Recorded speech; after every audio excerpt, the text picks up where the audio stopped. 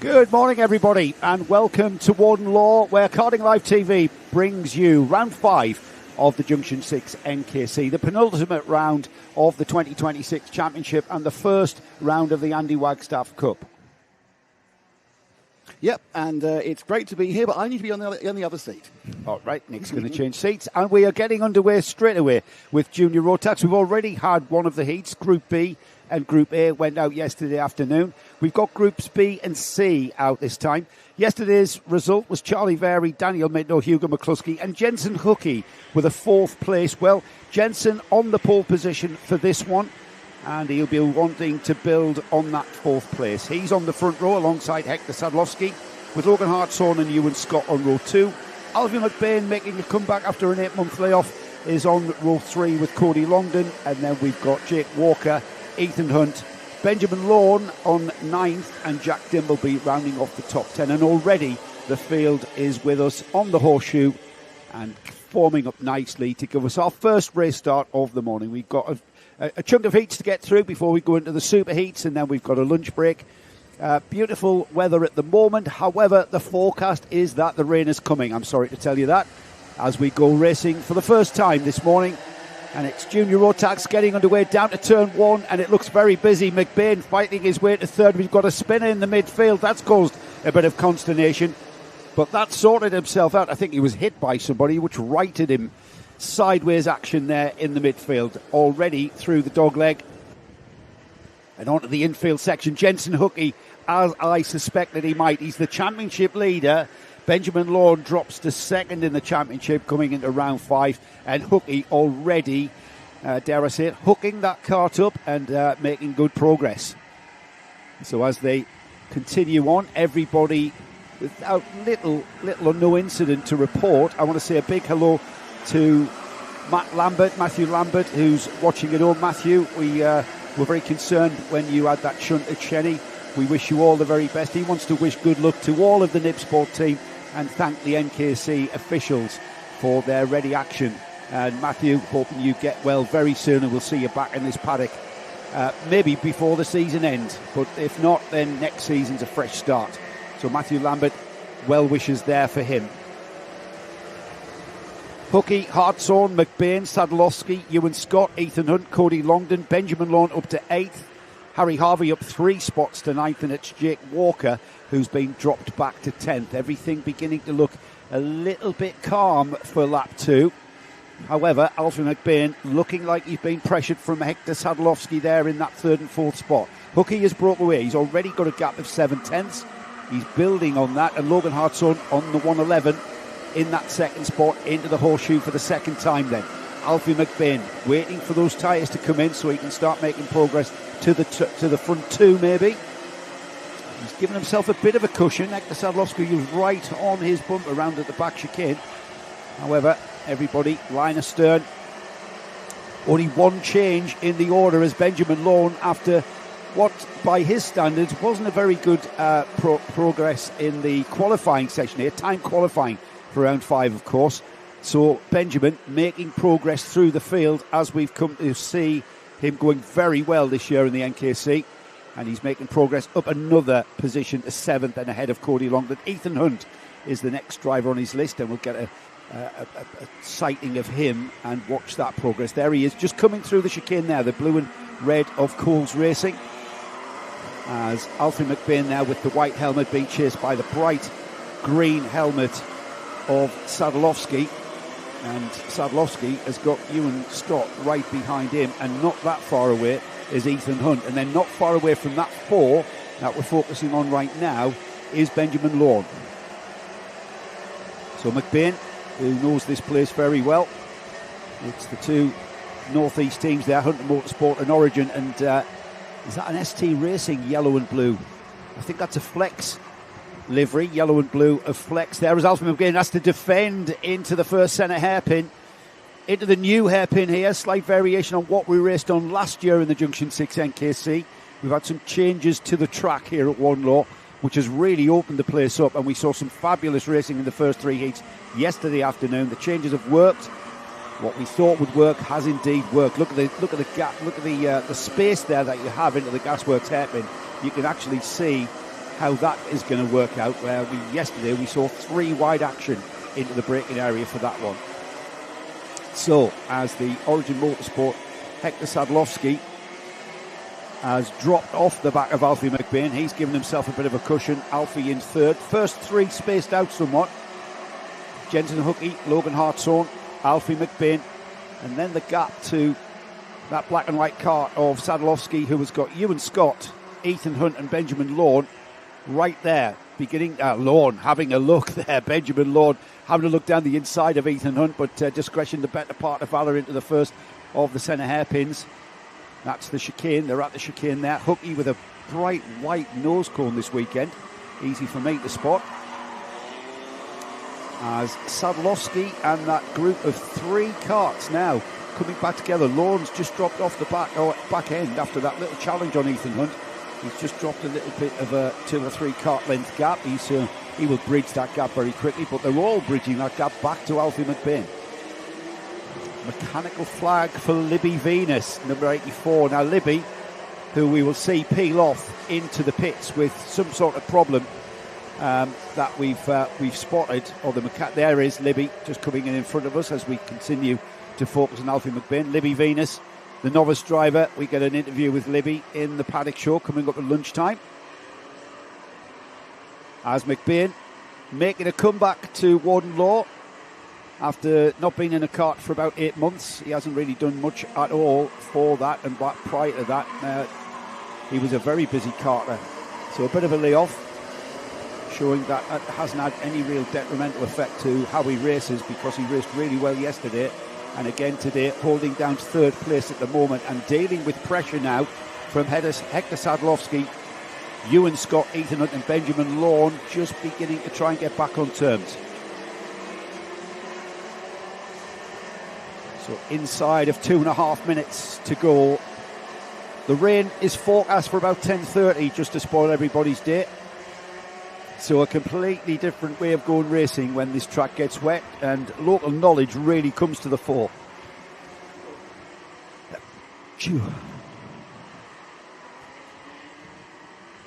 Reports are that there is a little bit of precipitation in the air, so whether that will have an effect on the track.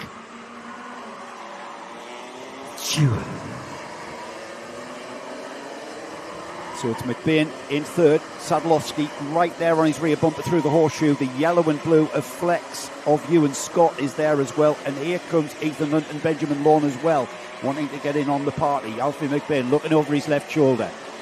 He's got a very composed look about him as Alfie, and he's got Hector Sadlowski, these 3, 4, 5 karts almost, circulating now out of the dogleg, all the way across the curb there, into the left-hander at St John's. On towards the centre hairpin. McBain positions the kart in the middle of the track. The track has been widened there as well to offer a variation of opinion on what line to take through there. And then you have to get that one right, the right-hand hairpin at the new hairpin. The chicane's the same, however the curbing has changed, so you can't just bladder the curb on the exit. You've got to drive around it. It's really high, and it's doing its job. The curb is there to stifle exit speed onto that curving back straight, and it's certainly doing the job well. No change in this order. Jensen Hookey, Logan Hartshorn, Hookey across the line. It'll be 8 laps completed, and it will be the last lap board next time by. So penultimate lap is what we're on now.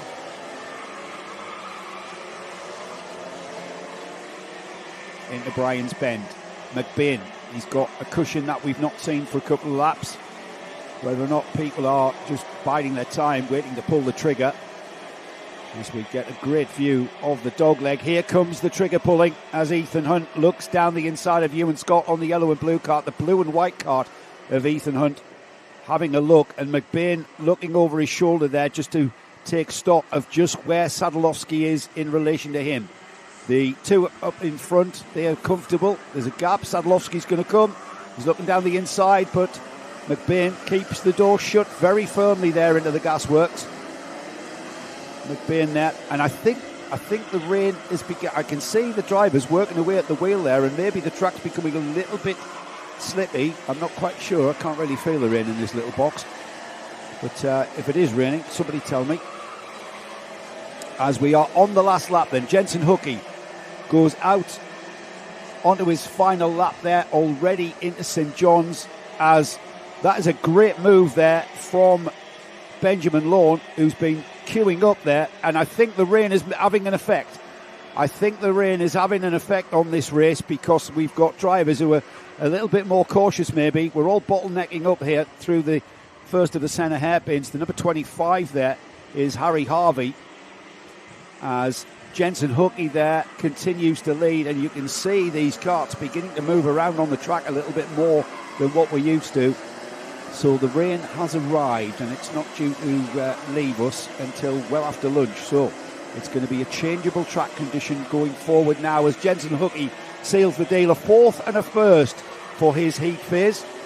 Logan Hartshorn in second, Alfie McBain's third, and the rest of the field coming through. Sadlowski it was fourth, Ewan Scott fifth, Benjamin Lawn is sixth, and ended up in Ethan Hook, kerfuffle.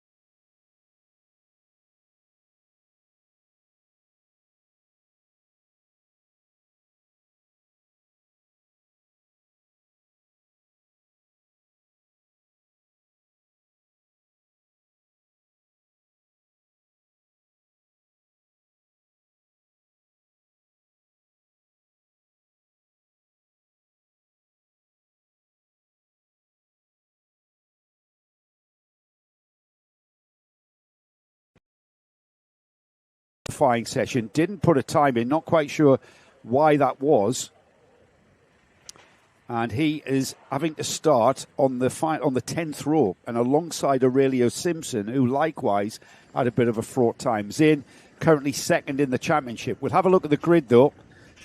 On the pole position, remember it's timed qualifying here at Warden Law for the final time in the NKC this year.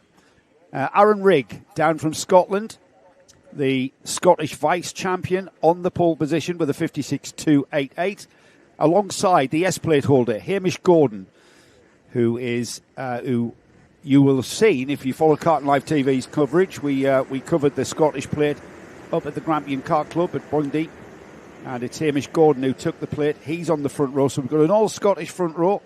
Jack Daniels championship leader, qualifying third alongside Ayrton Galsworthy. We've got Oscar Tarsi, who's been doing a bit of testing here. He qualified fifth alongside Ethan McNally-Roberts.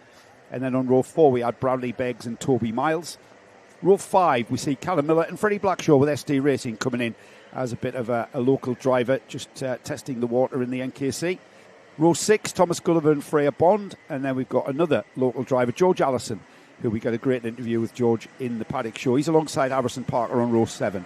Row 8 is Billy Barnes and Max Tomsit. Now we've got Deacon Thomas and Mai Maru. And then, as I said, Zane Williams and Aurelia Simpson after that torrid time in qualifying on the 10th and final row. 20 carts to take the start.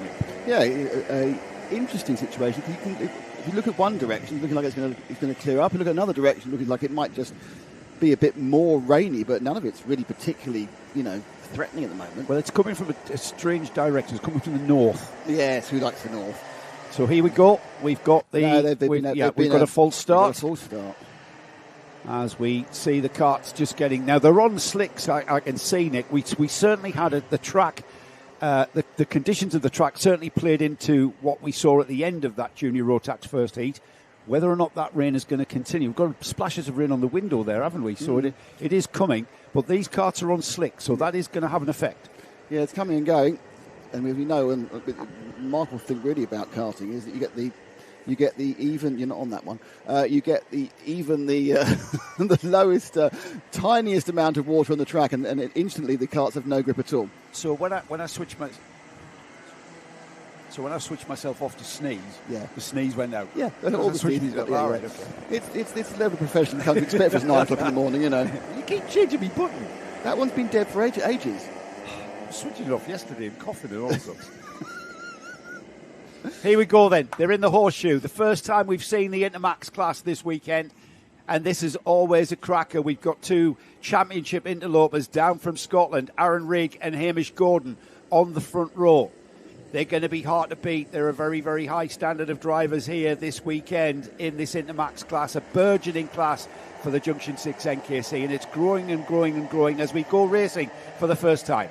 Coming down to the first turn. We've had some quite clean, I should let him go through first. Yes, we've had some quite clean first turns so far today. You better say that. Wait for that. Sweep through Brian's Bend and now up to the top of the track. So these are the elements. I think really you should try and explain to us what's been changed, because I'm still looking at it, and there are some bits which are quite a bit wide. For example, you can see how they widen that bit there, because there's extra tarmac stuck on it. Into the first centre then, we've got the two Scottish drivers leading, and then in third place, that looks like Jack Daniels, the 61. It is. Now, Jack is the championship leader. He's on 714 points from Zane Williams, from Ethan McNally Roberts and Bradley Beggs. So he will be, whether he concerns himself, and I'm not sure whether Aaron Rigg and Hamish Gordon have plans to travel from Scotland down to Clay Pigeon for round 6. It's debatable. Yeah, it is quite a run. But it's great to have them here. It just shows, people are interested in maybe testing the water for the Junction 6 NKC for 27. I just heard they loved you so much a few weeks ago at Grampian that they just literally thought, what I need more in my life is more Joe commentary. Oh, there's side by side, and Goldsworthy just couldn't punch out the corner on the black and white cart, and ST Racing's Freddie Blackshaw, who knows this place like the back of his hand. The thing is, Nick, if this track gets wetter and wetter, the local drivers have an advantage because they know where the grip is, even on the new tarmac. Yeah, I mean, that's a good point, because new tarmac is legendarily non-grippy during wet weather, because the oil's still come out, because it's been down since February, isn't it? So it's been down. And obviously, we always had a couple of championship meetings, but obviously it's had daily pounding by the rental carts, including by Joe Bradley, who, once again, I can point out, cannot count to one. Joe cannot count to one on a cart. That has no context whatsoever. But it's fun to say. Yes, it is. We'll explain what Nick's talking about later on. As we've got at the 177 class, we'll explain why. When we put the camera on. Aaron Rigg leads then. Hamish Gordon, he's pulling away. He's got 7/10 lead here from Hamish Gordon. Jack Daniels, Oscar Tarsi, up 3 places to 4th. Freddie Blackshaw. Now, Freddie on that yellow and blue car, ST Racing, John Stewart Racing, is a local team. And Freddie is certainly local to North East karting here, and just showing the way forward. He's got Ethan McNally Roberts. Now, Ethan is 3rd in the Intermax Championship, and Ethan will be wanting to get by Freddie, and he does. And I think that was more to do with Freddie sliding wide, and Freddie comes back at him at St John's. No, discretion the better part of valour. McNally Roberts on the 55, though, through. Yeah, he went very wide there into an awful lot of curve. An uncomfortable run, but they're young kids, they'll be fine. And then Freddie Blackshaw was thinking, can I get back? Not quite. Blackshaw in the Flory green and blue machine. Yeah, it's kind of... Now we are back with the Scottish plate. There's third. Oscar Tarsi, 4th. Now, Oscar Tarsi has got Ethan McNally Roberts right with him now. Ethan McNally Roberts, Freddie Blackshaw has dropped off a little bit. Eton Goldsworthy, who seem to be struggling to punch out the corners. McNally Roberts challenging Tarsi as they come down the straight towards us. Not quite side by side. McNally Roberts slots back in. We've got a slippery surface flag. So the rain that we thought was going to arrive has indeed arrived. It is exceptionally light, though, Joe. It is spittage, but that can very quickly lead to... It's not affected lap time so far. They're all punching their fastest laps in, weren't they, last time round? Yeah, that's right. And the problem is, of course, when it's like this, when it's just light rain, you don't know. But the next time, the corner on the next lap can be completely different, a completely different braking point, a completely different everything. As they come out the chicane, you can see there the rain is certainly blowing at the camera. And Tarsi getting it all sideways out the chicane, hangs onto it in fine style there. A bit of sideways action. He's still in that 4th place there and still holding off the advances of McNally Roberts, who's struggling for grip as well. Just look at the way they're struggling for grip round the horseshoe. Almost into that, when the weather comes on slick tyres, we tend to go into slow motion. Just look at that. Tarsi couldn't get the cart to turn. Gets it down, gets the power down. The cart's slipping around beneath him. 3 to 5 seconds slower already, just that light. Oh, that's a lot worse. And that is that coming into the first corner, there is no grip at all. hard to see the rain, but obviously it's very, very much affected the track. Yeah. And now it's just a matter of survival and see what you can come out with. Hold your position. Look at this. This was great driving from Tarsi here. He hung on. There's lots of grip on the outside, and he got the power down. He had traction, whereas McNally Roberts on the conventional racing line, which was much more slippery, and they certainly know how to tune it out. These two. The track's looking shiny now, so it's weird, really, because when I look at the window, normally you can see lots of rain, but it's almost like just look at the tyre marks into one. Look at the wet track now. We've actually got a wet track. We're on slicks on a wet track. As McNally Roberts goes inside Tarsi. Tarsi comes back at him through the chicane. That is pure confidence on slick tyres in the wet. There's your Scottish plate. That's our second place, Hamish. Is he second or has he got in the lead? He's second. Oh, is he? That's Hamish, yeah. I'm just saying, is he still second? Because it was half a lap. He's still second. Aaron Riggs still ahead of him. Riggs still leading. Now, if you remember, Nick, at the Grampian Kart Club event, the Scottish plate event, Aaron Rigg was leading the final. Yep. And then he went off. Yes. I don't know whether it was the penultimate lap or the last lap. He went off after that. It was an absolute ding-dong of a battle. And Hamish came through and took the S-plate. Just to give you an idea, they're now doing the fastest laps are 1 minute flat. They're now doing 1:18s to 1:20s. 20 seconds slower because of a bit of precipitation. They wouldn't be that slow. They were able to use wets, but they were on the wrong tyre. And then this battle between Tarsi and the 55 of Ethan McNally Road continues. Very similar sticker job. So Tarsi gets a clunk in the side. It's not deliberate because the things are, they're just sliding around, dancing and holding on to the grip with an absolute. Tarsi has to hang on to that. There was just total loss of grip. It wasn't a race. This would be great fun. Yeah. I mean, it's really is showing that we've got a kart off at turn 1, by the way. As we're scrambling for grip there, we need to be looking at the wet line, really, and that looks like it was a big high-speed hit. You can't have a slow-speed hit at turn 1 here. It's really fast, and was caught out by the conditions. Yeah, not quite sure who the managed to avoid pushing it back too far and taking out our transmitters. So that's obviously that's okay. It's a Nib Sport number 16. It's Max Tomsit who's had that off, caught out by the conditions. Aaron Rigg. Down from Scotland, Hamish Gordon down from Scotland. They'll be very, very adept at driving on slicks in the wet. And just look at if we can pick up the leaders, you can see a masterclass in driving in the wet. About 2 seconds a lap quicker. Yeah, this is the 61. This is Jack Daniels in third, and he's getting used to it. And there's your second place. Is it your leader or second place? 12. His leader, Aaron Rigg. In fact, his lead's come down slightly in the last lap. In fact, Hamish was. Just look at his lines, though, Nick. I'm pleased. Good work from our camera crew. Martin on the roof. Hamish was a good 2.5 faster than him in second place last time round, so he is gaining. So it's a second place man you can see really coming at him.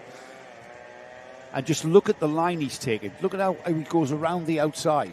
Yeah, and it's pretty obvious that Hamish is much more comfortable at this point. Now, whether he's perhaps had more time at Warden Law, but he just perhaps just feels it better at this, or perhaps he feels he doesn't have anything to lose. But he's coming up the inside now, and it's about to be a Scottish two-step, and the 1-2 change around, and in the side goes Gordon. He's just really enjoying these conditions, isn't he? Well, you know what? Hamish Gordon has just proved me wrong because he went down the inside line, and Aaron Rigg was stuck on the outside line, and the inside line on that one round the gasworks seemed to work better. He just seems to so much more. Oh no, he's up. He all worked for. He's undercutting. Got a bit of over and under there, wasn't it? Really. It was on to the final lap as well. Last lap board flies.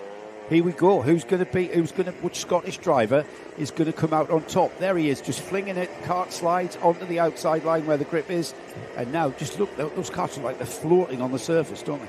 Yeah, I mean, it's not all over. Just by the way, he got up to Aaron really, really quickly. That's Rigg with the purple helmet in second position. He got to him really, really quickly. But Rigg now perhaps following his lines and gaining a bit of knowledge from Hamish. He hasn't been dropped at the speed in which he was caught. But it's looking okay for Gordon. It's incredible where Hamish has found that grip. Because Aaron looked like he was doing everything right. He's on the inside line, though. He's kind of seemingly, but there they are on the inside line through the new hairpin. The chicane's a bit tricky. This has all been resurfaced, this area. Curbing. Got to stay off the curbs. And we are... Look at the way that... there's water on the lens. Water on the camera lens. Yeah, that's... So we know which way the wind's blowing then. The thing is that I know we're talking about the weather, but we are British. I mean, you look at the clouds, it's not really rain clouds, is it? It's annoyance clouds. It's annoyance I'd like to point out that why after the longest drought in history we had to have rain on this particular day, I have no idea. It hasn't rained here for weeks. Well, but across the line now, and it's going to be a great win for Hamish Gordon. He takes the win. Aaron Rigg will be second. there'll be a bit of a gap before the first non-Scottish driver turns up. It should be Jack Daniels, so you can't tell. There's Daniels. The thing about racing in Scotland, Nick, is you learn how to drive in the wet, don't you? Actually, Ethan Manali Rome got past Daniels in the last lap. And then you've got Ayrton Goldsworthy. Tarsi dropped down to 6th in the end. It's Baggs, Blackshaw, Miles. Don't know what happened to Freddie Blackshaw there, because he was up into challenging for 4th at one point. He's ended up in 8th. Toby Miles in 9th, Freya Bond 10th. And we've got Billy Barnes, Callum Miller, Zane Williams moving up from 19th on the grid to 13th. Harrison Park and George Allison started 13th, 15th spot for George. So the rain has come, and I would imagine that everybody's on wets. And I just look over my shoulder there and see that our next race is for the TKM. First time we've seen TKMs out, and it looks to me as though everybody there is on the wet tyre. We've got treaded wet tyres going onto these karts, as we've got a very, very damp track. I wouldn't necessarily say it's wet. I'm not sure we're going to see spray from these karts, but there you can see the treaded tyre there. Just last-minute adjustments on tyre pressures going on the pre-grid. And let's have a look at the grid, actually. Let's have a look at the grid and how they're lining up in TKM. Because we've got our first look, actually, at TKMs. Heat 1 for these drivers. Michael Cornell, top in the Masters. Michael Cornell, who took a overall win at the first round at Dunkswell. Charlie King's alongside. That's going to be a cracker. Jamie Scott and Mitchell Ball, the two flex drivers, the champion and the multiple champion in this class in the Junction 6 NKC, is alongside him on row 2. We've then got Patrick Leaf and Tom Johnson lining up on row 3. Row 4 is Ben Watson and Matthew Harris. Joe Booth and Al Patterson, the O-plate holder, on row 5. Samuel King and Alexander Lehman are on row 6, with Gareth Haynes and Matt Slate on 7. Row 8 is Leo Crabtree and Ryan Messer. Will Cregeen and Joe Phillips are on row 9. Row 10 is Chris Whiteside and Nathan Bullock. And then we've got Leighton Barker Yates and Adam Kent on 11. And then rounding off a 24-kart field is Dee Bolt and James Hull. Dave Klassen there, you can see, that's the chap in the just in front of the door, which is where we are. That's the scrutineering bit. Dave Klassen with the spectacles and the shiny head. Happy birthday, Dave. We're kind of going to round it off to 50 years old. Are we on there he is. Are we on the PA? I believe we are. Okay, fine. There's Dave, birthday boy. Apparently there's cake. Oh. Apparently there's now cake. You've piqued my... Oh, no, he knows he's there. Give us a wave, Dave. Go on, Dave, give us a wave. Give us a birthday wave. Birthday wave, Dave. 21 again. I asked how old he was, and Ash, his wife, said, just round it off at 50. So I think he's under 50. Under 50. Which is cruel. Or could be nearly 60. No, I think it's the other way. I think she was being cruel. Down. Yes. He's got a Lightning McQueen cake, which he's very excited about. Oh, yes. That must be... He's very excited. He's got a Lightning McQueen cake. In fairness, I can't say anything because that sort of cake would excite me as well. I wanted to be all kind of, like the other go, no, I quite fancy Lightning McQueen cake as well. Yeah, I don't know what it's made of. Probably should we just see? Have you done the grid on this one? Yes, I have. Okay, fine. We'll do grids next time. We're having a lovely settling in. Well, I know you were, but you were settling in. There really is. You know, your long conversation with all sorts of people. I don't know whether you're there to talk, and I forget that you're there to talk sometimes. Yeah, I noticed that the last week. I know that. I saw your face. I'm thinking, give us a break. I've got one little point to make. Oh, it's gone. Yeah, there it is. I know. So TKMs, these are the 115cc air-cooled Talco motors that have been around since the early 90s, haven't they? They first came upon the scene in the form of 100cc's. They've then been evolved and modernised with different grades of metals, haven't they, over the last 30 years? And they're now 115cc's. And this is the Premier TKM Championship in the UK. This is effectively the British National Championship. Not like to call it the British Championship, so no, they call it the UK National Championship. British, they get upset, don't they? Yeah, they do. They go, no, it's not British Championship, it's the British Championship.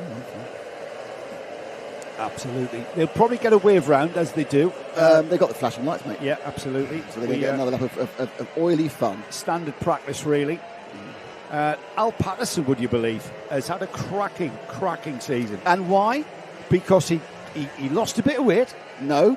The main reason was... we did an interview with him where he explained how we had a rubbish first round. Because basically, I said, who's this bloke you've interviewed? And you said it's Al Patterson. I said, pfft, and then he won everything. Yes. Because that's me, Mystic Nick. Yeah. Because you don't really pay attention to who's out there, do you? I'm paying attention to quite a lot else. Maybe you should. So we're on wets. The rain has arrived. Sorry. Lots of earnings. Yes. We're on wets. Did you WhatsApp me, like? Oh, that's the solicitor's note coming in. So we're about to get ready to go racing for the first time in TKMs. And to be honest, pick a winner out of that lot. Michael Cornell, Charlie King, Jamie Scott, Mitchell Ball, and then you can't discount Patrick Leaf, Ben Watson, Tom Johnson, Al Patterson all the way down there. Joe Booth even, the number 4. He's on the 5th row. Matthew Harris, the 2nd of the Masters. Jim King's not here this weekend. He hasn't made the trips up north. He was down at Bookmore, wasn't he, for the TKM Festival, which was, again, all live on Carlton Live TV. So you can have a watch of that. Some great racing there from this class of racing. But we've certainly got a wet track, Nick, and it's with wet tyres, I noticed. It's going to be wet tyres, but it's one of those tracks that if it does stop raining, and I'm not sure it's going to, it's a good thing for the tyre manufacturers. It'll quickly dry up because the ambient temperature is about 21 degrees, according to my app. It doesn't feel like it. It's quite chilly. And Gez has got his big coat on as well because he's up north. Oh, yeah, he's up north. He's from Wales. He's from the... I am from sorry. The valley. Where are you from the valley? I'm sorry, Gez. I didn't realise, Gez, I am sorry. I didn't realise you were from Wales. Yeah, I mean, he should be hardened. No, he's used to the wet. Yeah, he's got his big coat on. He's used to the damp, not the cold. He was out on the drink last night. He'll be a bit fragile. Here we go. Here we go. We're going to go racing for the first time in TKM. They're in the tram lines. Everything looks good. And they head towards us. And Michael Cornell there, the black nose and the white NASA panel there, clear to see. Everyone scrambling for grip here, trying to find out where the grip is. As Cornell already into and out of the dogleg.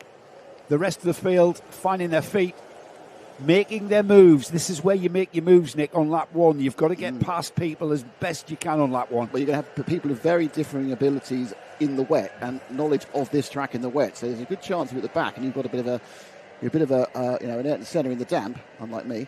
Then you can get yourself several positions straight away. Cornell's broken already into the lead. Scott second, and they come down a big kerfufflage in the middle there.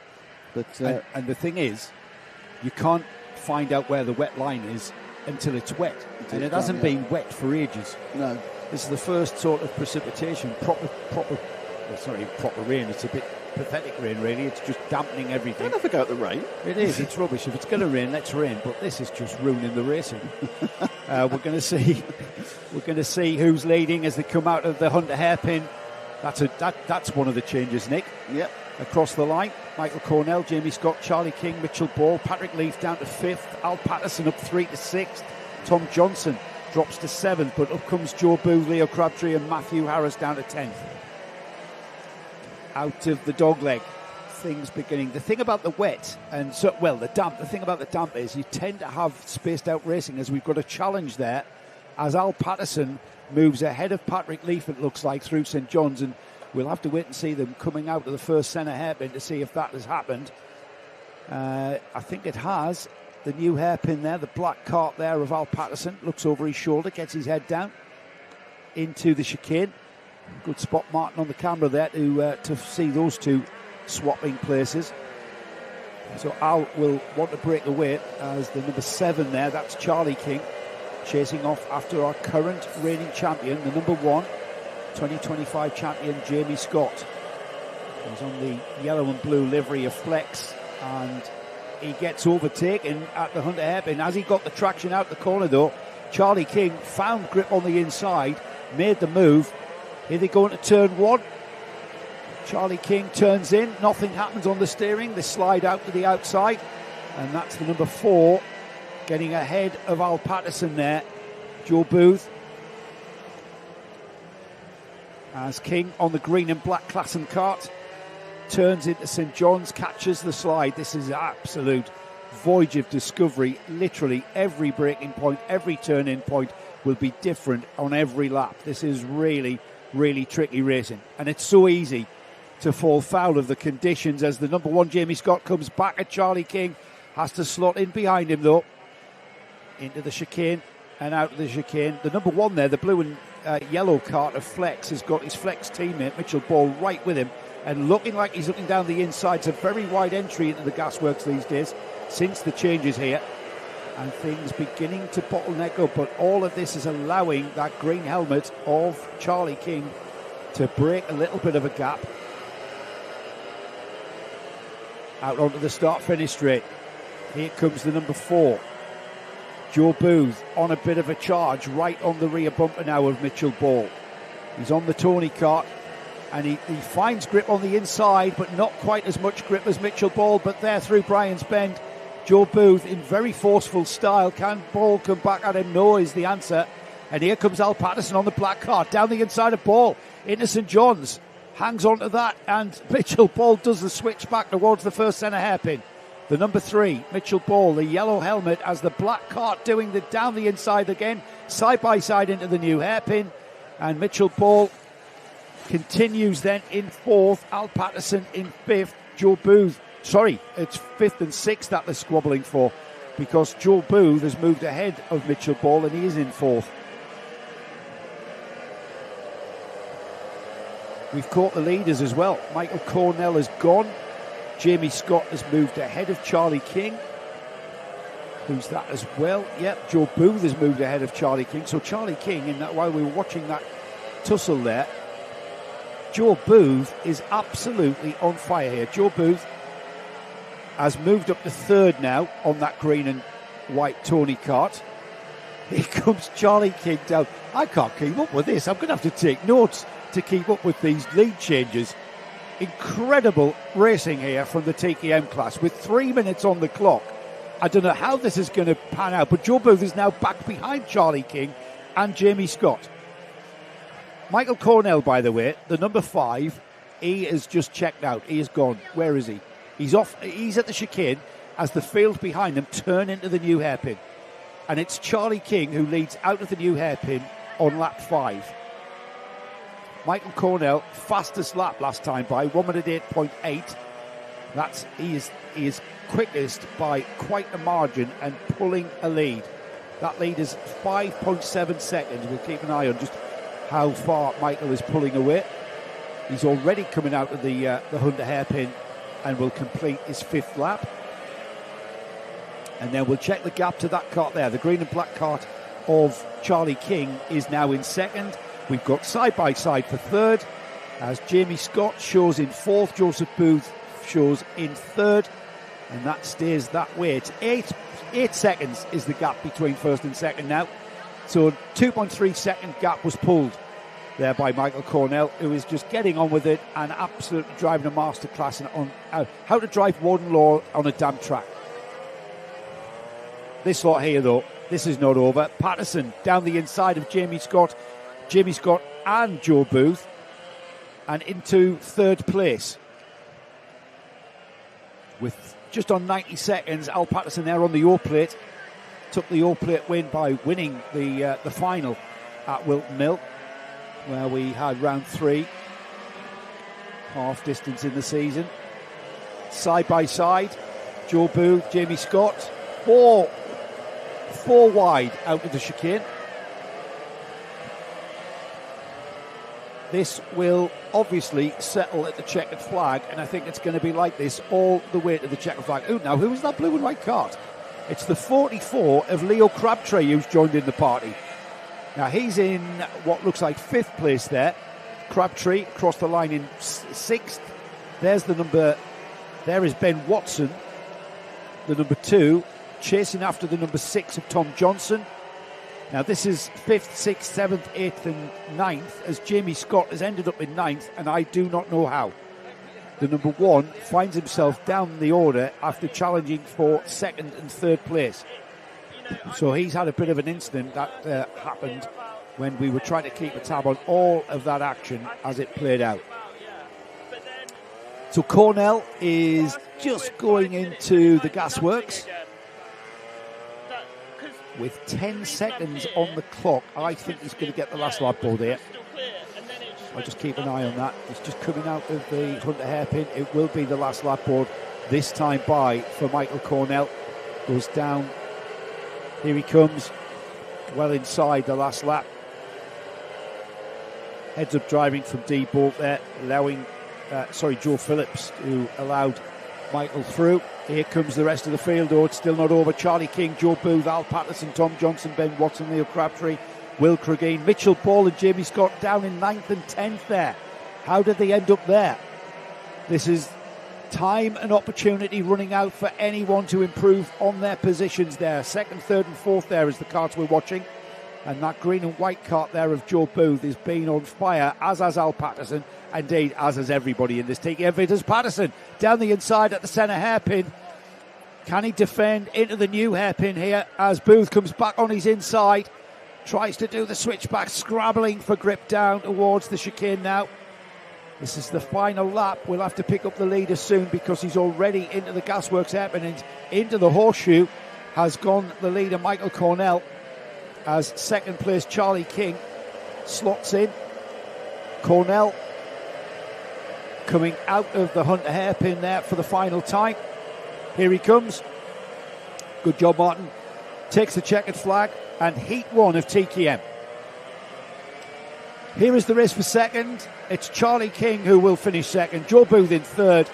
Al Patterson has to settle for fourth with Tom Johnson, Ben Watson, Leo Crabtree, Mitchell Ball fights his way back up to 8th. Will Cregeen, James Hull, Jamie Scott was 11th. And then we had Patrick Leaf, Alexander Lehman, Matt Slate, Ryan Messer, Adam Kent, Matthew Harris. What a race from everyone in that, all the way down that TKM field. Absolute cracking driving from everybody, and especially Michael Cornell, who we didn't really watch. He was off into the lead, and the gap at the end was 8.5 seconds, would you believe?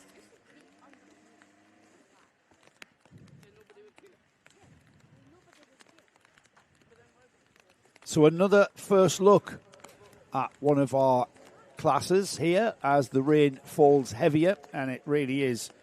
That's not light rain anymore. That's gotten heavier. I'll do a quick check on the weather forecast in a moment. We did have a forecast that saw this rain begin to disappear towards lunchtime. We'll see if that has changed any. I think it's in for after lunch. But we'll have a look at my ever clever map. The rain's going to increase and get a bit heavier, which, as we see, it already is. And then we're going to get a little bit of respite at about midday-ish, just after midday. In fact, no, the rain is going to hang in the air around us until after 2. Oh, dear. So, rain is in till after 2. Chucking it down. Yes, it is now. Yeah. Where have you been? I had to go and see Ash. All right. I'm now very, very wet. This is the 177s, Nick. Yes. Yes. What does that mean? That means we should have an onboard camera. We have got an onboard camera. Haven't we, Paul? Fantastic. There is our onboard from pole position driver Will Murdoch. I am very concerned about the water spray off the front wheel. We've never run this camera in the wet. And once again, a big thank you to Karting North East and Matt Hunter and Paul Bainbridge and all the staff here for letting us use the track for some formative tests of this camera. A few weeks ago, which is what Nick was on about when he told me to come in after one lap, and I just didn't. You couldn't count to one. It was a beautiful day. I was just driving around this beautiful track here. Will Murdoch and Scott Smith on the front row of the grid. Lincoln Bailey Arneson and Braden Hill share row 2. Ryan Taylor-Truman making a comeback to the championship on row 3 with Josh Pickford alongside. Vice-champion Archie Elliott qualified 7th with George Walker alongside. Cole Edwards and Steve Gilly on row 5. Steve Gilly being the top masters, the fastest masters on that 10th spot. And then we've got Jack Taylor, Steve Thompson on 6. Liam Deedman and Louis Rees qualifying on row 7. Row 8 is Ollie Owen and Patrick Williams-Raj, with Wayne Smithers, Ian Brantfield, Mark Gilly, Ashton Parsons, Dan Jones, Ryan Litton, Tyler Fossey and Solomon Williams, as we already in position here, Nick, just coming out the final turn to go racing. Yeah, and they haven't got the weight, the preemptive go-around, so they're going to give it a start. And there we are, and look at the spray. Oh, you can see how wet it is now. How is our camera cart doing? It's still leading. Yeah, Will Murdoch for LRG, championship leader. Will Murdoch. Real squabble there between the 32 of Braden Hill and I think one they hit each other 3 times. Murdoch's gone off in the lead, which is not what he's supposed to do, camera-wise. Is that Taylor Truman who's worked his way to the front? May well be. From I think, so 5th he's place. Joined us again after his sojourn for the O-Plate. Yes. He's back with us, so we have the leader, and then behind him, you see moving forward is Hill as well, in the 32. That's the white and black, so the origin card, of course. And then Taylor Truman in his Taylor Truman giraffe front. For some reason, my description of giraffe front goes down badly sometimes. But our leader, Will Murdoch, and has taken the camera card on its own. Yes. There we go. This is what it's like being in the lead. Yes. Yes, the thing is, what you can't. Maybe we should have turned the camera around so we might see. Oh, probably will for the next one. Yeah, I was a bit busy though. I know he's going to start the second heat on the pole position again. Now, Will is local driver. This is his home track here. He's running for a local team. His wet weather knowledge of Warden Law will be right up there. He'll have his own chapter in the textbook on how to drive in the wet here. So Will Murdoch has already pulled 1.2 seconds, but the question is, can Ryan Taylor Truman pull that back? At the moment, that was the first lap, Nick. It's hard to judge, really. The tyres aren't up. We've got a few people off in the wet here because it's really, really tricky and getting trickier indeed. 38 there, that's the Tony car on camera at the moment. That's Scott Smith. He made a place up despite kind of hanging on for dear life around the outside of turn 1. There's some more action there. Looks like the 38. Is that it? Was it? No, perhaps it was the 43. They're all changing position every couple of seconds. The number 2 there, Archie Elliott, going up beside his teammate, or trying to go up to his teammate. Well, Archie. 73 of actually they swapped twice already in this lap. Archie's now a privateer. Oh, is he? Yeah. But hasn't bought a new sticker kit. No. This looks a bit easy for Will. Will, mate, come on. Well, I did say, Will, try and drop back a couple of places and just, Let's take a lap with Will, shall we? Just sit on board, just have a look around the track while it's wet and see what's going. Yeah, well, I'll talk you through it and show you the changes. Here we go then, to start a lap here in the 177 class into turn 1 here in the wet. It's completely different line. You'll see he goes all the way around the outside, chops back in through Brian's Bend, using the curb, and then on the outside of the dog leg here, which is where the grip is. Again, a lot of curb use from Will there. Using the exit curb. St John's, he'll take the outside line again. No, he doesn't. He clobbers the curb on the inside, kind of hooks the curb like rally style, doesn't he? See how wide it is now at the first centre. And then we go a little bit further on to where it was last time, and then turn right into the new hairpin. And then you've got a quicker run. You've got a longer run to the chicane. But because you're slower at the hairpin, you're pretty much going through the same speed. Keep off the curbs at the chicane, even in the dry. And then that curving back straight, you're flat out into the braking area, very wide open entry into the gasworks, using all of the track as well. And this one here, this is the biggest change on the track. As you come through the final bit of this corner, you've got to be cross to the left because this hairpin is now at a different angle. And you can see there, now through a kink, that brings you to the end of the lap, and it's another lap completed, and another, not quite the fastest lap, but an increase in the gap for Will Murdoch, who's pulled a gap of now 2.7 seconds. Top 4 are all having individual battles on their own. They're not really, there's no battle at all to get down to this scrap here. The 2 of Archie Elliott being chased down by the Tony Kart livery, which is green, white and red stripes. It looks grey from this distance. 38 Scott Smith, he's behind him. And then at 73, there's Ollie Owen behind them. They're fighting out for 5th, 6th and 7th. It's the only battle in the track. Top 4 have all got themselves space, and up inside goes Scott. And I think he's going to take Elliott. He does. And thank you very much. I'll come with you as well, says Ollie Owen. So... Yeah, it just showed there, Archie Elliott absolutely hung out to dry, couldn't find any traction, couldn't pull away, and just trying to come back at them. That allowed Ollie Owens, who's still with the Rolf team. But Archie Elliott... Gained an S on his name as well. He's what, sorry? Gained an S on his name as well. He has, yes, it's Ollie Owen. Sorry, Ollie. He was Scottish champion or something. No.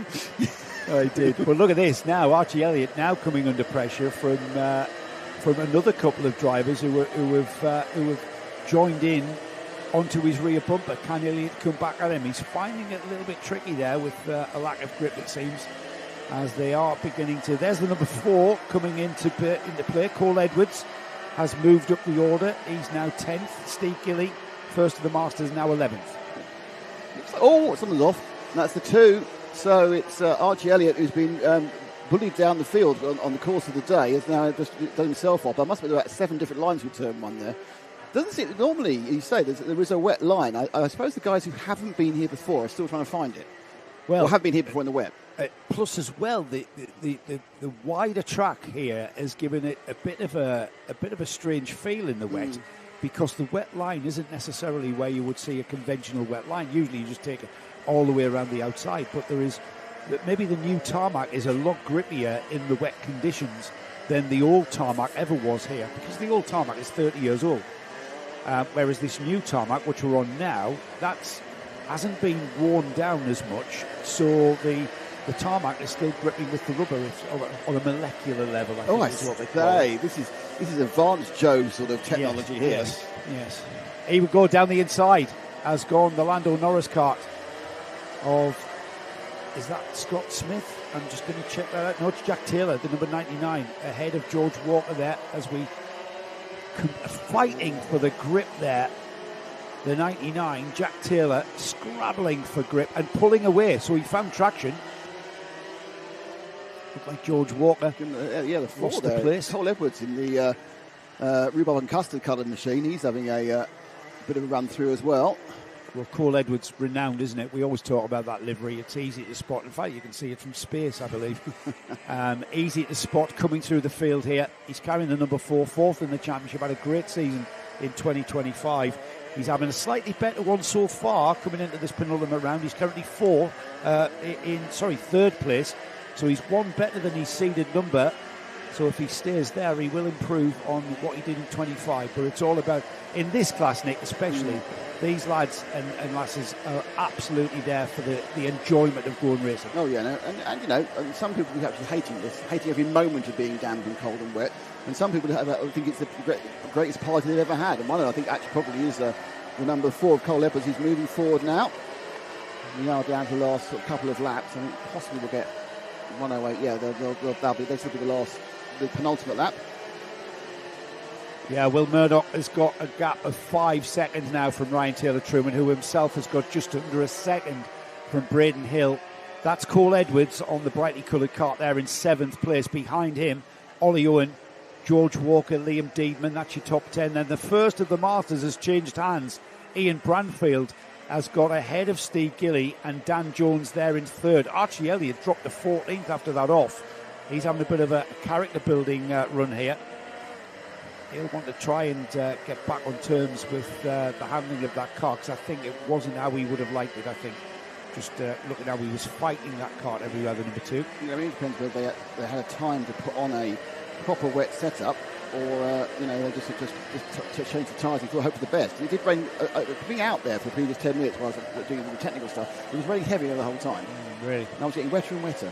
Well, Will Murdoch is just coming through the dog leg. No. You should have took a quote. Let's go on board for last night. Let's look on board with Will Murdoch here. The number 7th in the championship, leading the championship. No pressure, coming to his home track in the lead of the 177 class.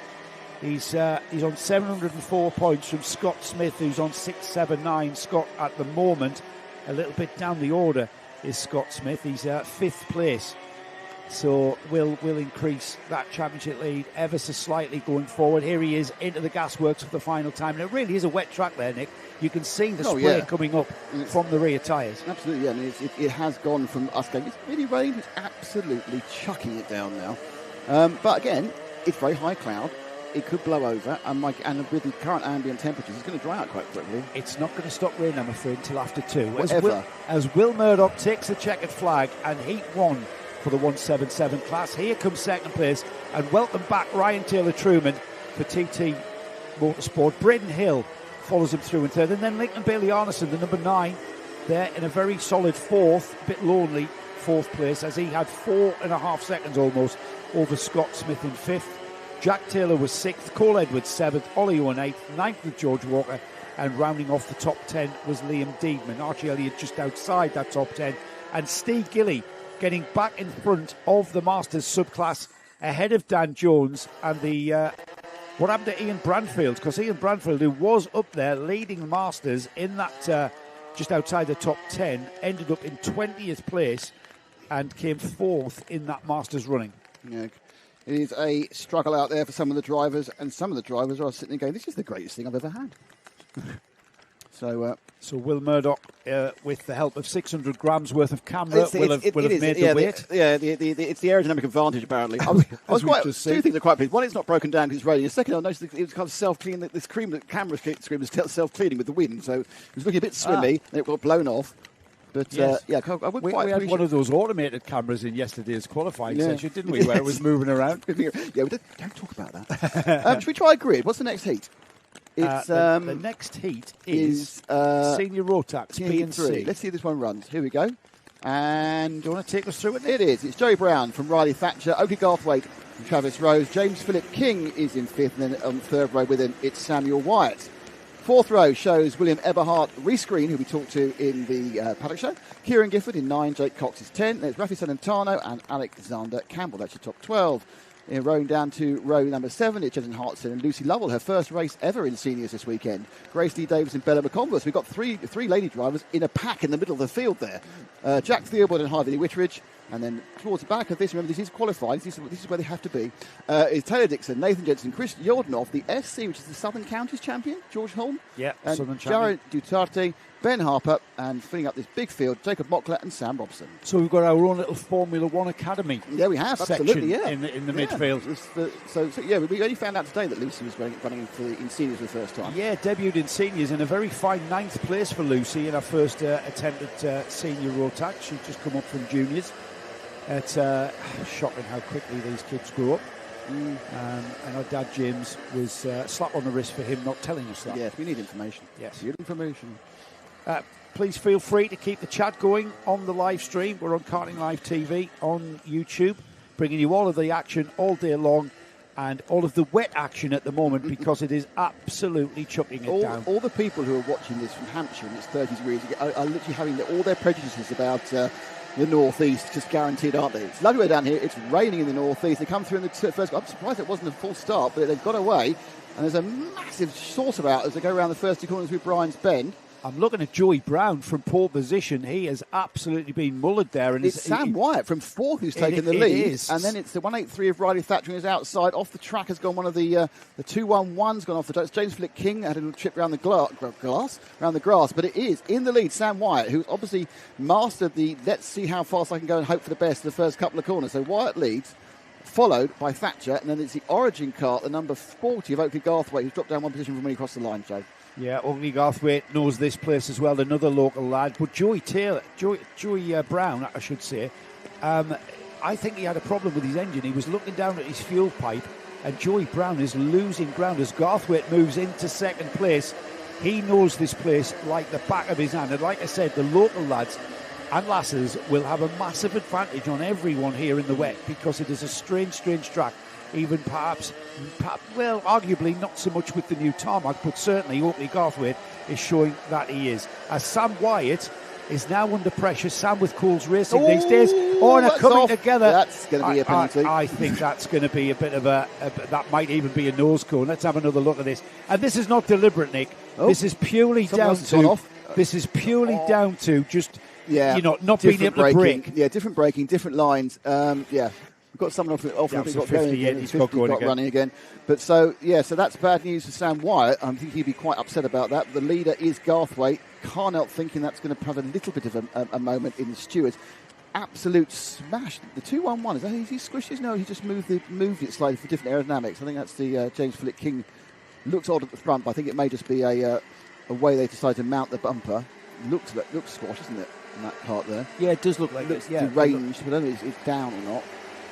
No, I don't think it is. I think it's just a little bit sort of flat. Lightly knocked, but not gone down. Yeah, there's the 21 chasing covering well. back again. That's, Sam Wyatt trying to come back towards him, and Sam Wyatt ending up in fourth place. We have got a contact warning for Oakley Garthwaite, so a warning at this stage. Fair enough. I mean, it wasn't. As you say, it wasn't deliberate. It's the wet. They're braking for that corner the first time in the actual race. And Oakley is going in absolutely fast into that corner and just gathering the cart up on the brakes.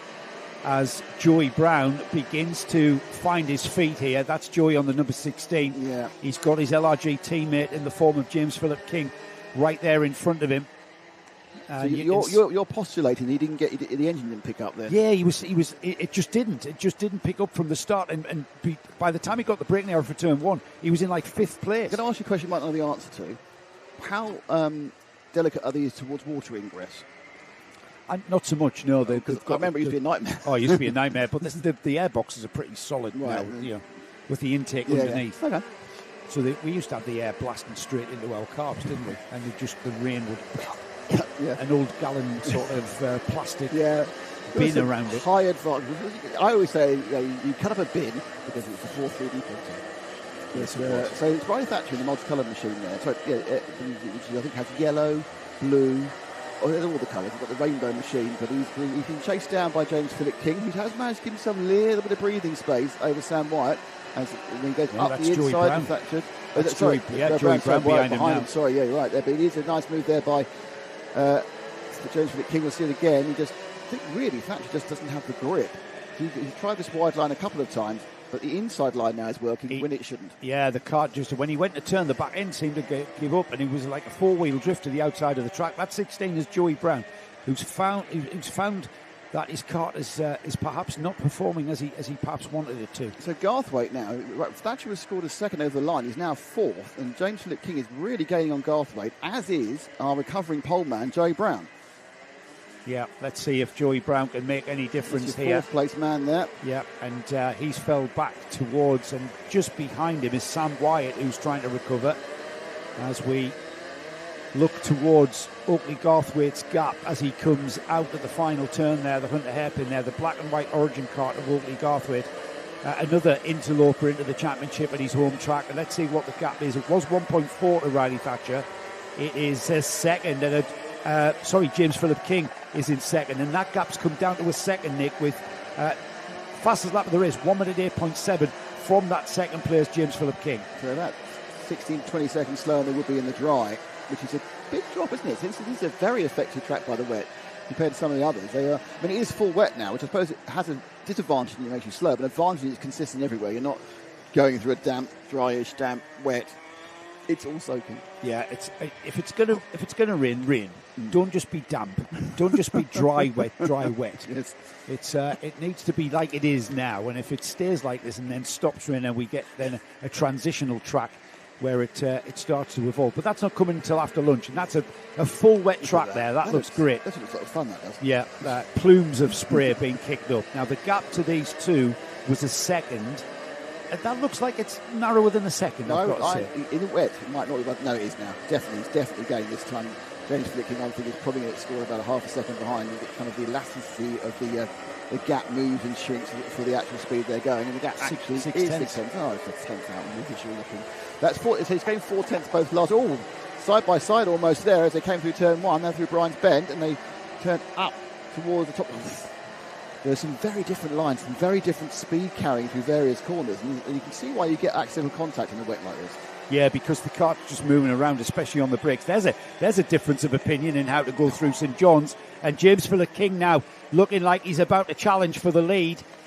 Oakley Garthwaite on the black and white orange kart knows very much that the LRG livery kart of 211 is right there on his bumper. He's pulled out a bit of a gap to the chicane. We've got 90 seconds on the clock, and it's come down to the final stages of this heat. This is Senior Rotax. This is Groups B and C. The F1 Academy is being led by, where am I? It's being led by Lucy Lovell by the looks of things, down in 14. She's just lost a place to Nathan Jensen. Good couple of corners there for Garthwaite. He came around through the new gas works. He was under pressure and just pulled away 3/4 of a second, I think, just around those two corners, and the left hand afterwards into a horseshoe. This is going to go down to the wire. It seems that Oakley Garthwaite seems to have responded. Oh, look at that. James Philip King right with him again. Yeah, they are. It's funny, isn't it? The wet sort of slows the process down. He gets as close as he can possibly get. It's even closer now. It's actually helping him round the track now. As King's that was a big hit. I'm not sure about that nose cone anymore on James Philip King's kart. Beautiful round the outside. They knew what Garthwaite would do, which is run a diagonal into the apex of Senna 1, or Senna it is now because it's not Senna 2. But it's going to be 50-50 on that nose cone. That was a beautiful outside manoeuvre. But what obviously happened now is Garthwaite's going, well, I'll follow you round. Yeah, because I know where I'm fast, and it's these next corners. And he knows that it's the last lap board coming up now, so he's got an opportunity to make the move. Joey Brown is coming. A contact warning for James Philip King. Whether that nose corner's been knocked off its seat and he will incur a penalty, we'll have to wait and see as Garthwaite uses a tin opener to squeeze through the horseshoe. That was like, you nudged me, I'm nudging you. Yeah, this absolute robust racing. Yes, robust race. This has gone to not full contact, but slight contact sport. Which is unavoidable sometimes in the wet, but it's no over yet, Nick. We're into the final lap now, and James Philip King gets in a massive contact with Oakley Garthwaite. That is going to cause... That was payback. That's going to bring the attention of the officials, no question about that, as they get through the horseshoe.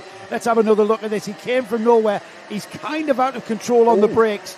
And yet it was like, we'll have to wait and see. It's not us. It's not us. It's not down to us. As Joey Brown is now challenging round the outside of Garthwaite. Can he get around the outside? Garthwaite uses all of the track. He knows he's there. Down the inside. Beautiful move. So from pole position down to God knows where and back up to second for Joey Brown. Whatever the problem was, it might have been damp. It might have been dampness that caused that engine not to pick up. But Garthwaite's not finished. He's coming back at him again. Ooh. Down the inside of the gasworks. Does the switch back. Joey Brown squeezes the outside and Garthwaite has nowhere to go. And Joey Brown into the horseshoe. James Philip King is in the lead of these two.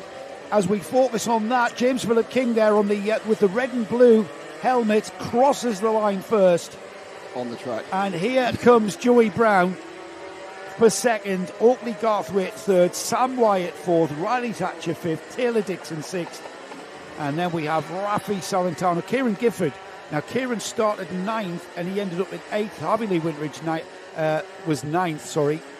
And then Alexander Campbell rounds up the like top Bella 10. Bella McConville got the Formula 1 Academy. She was 13th. Bella McConville finally found her way through to 13th. That's a great run from Bella. Another local driver. Ben Harper was 14th. Reese Green 15th. Lucy Lovell second in the ladies' race. Grace Lee Davies was 19th. And we lost a couple of drivers there. I'm going to step out and see if there's a nose cone. I think keep talking. I think step out and have a word with the officials. I think on that one. So a bit of wet and a bit of senior Rotax aggression gives you a pretty impressive result. Next up is going to be, he says, when he should have been on a different screen entirely. Next up is going to be senior Rotax. Oh, there's three in a row. This is going to confuse me. That was BVC. So this is next one is senior Rotax. AVD. So let's have a look at the grid for the next one, which is the Senior Rotax AVD. And it's Blake Tysers, your Southwest champion, on the pole from Bobby Rosier. Olivani from Maxine Smith. I've got to reckon Ollie be good in the wet. He's got a lot of experience. Ben Ballou and Robbie Rigby pick up the third row. It's Kazu Rizicek and Bradley Howe. Sebastian Benson, Leo French, John Hobbs and Finley Underwood. Making up the next three rows, it's Jamie Kirkbride and Jensen Cook, Kieran Hammond, Mason Watson, both two Masons.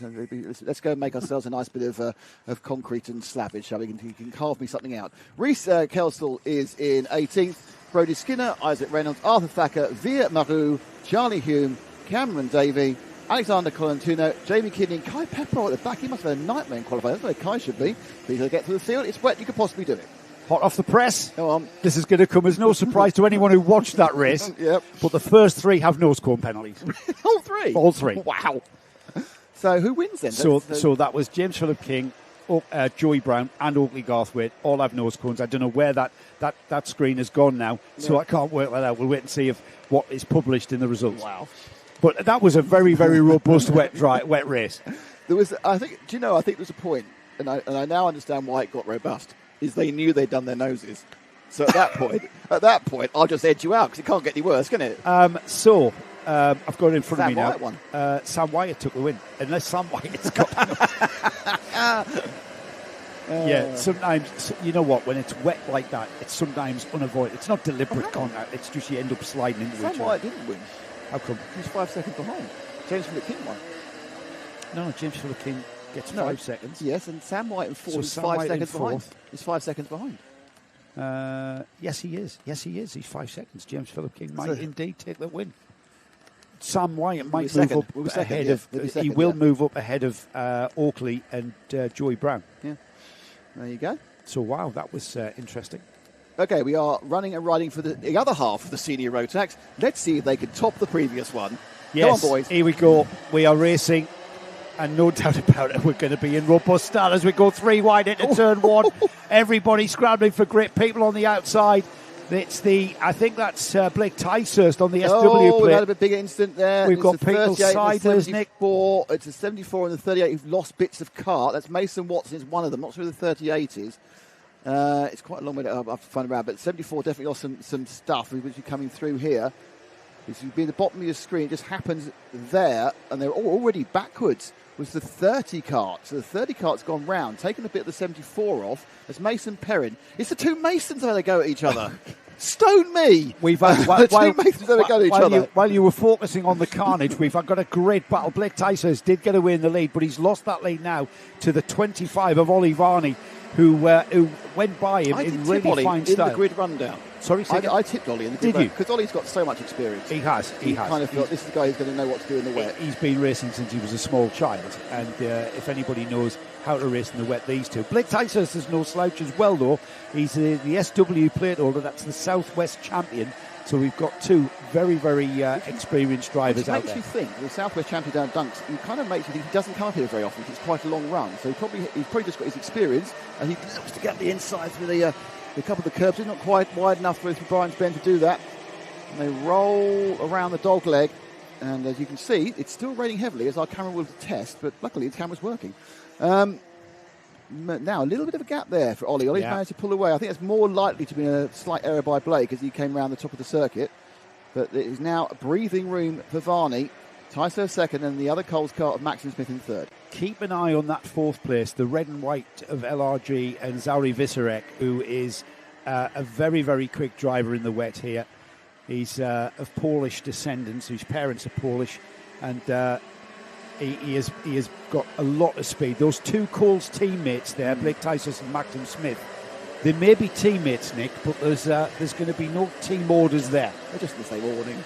Yeah, they're with Coles. I reckon they probably have the same person making them a cup of coffee, and that's what it is with the Coles team. Yeah, and then behind them, you're right, the LRG machine.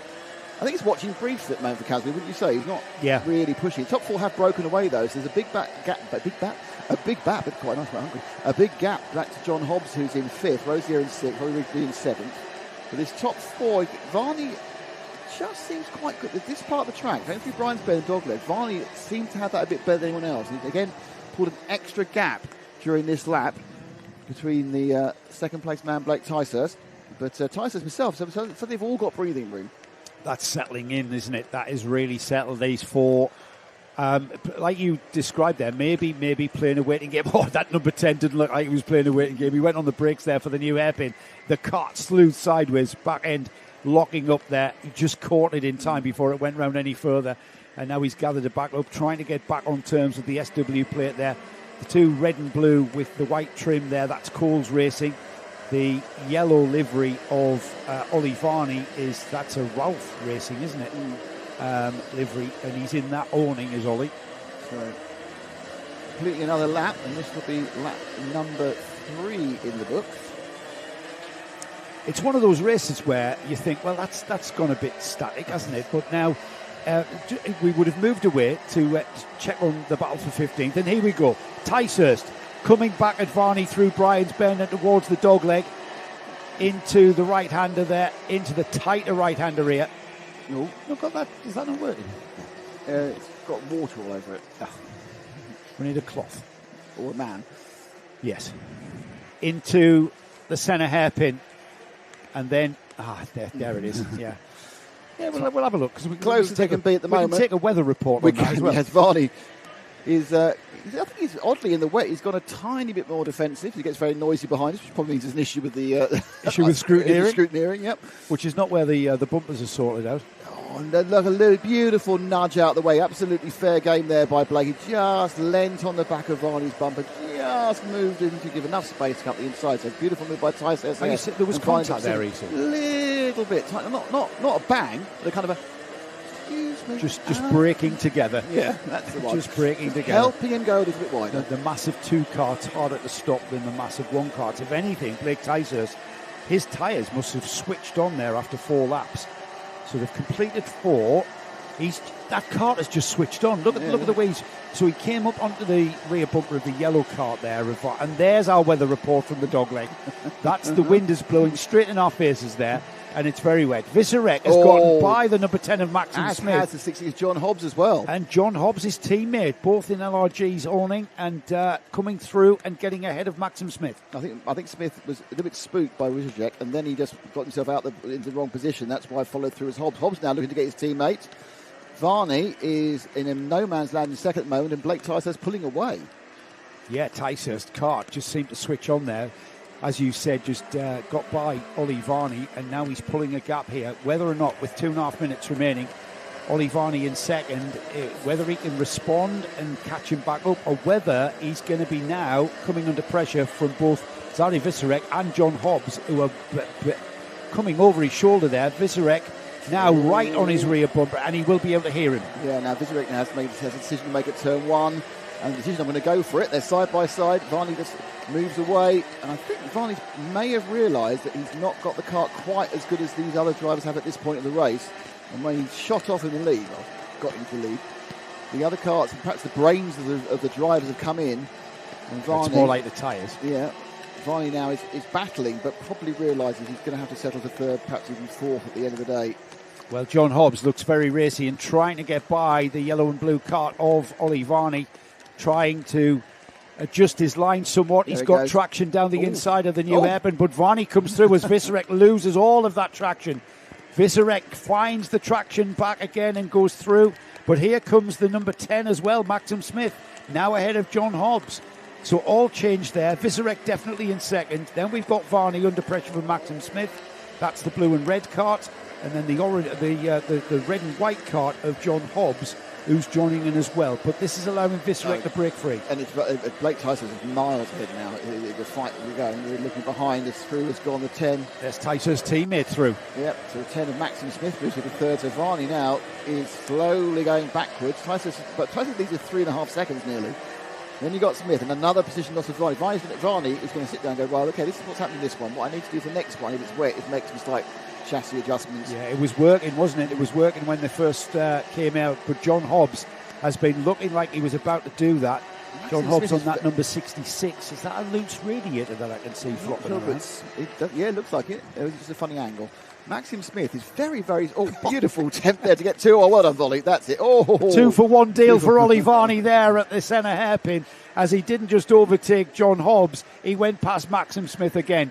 He switched himself back on around the outside into the chicane, and Maxim Smith can do nothing about it there on the orange and blue. I think Oscar Wilde said, news of my demise has been much overstated. So, we've written Ollie off, and he's gone, no, I'm sorry. Here we go then. We're heading towards the last lap board. Blake Ticehurst has been the class of the field there. Once he got away from the clutches and the attention of everyone else, he's been able to consolidate that lead. Zauri Visorek, he's been able to break away to a lonely second place. And look at that, on the penultimate lap, 1 minute 9.010 for Blake Ticehurst. That's the fastest lap of the race as this battle for third rages on. And it's still Ollie Varney hanging on to third. John Hobbs. And Maxim Smith. Go. That's the Maxim Smith, number 10, who was in fourth place. Gets nudged around, helped around by John Hobbs, and that was just a bit of unavoidable contact. All done on the brakes, cart sliding around beneath him, and here we go. Comes up the inside. Oh, yeah, that's going to be, what can you do? Well, it's tricky. Weather, it's tricky. It was a closing gap, and as much as you can do about it. So we are now down the last few corners. There is our leader, and he has splendid isolation. He's your Southwest champion. And just look at how wet that track is now. That rain is continuing to fall. This is more than quite heavy. This is more than 2 millimetres. That's right. That's more. Look at that. We've got huge plumes coming off the back of Blake Ticehurst's car. I understand we've got a powerboat race next. Yeah, it looks like we could have. Into the Hunter hairpin for the final time then. In this, the fourth time we've seen Senior Rotax out. He takes the win in fine style for Coles Racing. Blake Ticehurst. Zari Visorek for LRG takes second. And then that battle that has been raging on, Ollie Varney finally coming through. Bradley Howes and Ben Ballou were the carts that were paid dividends there after that coming together of John Hobbs, who finished sixth. It was Bobby Rosier who came through in seventh, Robbie Rigby eighth, Charlie Hume ninth, Leo French was 10th, and then Maxim Smith, that kart that was literally pointing in the wrong direction there at turn 1 after that contact. He came through in 11th. Rest of the field there through and into scrutineering. And another less contact, perhaps some quite impressive moves. Like Olivani's 2 positions going to the centre was a pretty impressive move, I have to say that one. Bit of a clear up to be done, as well as a traffic jam on the end of there. They go into scrutineering. And our next set of drivers Junior Rotax AVC. And this is your grid for that one. And look at the lovely weather background picture. Why couldn't we have that? Look at the lovely background picture. Well, it was lovely weather yesterday. Beautiful weather this morning. Yeah, good point. Charlie Vary will start on pole. Don't forget he's on pole because he was one of the fastest people in qualifying. Hector Sadowski is second. Hugo McCluskey and Ewan Scott. Daniel Minto on the O-plate. He got that a couple of races ago. Is 5th, and then Cody Longdon. He starts in 6th. Elijah West. We talked to Elijah in the paddock show. That's on in about 3 hours' time. From Ethan Hunt, Nico Verbers, who's having a much better weekend, Nico, isn't he? From Jack Dimbleby, Eden Savage and Leonardo Palagi. They are your top 6 rows. And it's Jesse Whitmore, Tyler Rackham, Sam Green-Gomez, William Spencer, Leighton Kelly, Fenton Roderick, Lucas Hilton, Jack Gibbons, Harrison Matthews, who's the Bayford Meadow champion, what BM means, Ryan Sadia, George Theobald, Libby Venus, who had a problem in her last heat and got black flagged.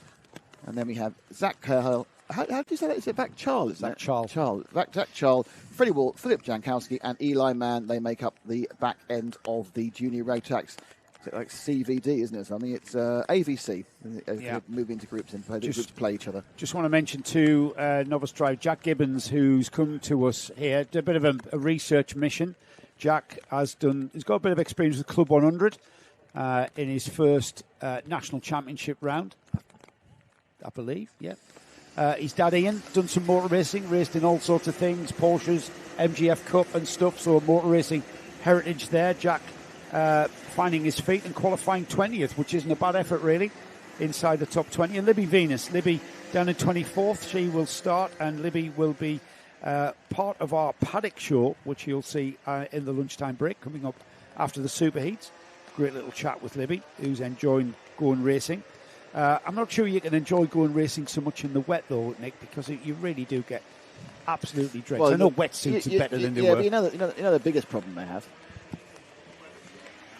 Yeah, let's have a look at that. Oh, there's the weather shot. Yeah, let's take the focus out of the camera as well. There's so much water. The camera's now focusing on the water. That's one of our unmanned cameras. It's not like the cameraman can reach. Well, the manned one. They go, it's just cold and wet and horrible. Let's point out the biggest problem with all these people is no one's got a whirly driver. Yeah, shall we get in a time machine and go back to 1985? It's one of the Kings, isn't it? It's James King. James King. James King's our age. Kids, look it up on the interwebs, mate. Look it up there, the whirly visor. I have one. They're brilliant. I never had a whirly visor. Well, that's couldn't get a whirly. I think it's more of a southern thing. Isn't Hello to Michelle Harper. She's wishing good luck to Ben Harper, 62. They're going round again. They got a second warm-up lap. Yeah, I'm not surprised. They were all over the place, weren't they? I think that was deliberate. I think you need to. But yeah, it just to get you an idea. Obviously, running in the wet, you are sitting in spray. It's just about as bad as running a motorbike on the motorway, to be honest. But you have got wetsuits on, so but it still gets everywhere water. You still have visor steaming, and and that's before you have to deal with a reduced grip. Do you know there's 3 types of grip? You know that? Do you know what 3 types of grip are? No. You have mechanical, chemical, and aerodynamic. Right. Yeah, mechanical is friction. Know that. Chemical is how the tyre actually bonds with the track surface. On a molecular level. On a molecular level. So yes. We said molecular level. And of course, aerodynamic is downforce. Yes, being pushed. Which isn't really an awful big thing in there. We had one of our up the grid drivers having a bit of a spin there, and it was I think it was Ewan Scott. I'm not quite sure. I couldn't identify him because he went off camera. There was some confusion actually there. Some people looking around, a bit of confusion. There's 2 Origin karts in the top, there's 3 Origin karts in the top 5 there.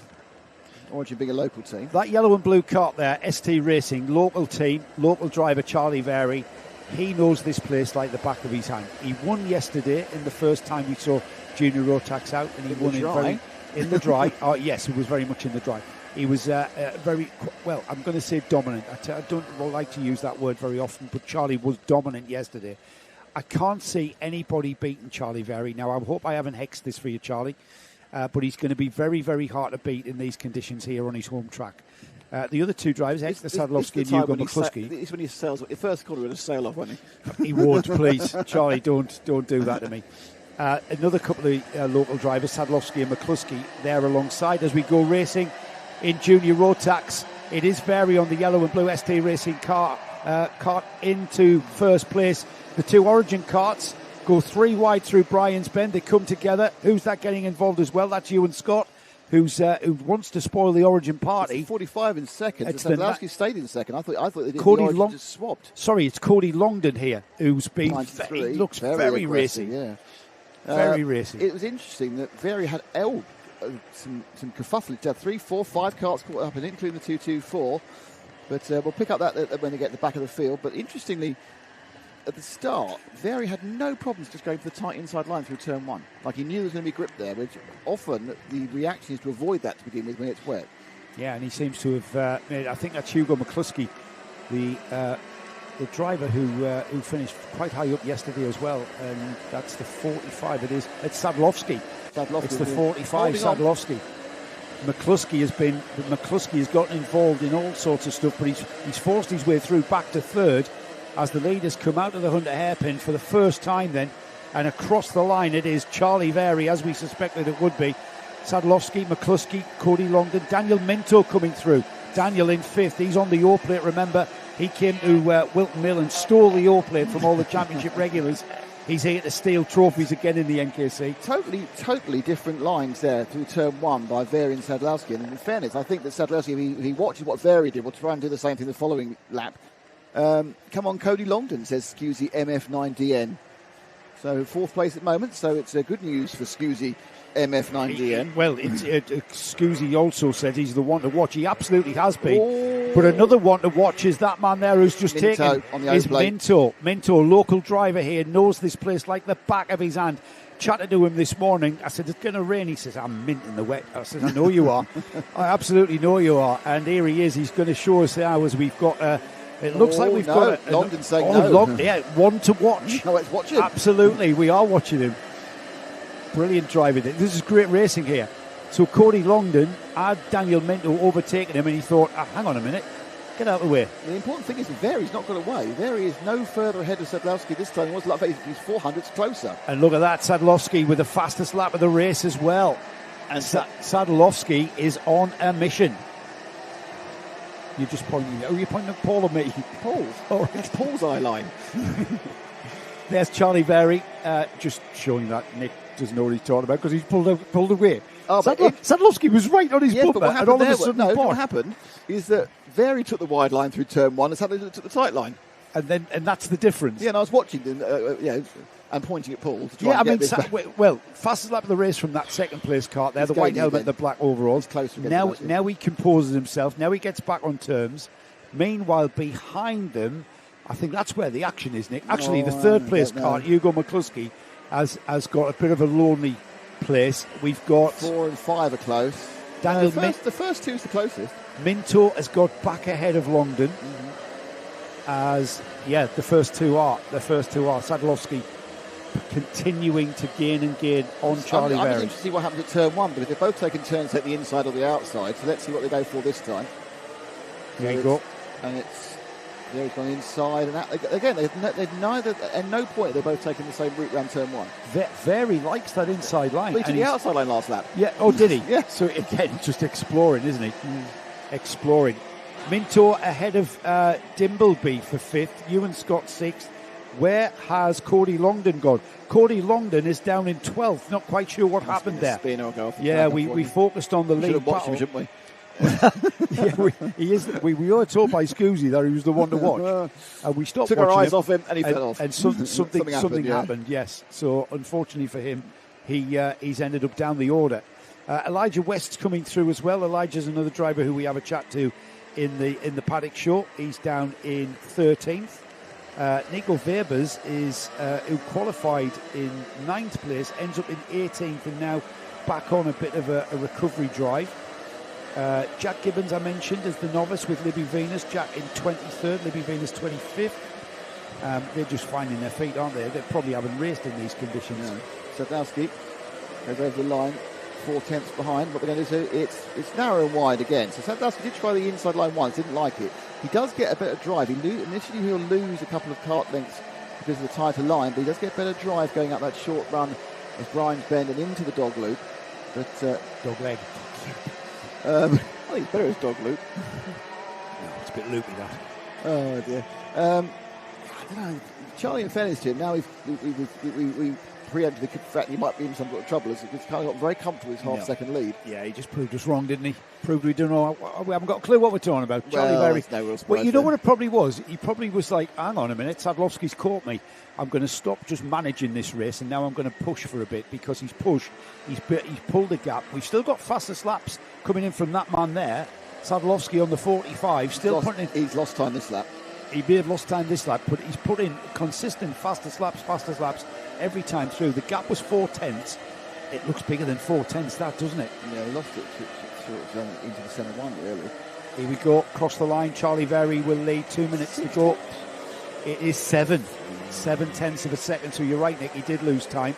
McCluskey across the line. McCluskey, last time back, that was a personal best for McCluskey, with Minto a second back from McCluskey, trying to find a way of getting on terms with his teammate. Everybody struggling for grip all the way down this field. As we continue on then, the number 224, I've just watched out the window, Nico Weber's absolutely mullering that cart around this track.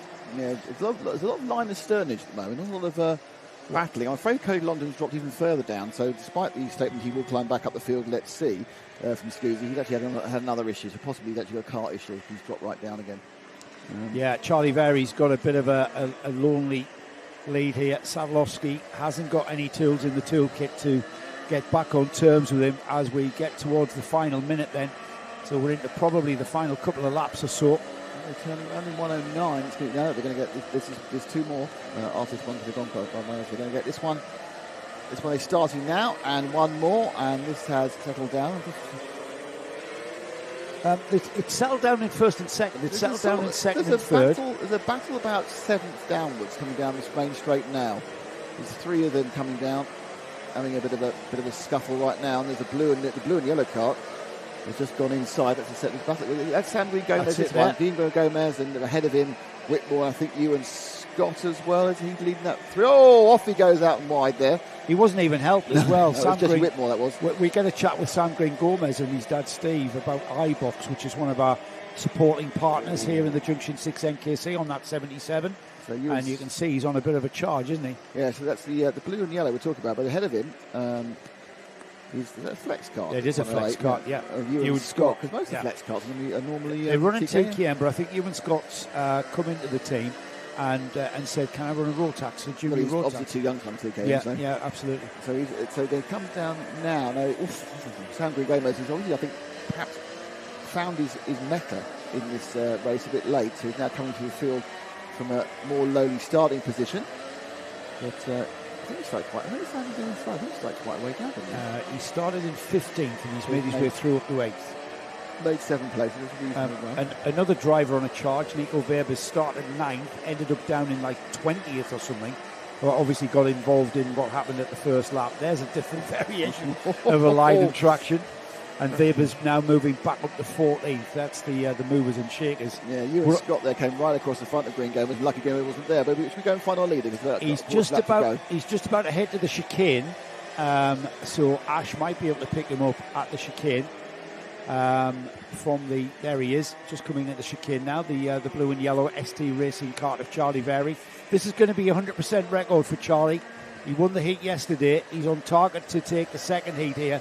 For him, Hector Sadlowski has had a very strong run in second place, just behind him, as has Hugo McCluskey. Another great run for Hugo. He scored some great points yesterday as well in the top 3. Minto was second, McCluskey was third yesterday, and it'll be Minto who finishes in 4th. Here comes McCluskey just out the final turn. It is McCluskey with that distinct bright green helmet. Daniel Minto 4th. Jack Dimbleby for Guy Cunnington in 5th. Then we've got Ewan Scott, Sandrine Gomez, Jesse Whitmore, and there's Ethan Hunt, Tyler Rackham, Elijah West on the red and black cart, and then that's a great little battle going on there, isn't it? Leighton Kelly, Nico Verbers and Fenton Roderick having a 3-way. As the rest of the field come through, Nick, that concludes the The juniors, we've got that actually concludes all of the heat. The next time we see juniors will be for their super heat. Okay, so we now have Intermax. Inter-Rotax. Let's have a look at the... you've done the result for this one? I've done that one. Cool. Right, so let's have a look at the Inter-Rotax grid, and it starts with... it's our Scottish battle again. Yeah. Alan Regan, Hamish Gordon. Now, when it was damp, Hamish Gordon had the pace. Now it's wet. Will that change round? But Ari starts on pole. Jack Daniels and Ayrton Goldsworthy, Oscar Tarsi and Ethan McNally Roberts, that's your top three grid, top three rows. Bradley Beggs, Toby Miles, Callum Miller, Freddie Blackshaw, Thomas Gulliver and Freya Bond. They are the next three. And then it's George Allison in 13th, Harrison Parkin, Billy Barnes, Max Tomsit, Deacon Thomas, Mai Maru, and Zane Williams and Aurelia Simpson. That brings up the rear of a 20 car Intermax. And again, the Intermax has grown again. More and more Intermaxes every time. No one in position 4 at the moment. Not sure why that is. So fourth should be Ayrton Goldsworth. Should be a black and white cart there. What number should it be? It should be number 157. 157. It's an origin cart. Yeah, and he's not there. Yeah. There's the S plate holder. Hamish Gordon, Aaron Rigg alongside. These two carts there that have come down from Scotland to the championship interlopers, guest drivers. Like I say, I would love to see them come all the way down to Clare, but whether they do. But these two were absolutely... You're just going to give them a 15-hour journey, cream of the crop up in Grampian a few weeks ago when we covered the Scottish plate on Carton Live TV.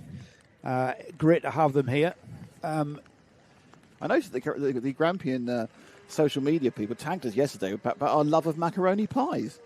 We did like macaroni pies. We love the pies, but the macaroni pies were a particular favourite of Ash. Ash, who currently, for the first time in his life, isn't hungry after having a northeastern Chinese last night and massively over-ordering. No. He didn't just have a northeast. He had two northeastern Chinese meals. Yeah. I don't know what sort of portions they give you in the south, but we are very generous people up here I in the believe north. it's the first I've ever said to Ash, "Are you hungry?" and he said no. He didn't even have breakfast. No. Here we go then. I'm surprised I'm talking to you after last night. You shot me. You shot to kill me at the end. He murdered me. He murdered me last night. Let's not spoil our street cred by telling people what we do on a Saturday night on a race weekend, shall we? He shot me. And it wasn't a paintball. Yeah. Anyway. That is Aaron Rigg. Is that an engine problem for Aaron? Oh, that is really bad luck for the young Scot. It is, Nick. An absolute tragedy when that happens to a kid. It's really disappointing. Who peels off. It's really disappointing. With an engine problem. And very unlucky. Now, he'd barely been out in the damp, so whether that's an oiled plug or what have you, but that is an absolute disaster. Yes, I'll take that. For Aaron, who was on schedule. The Scottish plate holder is the lonely Scotsman at the front of this field then. The S plate, who... proudly showing that off. The 61 is Jack Daniels. Jack is our championship leader on that 61, who will slot into place. He gained 2 positions because we lost the origin car from 4th as well, didn't we? So we lost 2 of the top 4. Yeah, the origin car hasn't turned up, has it? Yeah, so 2 of the top four haven't been able to start. This is a points bonanza for those behind. Yeah, well, Oscar Tarsi is going to move. He's going to move on to the second row. 4th he's in officially. The 55 is Ethan McNally Roberts. Zane Williams had a torrid time in qualifying, so he hasn't qualified up the grid as well. We see them, but into turn 1 we go already. Yeah, the 61 Jack Daniels slots in behind our S plate holder. I mean, obviously points-wise, championship-wise, it's not a big issue. He's not in the championship. Oh, lovely move round the outside from the 90 of Toby Miles. It might only last 2 corners. There's the number 90, Toby Miles, getting right in amongst it there. The blue fairing with the white nose, getting him into second place. Hamish Gordon has said, see you, lads. I'm off for a macaroni pie. Yes. I'm in a hurry to get that macaroni pie. Macaroni pie, and I'm going to look at the windmills at the corner of the track. You've got to drive 7 hours to get a macaroni pie. If you ever go to Grampian, Clark, by the way, and you wonder what the smell is, it's a porridge oats factory. Yes, it is. Here we go to Tarsi. Losing out to Bradley Beggs, it looked like. Slippy and slidey Tarsi early on. Yeah. It's all about experience, and a lot of these kids have no experience in these conditions. Some have a bit. Well, it's been a very dry summer, hasn't it? So we've done very little running in the wet. This is possibly, I can't remember any of the rounds in the NKC this season being in the wet. We might have had the odd, like half a heat or something. Damp, yeah, but that's about it. Here we go then, for the first time then. in this second heat for Inter-Rotax, the second and final heat. We've got the super finals coming next for this class. As we cross the line, it's Gordon, Toby Miles, Jack Daniels, McNally Roberts, Beggs, Miller, Tarsi, Blackshaw, Thomas Gulliver, Billy Barnes up to 10th. Yeah, so a big loser at the start there. Well, one of the small losers was Tarsi. He loses a couple of positions. And around him, there's an awful lot of movement. And as I say that, the 15-year-old Tarsi there just edging out that blue cart, the 111 of Callum Miller, so a position made up. I think it's like, this is absolutely a voyage discovery for these young kids because they've not been this track in this wet. A lot of them haven't driven much in the wet at all, and they're kind of making it up as they go along. They've been told by their coaches or dads or mums who have told them this is the line you should take in the wet, and they're finding out if it actually works or not. The likes of Oscar Tarsi there, the number 15 there, just at the front of the screen, he is with the LRG team, who was run by Louis Lodge, and Louis, I think they had Joey Brown taking them round on their track walk this morning, and they would have been talking about wet lines. But whether these youngsters can then apply that information in the practicalities of the actuality of doing it is another thing. And the question is, this is the first time this has been running a wet like this. Are those wet lines correct? Well, that's the other thing here, because this new tarmac reacts completely different. Tarsi making a move on Ethan McNally Roberts down the inside into turn one. He's got the inside line. They all slide out to the outside. McNally Roberts trying to get alongside into Brian's Bend. He squeezes the issue into the dog leg and squeezes the issue back into that position and snatches it back to fifth. As Tarsi fights the oversteer off the curb there, and now he's under pressure from Callum Miller and Freddie Blackshaw coming into play. So Tarsi, after overtaking McNally Roberts, now has his hands full of the two carts behind him. Yeah, it was some good racing, good fair racing. Tarsi could have come across and could have just cut off the chance, which may well have led to contact. We have a supporter of Hamish Gordon within the team. Oh, do we? Ash says, the S-plate holder's dad gave me a bag to protect the transmitter, so I hope he wins. So as it rained, because they're parked right over the far end there, and obviously the amount of rain we've got kind of caught them by surprise.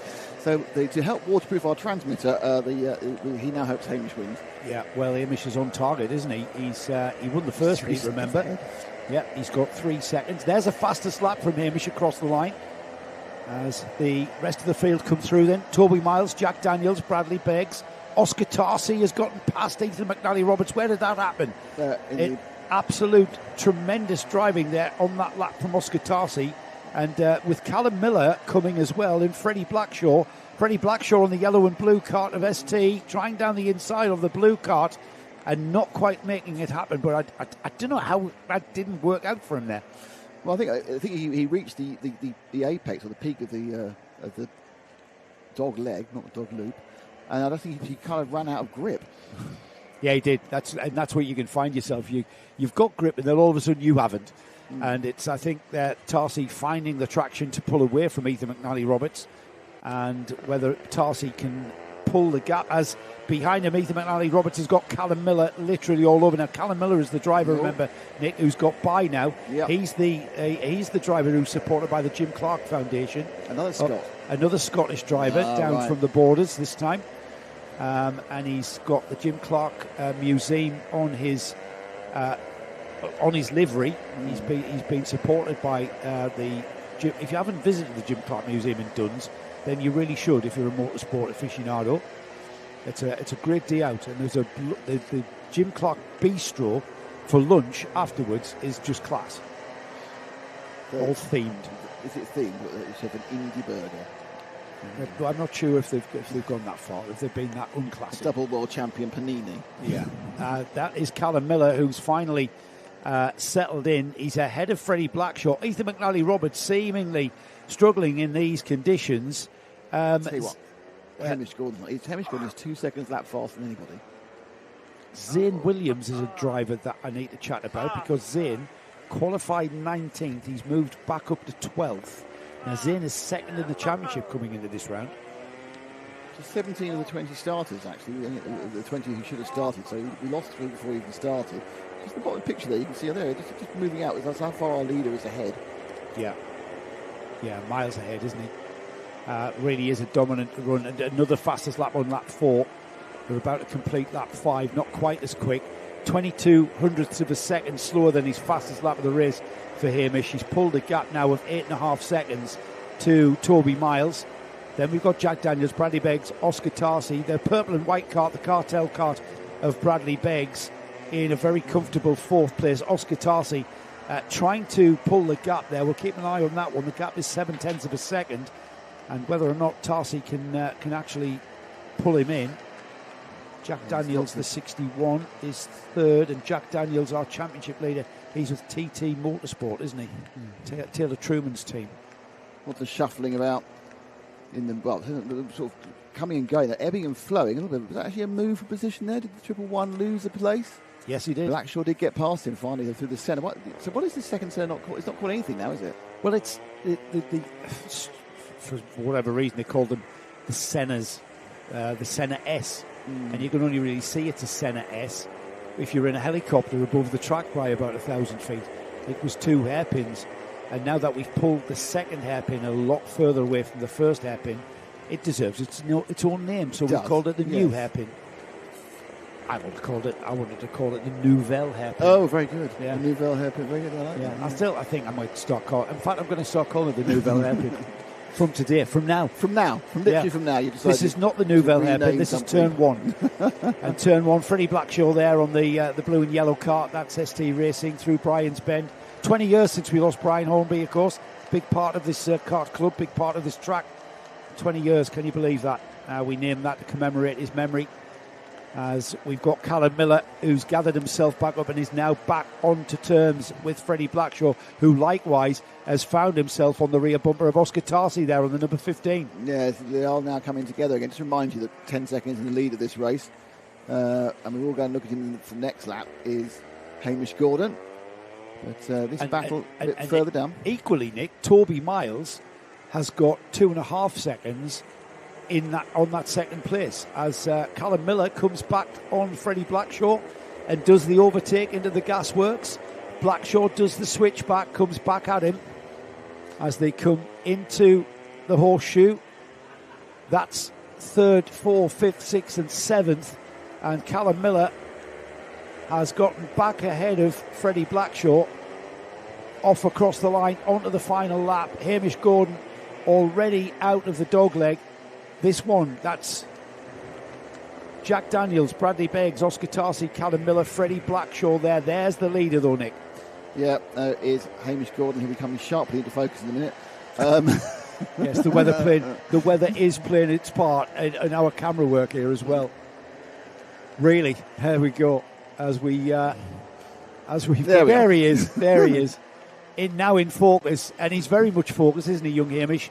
I love this weather. Won the Scottish Championship. Why couldn't it have been sunny? Won the Scottish Championship a few weeks ago at the Grampian Kart Club up at Boyndy. And here he comes then out of the into Hunter hairpin there. You can really see the different complex there. That angle there certainly gives us an idea of just how it's changed. And he will take the checkered flag in fine style with over a 10-second gap before we see Toby Miles come into view. That's a long gap. That is a very big win. Look at how long we've been staring at tarmac. There we go. That's a dominant win. Here comes Toby Miles. What is the gap? 12.3. Here comes... Oh, that's everybody. Bradley Beggs. Here comes everybody. That's Bradley Beggs. We've lost Jack Daniels. Jack Daniel, where we peeled away for the winner to cover the winner coming through. We had all hell breaking loose from 3rd place down. Bradley Beggs 3rd, Oscar Tarsi 4th, Callum Miller 5th, Freddie Blackshaw 6th, and Jack Daniels, who was at the head of that field for 3rd, has now found himself in 7th place. It was Ethan McNally Roberts 8th, Freya Bond 9th, and it was Thomas Gulliver who ended up in the top 10. Zane Williams up from 19th to 11th, with Max Thompson, Harrison Park and Deacon Thomas, Billy Barnes, Mai Maru and George Allison rounding off 17 carts. And of course Aaron Rigg, commiserations to Aaron, who started this race on the pole position, but an engine problem put him out of that one and he peeled off to the side. Commiserations to him. We have got 2 more heats left, and it's our second look at the TKM field, Nick. Okay, let's look at them. Here we go. Let's have a look at the grid then. We've got Michael Cornell and Charlie King. With time qualifying, of course, the grid is the same for the first and second heat. We've got Michael Cornell and Charlie King starting on the front row. We've got Jamie Scott and Mitchell Ball on row 2. And then Patrick Leaf and Tom Johnson on 3. Ben Watson and Matthew Harris are on 4. Row 5 is Joe Booth and Al Patterson. We've then got Samuel King and Alexander Lehman. Gareth Haynes and Matt Slate on 7. Row 8 is Leo Crabtree and Ryan Messer, with Will Green and Joe Phillips lining up on row 9. Row 10, Chris Whiteside, Nathan Bullock. Row 11 is Leighton Barker Yates. Adam Kent is row 11. And then rounding off 24, Cartfield, Dee Bolt and James Hull. So there is Ash, who has been attacked by the local wildlife. What local wildlife? Wasp. He's been stung by a wasp. Oh, for God's sakes. I've got the words repeatedly stung by a wasp. Not once, multiple stings. Where? Whereabouts in his body? Oh, I don't know. We've only got 4, but... Is that why his camera went down? Yes, he's been stung by a wasp. He's running away from the thing, I think. I don't know. Honestly, what sort of a professional runs away before? Why is there a wasp out in this weather? Was it a wasp or was it a hornet? Oh, I don't know. Or did he just make it up and go for a lie down? Because he is full. He is full of Chinese. What other random things can happen today? We want to know, everybody's concerned here as to what part of his body, what part of his anatomy has been stung repeatedly by a wasp.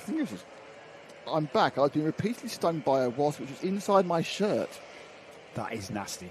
So he's upset the wildlife. And we now have an injured cameraman. But we now do have 2 shots, because we actually have 4 shots on this track, of which 2 are unusable because they're covered in water, and we then lost.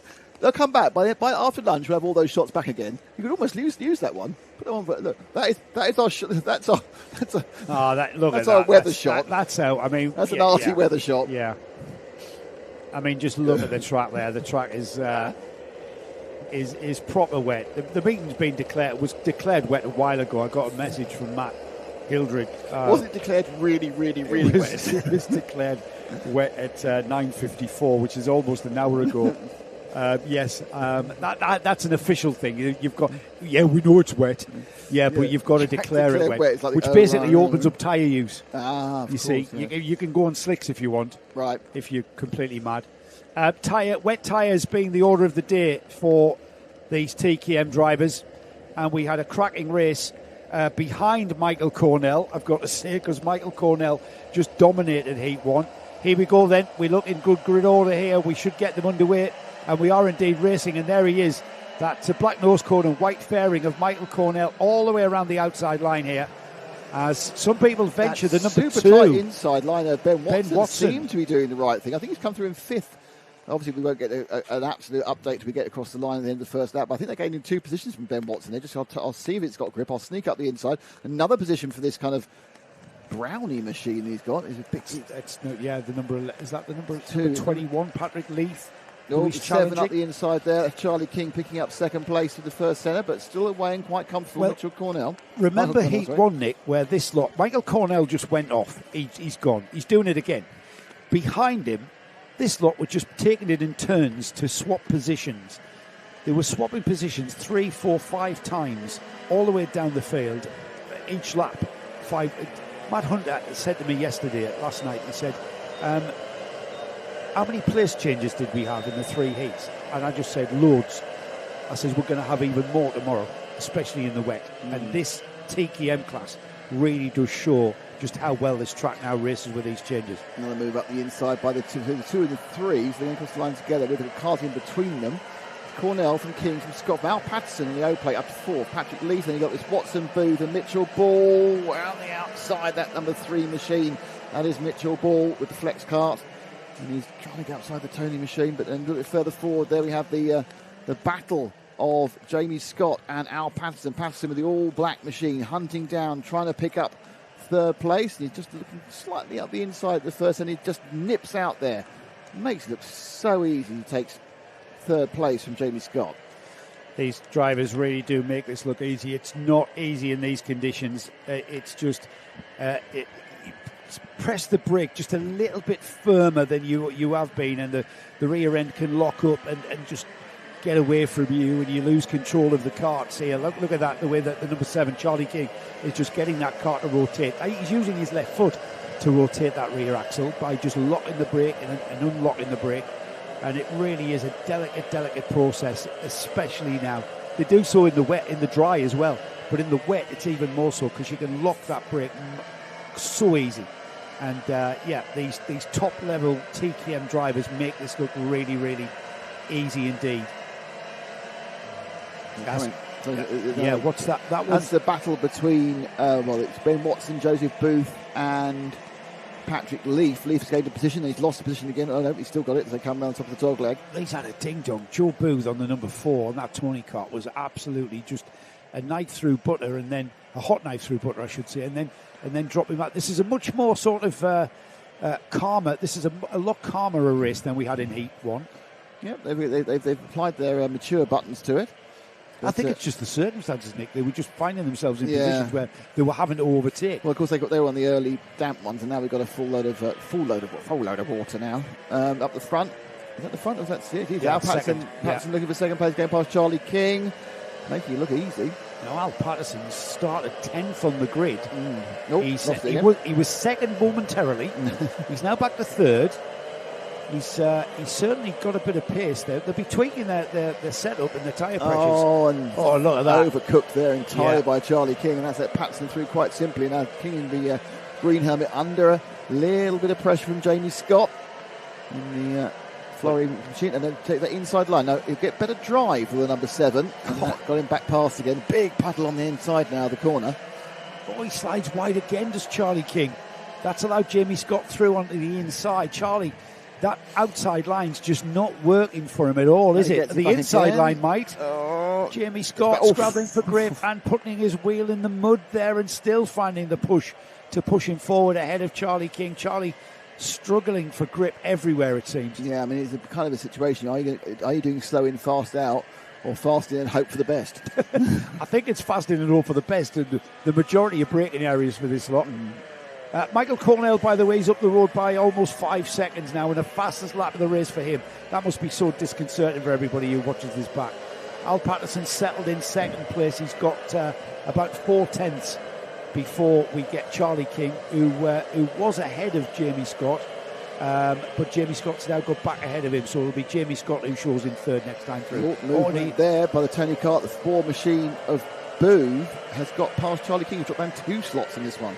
Charlie King dropping down 2 places behind Jamie Scott and Joe Booth. And now he comes back. But will the drive that the 4 has be enough? No, he's blocked initially, but he's now going to go up the inside.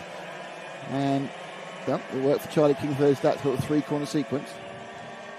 Sleuthing sideways there on the power, Joe Booth on the Tony kart. Understeer in, oversteer out. As Charlie King comes back at Jamie Scott. These two having a great race here. They've never touched each other. They've changed place about 3 or 4 times now. Never come anywhere near. Here's Jamie Scott back through. And Charlie just allows him the gap. Pointless clappering into him.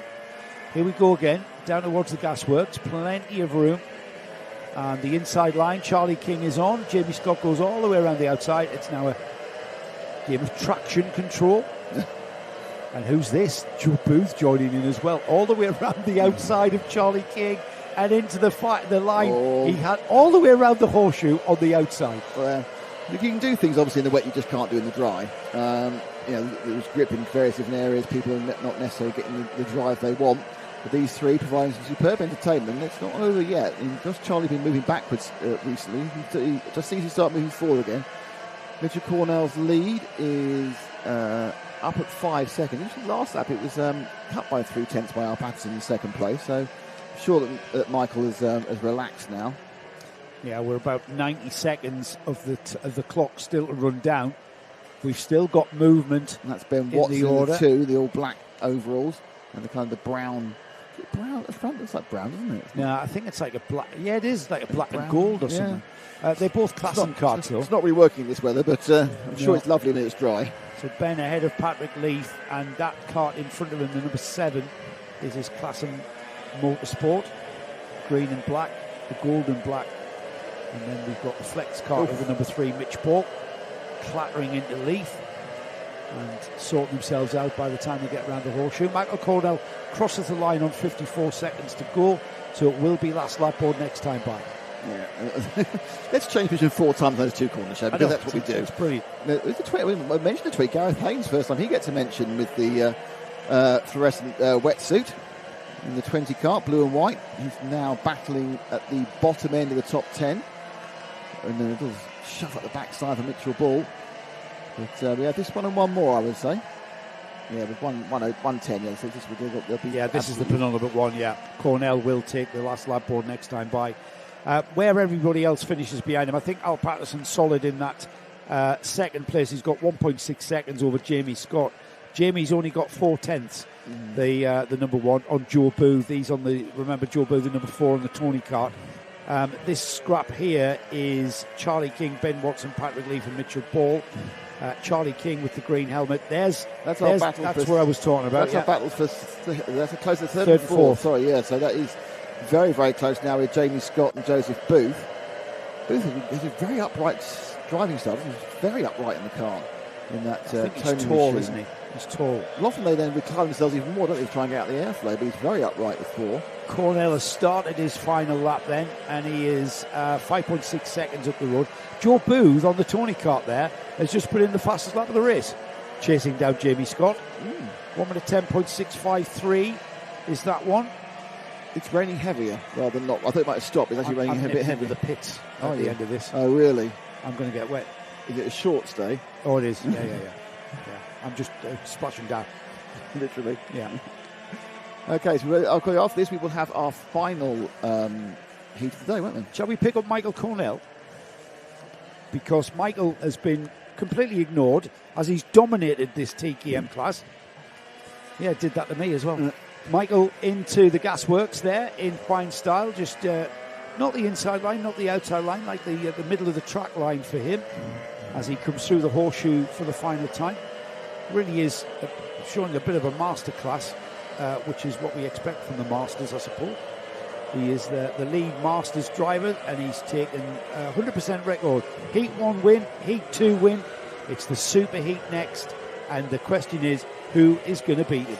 Who knows? But it was second place was Al Patterson. Third was Jamie Scott. Fourth was Joseph Booth. And it's Charlie King who came in fifth. He was in about 17 different positions at various different times. Ben Watson, Gareth Hayes, Mitchell Ball,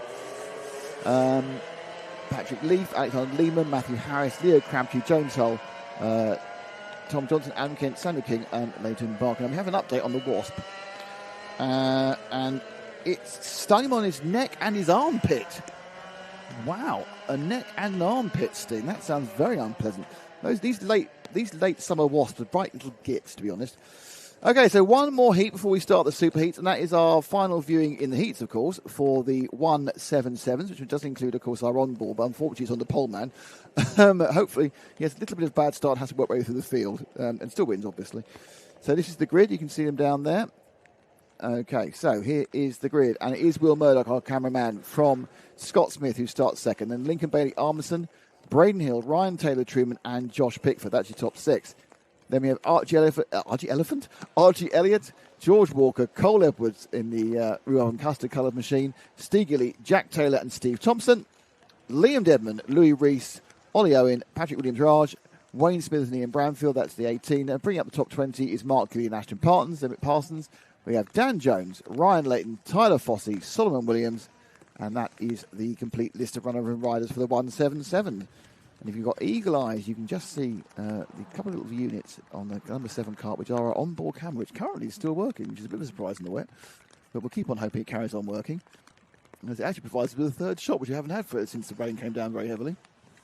As both of our cameras are rather stupidly pointing into the water. But we didn't think it was going to rain this much. So there is Will Murdoch's arm there. He's about to press the start button. Track is clear of everyone else, so they now up and roll them away.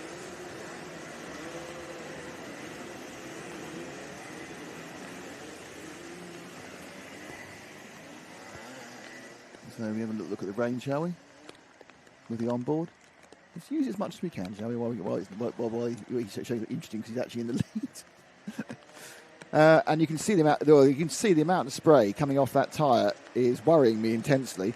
It's significantly more than we saw in the last time the 177s were around. So you get an idea of how much water's going. That's never going. That's going to blow up, isn't it? So enjoy the last shot of this onboard. So Will Murdoch now just trying to warm the tyres up, spinning the water around. And you see water now gets on it's not to us but the carts rather than the cameras. So let's go and have a look at the rest of the field as it begins to bunch up behind him. There's so much more water now, Joe, than was. It's just, you can see it on the onboard. It's coming off in droves. I've just been out. It's falling steadily. Yeah. It's a steady rain. This is not 2 millimetres of rain, by the way. No, this is proper wet day. Good for the garden, Nick. Good for the garden. The gardens have needed it, Nick. It hasn't rained here for literally 3 months. Here we go. And they are away and off with the final 177. Murdoch goes straight into the lead.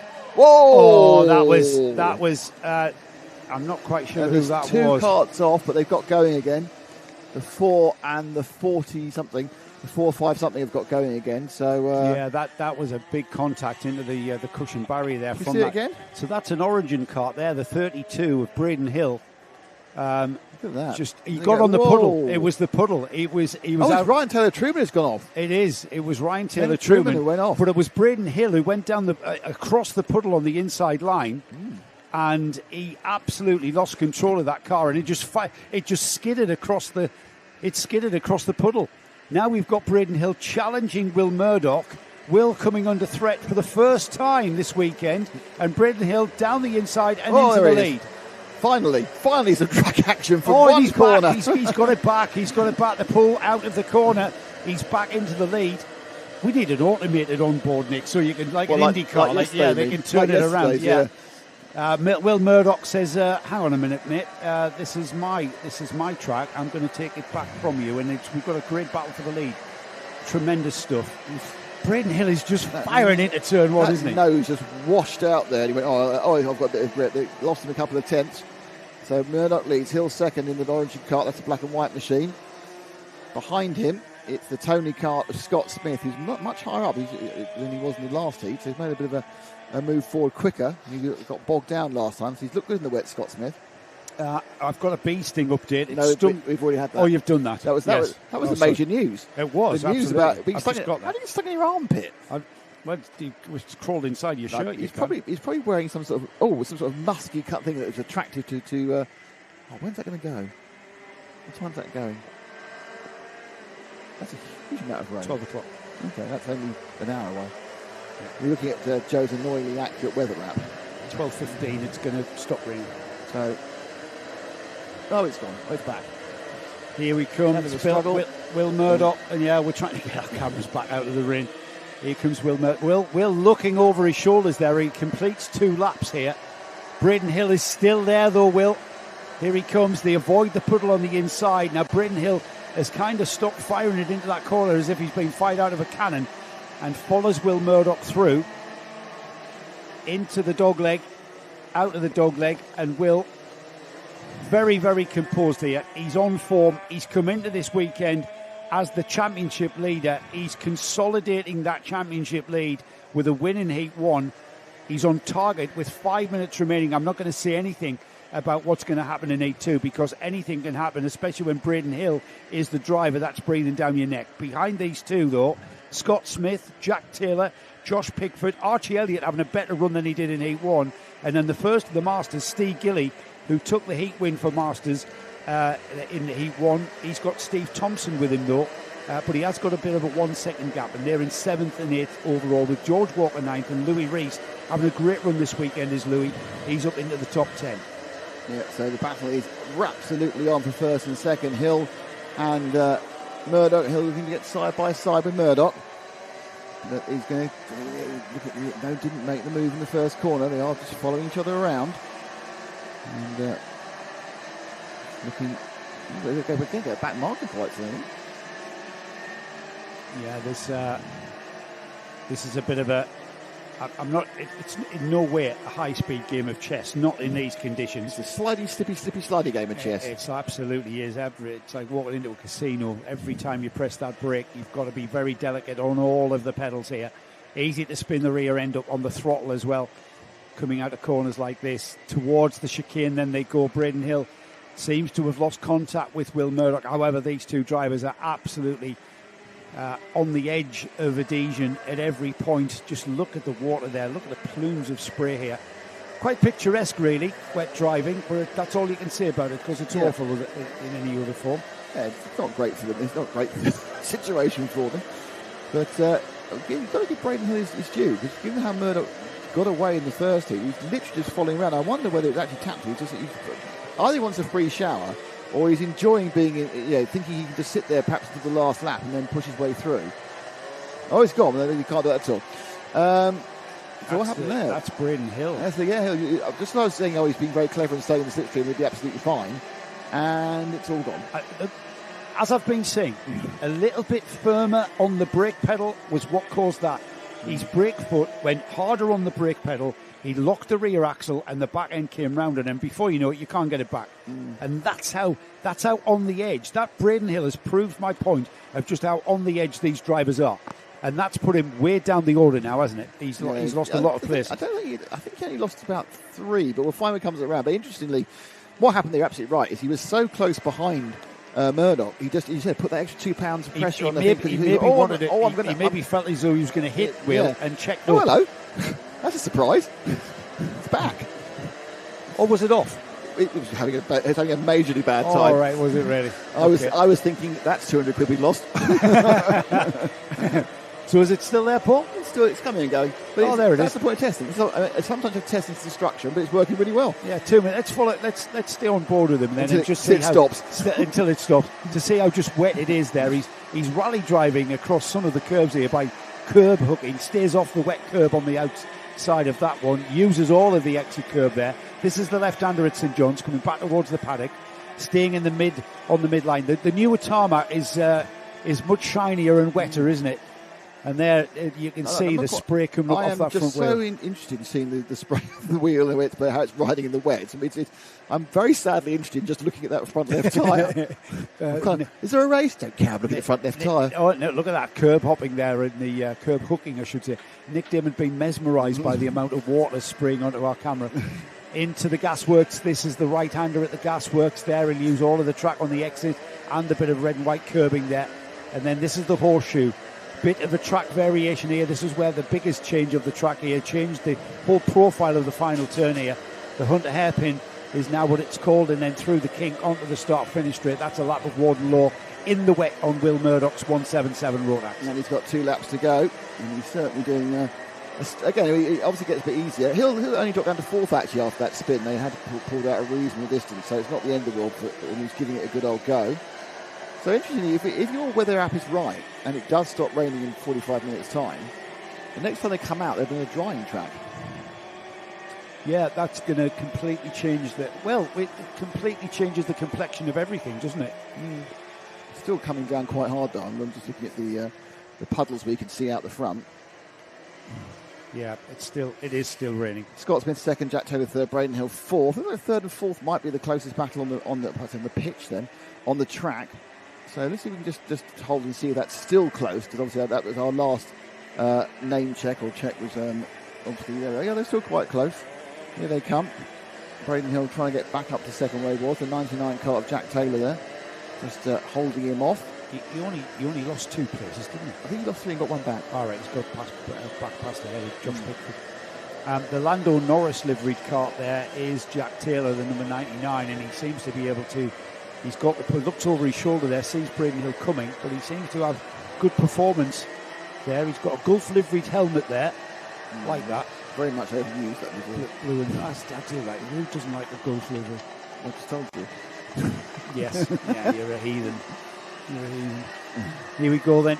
Last lap for everybody, including the number 99, Jack Taylor, who's in 3rd at the moment, and Braden Hill hasn't got any performance to get back on terms and regain by passing Jack Taylor, and indeed after that he'd have to get past Scott Smith, wouldn't he? And Scott Smith is having a great season because Scott Smith, it's a championship 1-2. Will Murdoch came in to this round, the final, the fifth and penultimate round of the 2026 championship in the lead of the championship. The driver who's second behind him, albeit 2.4 seconds behind him, is second in the championship. So it's all to play for. Are we going to take the checkered flag on board? Oh, yeah, I'm over the line. Here is Will Murdoch then for LRG Motorsport, based here at Warden Law as well. Takes the checkered flag board. A welcome sight here as Scott Smith takes second, Jack Taylor third, Braden Hill a recovering fourth after that spin. And then we had Joshua Pickford, Steve Gilly. Steve takes another Masters heat there, but a great run from him because he was sixth overall. And then we had Ryan Taylor Truman, who started fifth, ended up into the barriers at turn one, and then came from way down the order, back up to seventh, fought his way back up to seventh, with the fastest lap of the race as well. So Ryan Taylor Truman, a bit of a recovery drive for him. Vice champion Archie Elliott on the number 2, 8th place. Steve Thompson was 9th, the number 10, second in the Masters. Louis Rees was 10th place, rounding off the top 10. And then third place in the Masters subclass was Ian Branfield, who finished in 11th place overall. As you would imagine, incident-packed throughout our heats phase. That concludes our heats phase. The next race out, we're going to go into the super heats. And the super heats, the first super heat we will see will be for the senior Rotax. And I will have a look to see if I can indeed get a grid to see how they are. So basically, the grid for the super heats are formed. I can't see anybody there, Paul. The super heats are slightly different. We've been racing for 8 minutes and 1 lap. For the super heats, we raced for 10 minutes and 1 lap. I've got nothing stating there's going to be a gap. I've got nothing telling me there's going to be a delay of this. But we may have to find out why there is no one in the collecting area ready to go out, which is. I have got a grid, though, for Senior Rotax Super Heat 1. And I have got a grid in front of me. Joey Brown and Bobby Rosier should be in the number 1 and 2 spots. Sam Wyatt and Kieran Gifford should be on 3 and 4. Bradley Howes and Maxim Smith should be on 5 and 6. Sam, do we have a delay? We have a 10-minute delay. Oh, it's a little breaky thing. Well, isn't that wonderful? Yes, now I've got to talk to myself. Yeah, because there's nobody here. Nick's gone for a splash and dash. Tell myself some jokes. Well, I've heard them all, so it's pointless. I can tell everybody that the season will conclude at Clay Pigeon on the 11th and 13th of September. For round 6, it's the second round of the Andy Wagstaff Cup. Andy Wagstaff, a stalwart of the NKC, there from the very early days, from the very formation of the NKC, when it was a group of people who ran some races, piggybacking club events, and then became their own series. We've been part of bringing you all of the action from the NKC, the Junction 6 NKC as it is, since 2022, where we saw people like Simon Keeble take the championship for Senior Rotax. We saw Sam Wyatt win our junior championship. Louis Bevan took the senior TKMs. Phil Howarth took Rotax 177's Minimax, as it was then, was Alex Fraser. Notes, I'm really impressed. Can I ask you to do something else? Go ahead. Yes, I know. I'm glad you're back. I know. Because that enables me to do that. We've got a 10-minute break, apparently, which I didn't know we were going to have. Are you going to talk amongst yourselves? Because my headset won't stretch that far. I might. I've told everybody about where we're concluding the calendar. I'll talk about the future. Well, what else has Karting Live TV got in store? Well, you've got a holiday in Morocco. Joe's going to a 5-star all-inclusive with his wife, so for about 9 days, Joe will be drunk. 11 days, sorry, he's got 11 days of drinking. So he's doing that next. I'm having an exotic holiday in Wales, believe it or not. I might do some of the NKC people. So we come back. Are you going anywhere, Paul? No, Paul's not going anywhere. No. Martin, are you going anywhere? You going anywhere? Yeah. Europe? Are you going to Europe, somewhere in Europe? No. You're staying here. Okay. Staying in England. Ash is buying a house. So Ash has got a house purchase to sort out. So that's our team and what we're doing over the next few weeks. And then we actually haven't got, believe it or not, our next karting on Karting Live TV is NKC round 6 at Clay Pigeon. We follow the following week. Interestingly, we return with the NKC, and the following week we return here to Warden Law with the Access Karting crew. The following week, and this is very exciting news, and it's sort of exclusive news, is we will be back in the UAE for the UAE Rotax Championship. The first on that weekend in September is UAE Invitational. And if any of you want to are thinking about spending some of your time in the winter doing UAE Rotax, I would thoroughly recommend it. It is a fantastic journey. I would think if you're looking for perhaps a particular key fortnight, there's 2 weeks in January where you can do a round of the Rotax Championship. And the following weekend is the Dubai O Plate, the biggest karting event in the region. We also have one more final round of the Fullback Club Championship, and then our final British currently programmed British race is the Wigan World Cup at the end of November, which is a TKM Classic and Formula A event. We did the Clays, the Masters at the beginning of the season. It's a fantastic event, great fun. We'll have Henry Bodette will be joining us Henry Bodette enjoys in the booth quite a lot over the next few weeks. We've got Henry obviously for some of the UAE, most of the UAE. He's missing a couple. But it's a busy old winter for Karting Live TV, and obviously I'm sure a busy winter for you guys racing as well. If you're absolute fans of Ash, of course, and me, we are doing an RC event on Bank Holiday Monday. So you can see where this all came from with a Bank Holiday event in Hertfordshire. But it's a few weeks off. MotoGP have had their summer break, and Formula 1 have had their summer break, and now Karting Live TV against its summer break. And you can decide whether 11 days all-inclusive or a week in Wales is a better bet on that particular situation. Joe has a comment.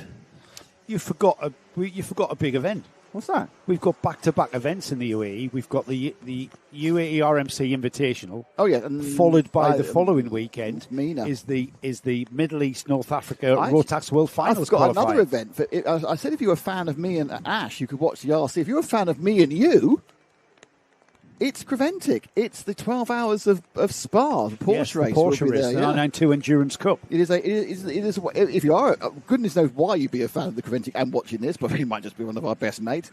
It's a first appearance this year of the pair of us at a Creventic event. So what's that saying? We've got.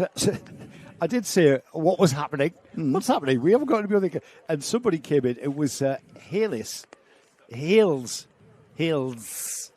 10-15 minute break before Superheats. Thanks for that, Hills. Hang on, we've got Ash has walked in to get something. Are you all right? Yeah. How's your armpit? So Ash, our cameraman, who's been stung under the armpit. Stingy. Poor little thing got stung. I tell you what, it hurts, doesn't it? Talking about Spa, 2 years ago when we did that Endurance Cup, I was having lunch and I got stung on the leg. And I was like, ow. I'm sorry, I have a really important question. Go ahead. Are you hungry yet, Ash? He's hungry. So that's what, 15 hours that Chinese lasted? Ash had 2 Chinese meals last night. That is 2 Chinese meals, yes. And Ash doesn't look the size to take 2 Chinese meals. No, not at the moment. He's going to need a crane to get him out of his bedroom by the time he's 50. Yeah. Actually, our lunch man should be arriving soon. He is. He's on his way. Is he good? Yes, he's on his way. I just want to say a big... Sorry, is he coming here with wire cutters and rope? And a hat and a tin of corned beef. I'm not going to ruin our street cred and tell people we're playing Escape from Colditz last night after Ash's 1975 classic. I tell you what, though, we should, while it's quiet, give Dave Klassen another birthday wish. Okay. I'm yet to see his cake. I'm being told that Dave Klassen is, as his wife said, just rounded off at 50. So happy birthday, Dave. He's got a Lightning McQueen cake that I've been promised that we will see. Are we getting a slice of? Well, I didn't push it. I just wanted to see it. Why didn't you push it? Well, it's kind of like if Ashley turns up with a cake and says, "Look at this cake," she's a good sort, though, isn't she? She's going to slice it. She's a good sort, isn't she? Yeah, she is. Yeah, absolutely. So, birthday celebration. What a great way to spend your birthday, Dave. to be at a round of the Junction 6 NKC, looking after class and motorsport and helping out a bit in scrutineering and stuff, and because he is getting wet. He is. There's nothing that the class and family This don't rain know really about isn't thinking about ending karting. Yet, is it? The what? Sorry. The rain really isn't thinking about stopping yet. It is. It's going to stop in about 45 minutes, 50 minutes. Still chucking it down. It's Yes, quite puddly now. And then it's going to go away. It's quite puddly in the track. It is indeed going to go away. And I have a second layer on for the first time in 6 weeks. Me too, mate. I've got my raincoat on indoors. It's not, Indoors. the Joe Bradley Memorial Suite is leaking. We've got people who've joined us in the collecting We area. might have the grid for this, actually. I've got the grid. Oh, you've read it out? No. Oh. Well, I'm going to make it special. I'll put it Now, on the screen. just to remind everybody, so the grid for this superheat has been formed by how you finish in your two heats. The grid for the final will be all of your scores from your two heats and your superheat going forward to form the grid for the final.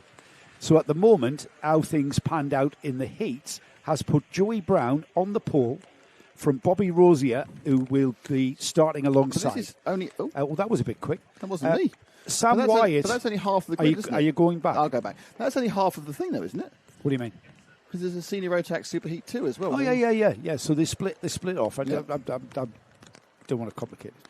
Sam Wyatt and Kieran Gifford start on row 2. Bradley Howes and Maxim Smith start on row 3. We've then got James Philip King, who took a heat win, remember, even with... I'm going to have to check that out, actually, because we calculated that he would still take the heat win. Taylor Dixon's alongside. Harvey Lee Winteridge and Robbie Rigby on row 5.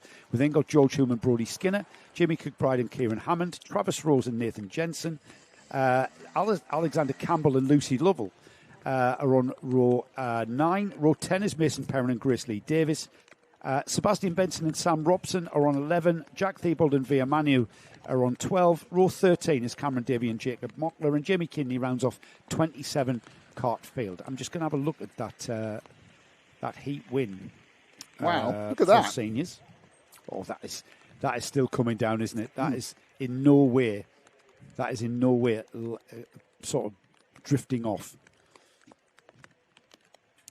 Senior Rotax. Where were we? I don't know.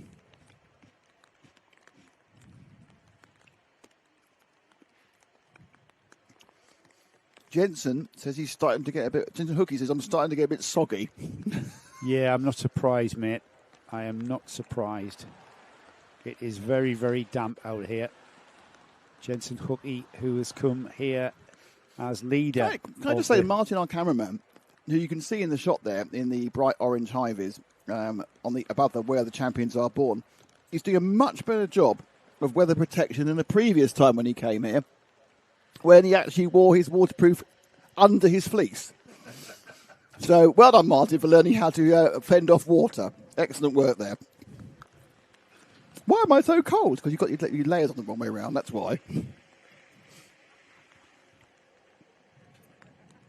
So you're 21 only one, are you?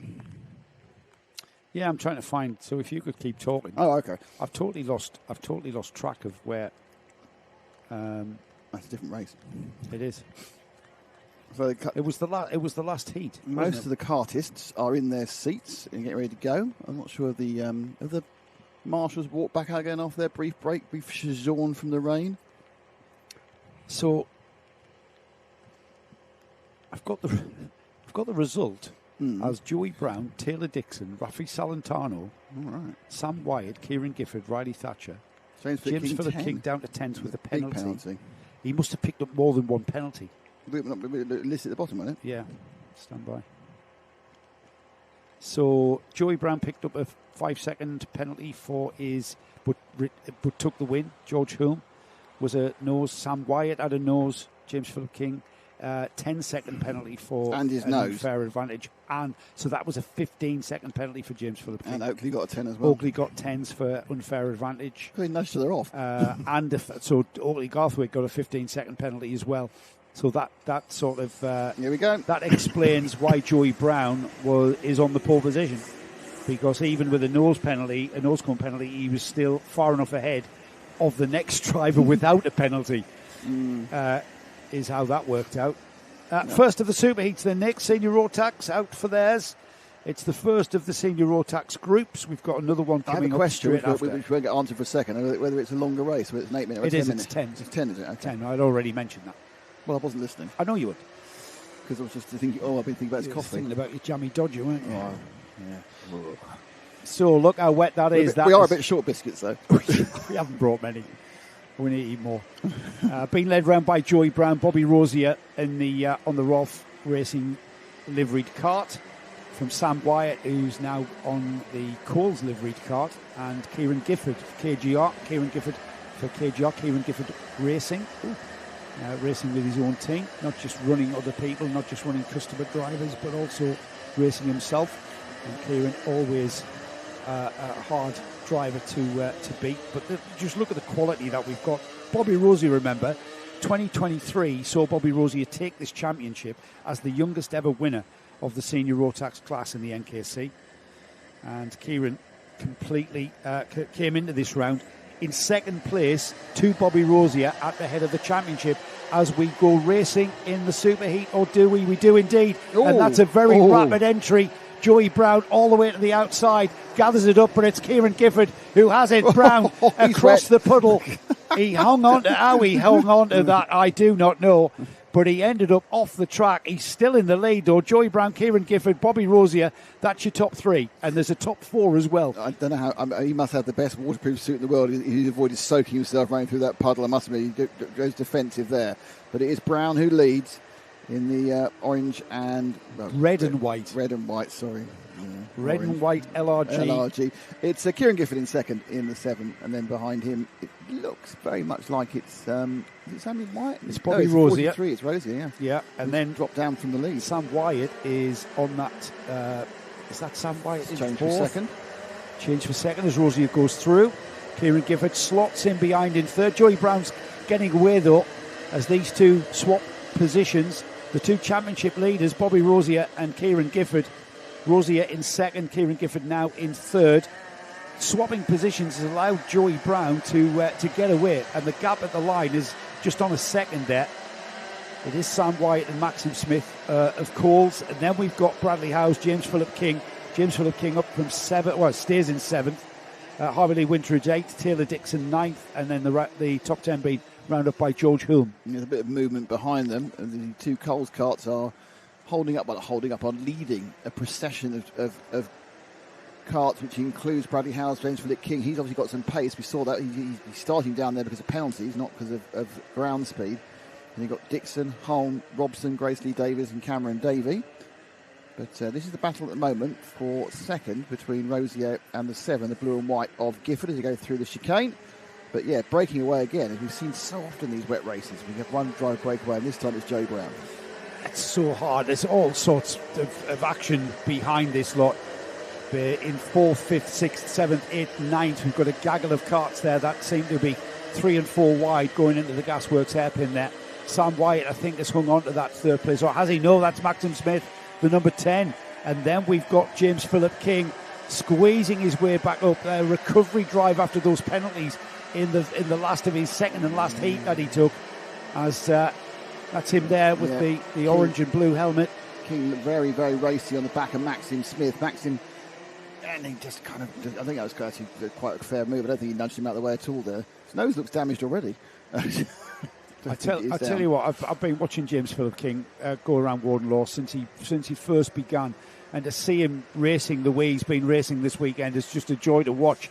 He's absolutely learned so much over the years, and now running at the sharp end of an NKC grid is no mean feat, I tell you, with the likes of the drivers that we've mentioned.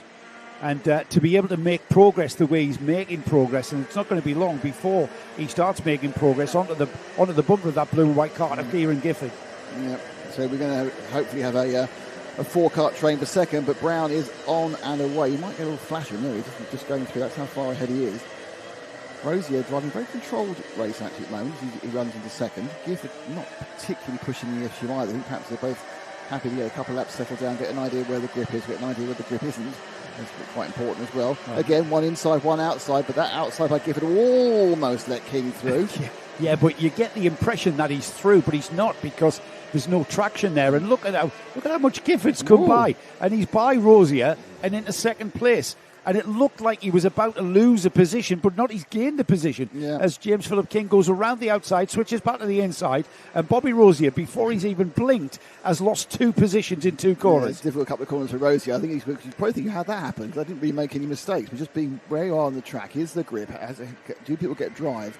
And when you get drive, certainly, especially in a single speed machine, it's so important. You can't drop it down or slip the clutch to get you out. If you haven't got drive, you are sitting there. And look at that, King now up the inside of Gifford. This is a great lap for James Philip King. It's all about the points here. He won't be happy that Brown's away, but he just needs the points to get himself back up the grid for the main final. Yeah, don't forget, there's another set of superheats from Rotax coming up next, and they're all fighting for that pole. That's right, yeah, and the next group all sorts of melds together, doesn't it, for the grid for the final. That's where we get the cream of the senior Rotax group, as Kieran Gifford has found himself behind Bobby Rosier, missing the big puddle on the inside of turn 1 there, as Bobby Rosier now back to being ahead of Kieran Gifford. However, a little bit different, that's for third this time. It used to be for second, but James Philip King has put pay to that, and it's an LRG first and second now, with Joey Brown out ahead by 5 seconds, would you believe, Nick? Yeah, I mean, we do see this. They get away, and you've got these wet weather local specialists who can just ease away without really even trying. It's about the 3rd or 4th heat in a row we've seen that. But now, behind them, good battle. Maxim Smith trying to move forward. He's the 3rd of these carts, and the number 10, behind the blue and white of Gifford, ahead of his teammate, the 21 Sam Wyatt. So it's 2 Coles carts there. Gifford obviously driving his own machine, doing Gifford Racing, KGR. And then you've got the 43, that's Taylor Dixon right at the back there with the stripy helmet just moving away in the shot. So they're all kind of dancing around. They float around on the top of the rain. An interest there. Is it falling off? There's something. I mean, officials came around. I know this. You know what? There's so much happening down this field here with the stream of carts there. There's another LRG cart down the inside, trying to get down the inside of the number 21. That's Dixon. That's Taylor Dixon, who's been struggling with the handling of his cart. He seems to. His cart is perhaps a little bit better in the wet than it has been in the dry. He's been trying to chase a balance issue all weekend, and now he's come to the fore in the wet here. But Joey Brown, I wish we could just watch Joey Brown. We may be able to get him on the last couple of laps. It's because we can't pull him. We cannot take our eyes off this battle for 3rd, 4th and 5th place here, as Maxim Smith has a peek down the inside of Bobby Rosier now, isn't it? It's Kieran Gifford's got ahead. Yeah, Smith in the Coles machine, that's the red with the blue and white. He seems to be kind of, again, I think he's just trying to work out, he hasn't got a plan. I know somebody's driving a plan. I don't think Maxim's got a plan. He's just waiting for something to happen. No, he's trying. I've seen him sideways pushing and everything else. But some people think, some of them are going, I'm really good through turn 1. I'm really good through turn 3. Maxim's just going, let's see what happens. Yeah, he's kind of just pushing everywhere, you mean? Yeah, he's trying everywhere. He's trying to get past everywhere. If there's an opportunity presents itself, he's going to go alongside. But the issue is, of course, in getting to pass, you get it wrong, you lose a lot of time. Suddenly it seems like a good idea, I've got no drive. James Philip King is not making any kind of impression on that lead of Joey Brown, so the LRG 1-2 will remain as Joey Brown and James Philip King. Taylor Dixon in 7th, their teammate, is coming through the order and is now on the rear bumper of Sam Wyatt there.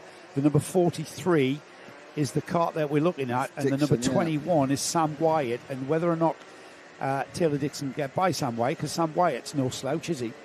Sam was our 2022 junior champion, remember, so he knows. He's been around Rotax karting for a while now. And his brother Ethan moving on to the 177 class because he's got bigger, being run by their dad Andy in the Coles awning this weekend. So looking at the succession of these carts, the battle's a bit more towards the front of this now. So Joey Brown out of our window here, so just talk amongst yourselves on TV land. Look the way he throws it into there. It's phenomenal. He's not worried about the inside line. He's an outside line on the first corner. Let's see, are these all now outside liners, Joe? Let's have a look. We're going to have a look. No, inside. Inside. They all went in. In fact, everyone's gone in. No, and the first person to go out is the 14, who's a long way down. Actually, for atmosphere, it was 94, actually. With Alexander Campbell. Everyone else went in.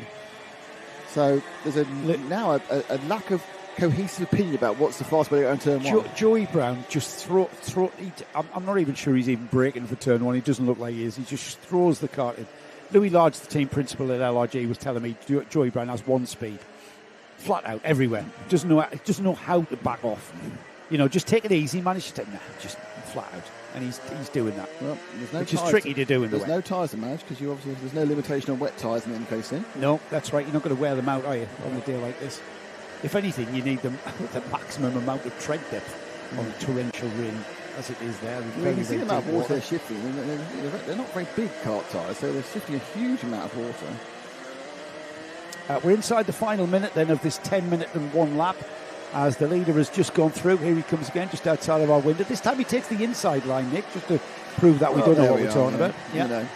The James Philip King has gone through as well. Actually, that was James Philip King. Joey Brown is even further ahead. Yeah. So Joey Brown is heading towards the last lap board. We'll keep an eye on that. The gap has gone out to 7.5 seconds. And would you believe Joey Brown in the lead of this race? He only has one speed. He hasn't backed off. And that last lap by was fastest lap of the race. Now the move here now. It's Dixon trying to get the inside of Wyatt. Two of them tried to go for the apex and wasn't really enough room for it. And they've just about managed not to hit each other. And the net result is no change in position. And Sam Wyatt stays ahead for another few corners. Yeah, Taylor Dixon trying all he can here. Perhaps use the curb. We've got a yellow flag at the dog leg. That is just for a local incident. That's not going to affect the rest of the track. In fact, it's gone in already. The 43 there, Taylor Dixon, trying all he can. His former teammate in the form of Sam Wyatt, now at Coles, trying to get by. But Sam is very composed, isn't he? He had Taylor coming alongside. The last lap board has gone. Let's have a look at our leader. See, you can see Joey Brown. Joey Brown's just at the dog leg, which will be, as we've got Taylor Dixon. Oh, he's hit the puddle there. Still can't find a way past Sam Wyatt. Well, unfortunately, we're going to have to break away from this battle. So it's Sam Wyatt in 6th, Taylor Dixon in 7th. We'll see how they cross the line. Because at the moment, we're going to pick up Joey Brown, who is... Where is he? About to go to the chicane. He's going towards the chicane. There he is indeed.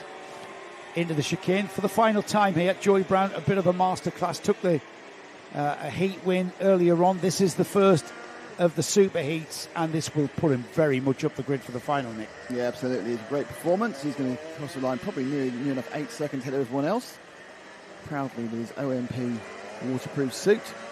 The orange and white car of Louis Large comes across them.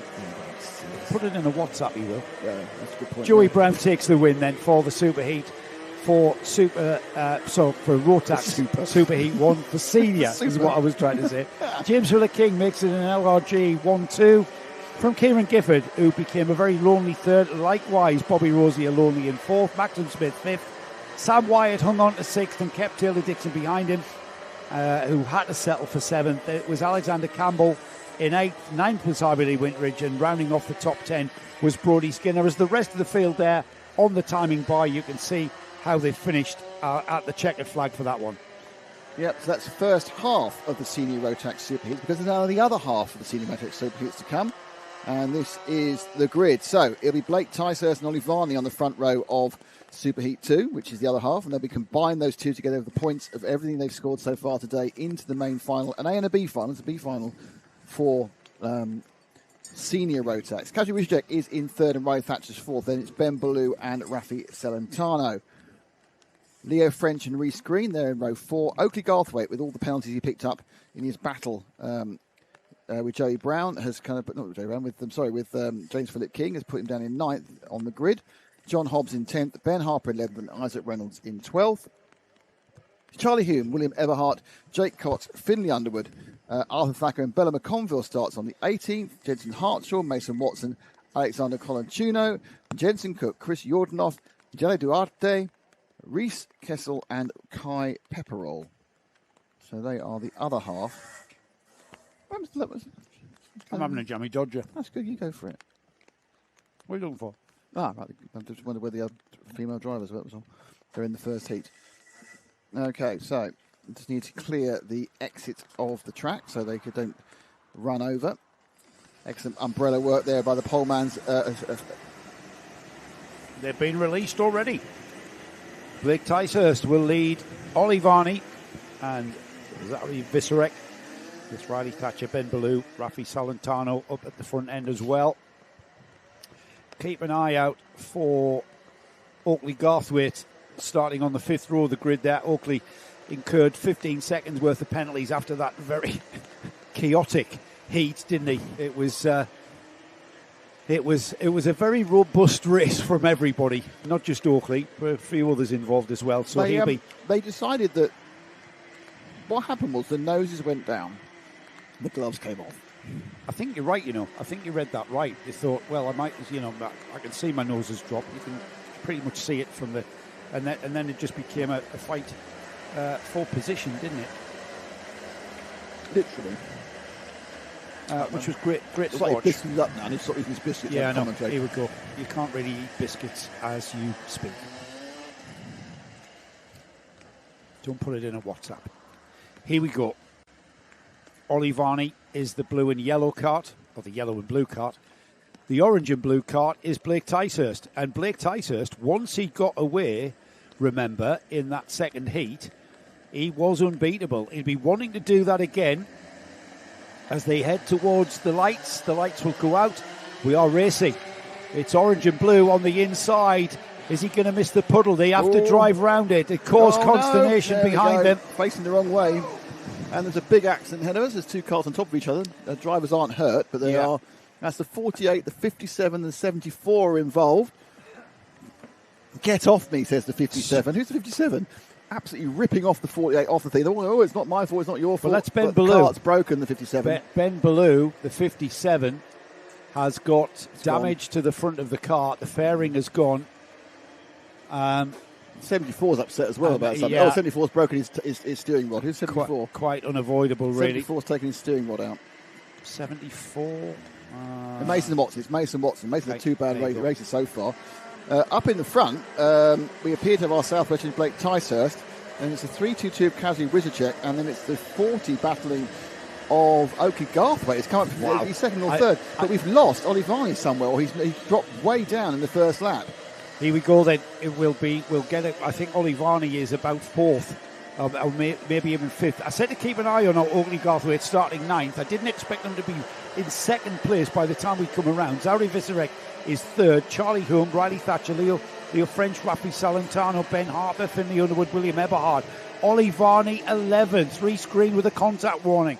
Not quite sure how you make out of that one, but there was all sorts kicking off on that first corner. We replayed that. Okay, it's off shot apparently. Blake Ticehurst on the SW plate will pull away. We've got a change for second though, as Viserek comes back on Oakley Garthwaite and takes second place back. Garthwaite's got it all to do again.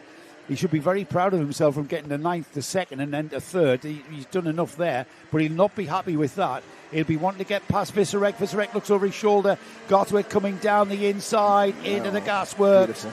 And Viserek just calmly will try the switchback, or does he? No, let's work together. Work together now. Let's work together, because we can catch this leader, and I'm in front of you. Yeah. That's what. The thing it's very hard to work together in these conditions. The thing to remember is that there were 2 halves to this race for the pole of the for the final. overall.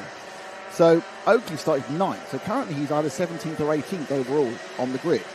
So he has to make up as many points as possible here to have any sort of chance to get anywhere near the front of the grid. It's not like he's 9th and he's moved to 3rd. Someone's fallen off at the first corner again. He is 18th and he's moved to sort of 6th because there's 2 heats to amalgamate. So he has to. It's really important for Oakley from his bad start. It's more important for him to move forward than it actually is for Kazri, who he started 5th at the grid. That's a long explanation of about 2 heats into 1.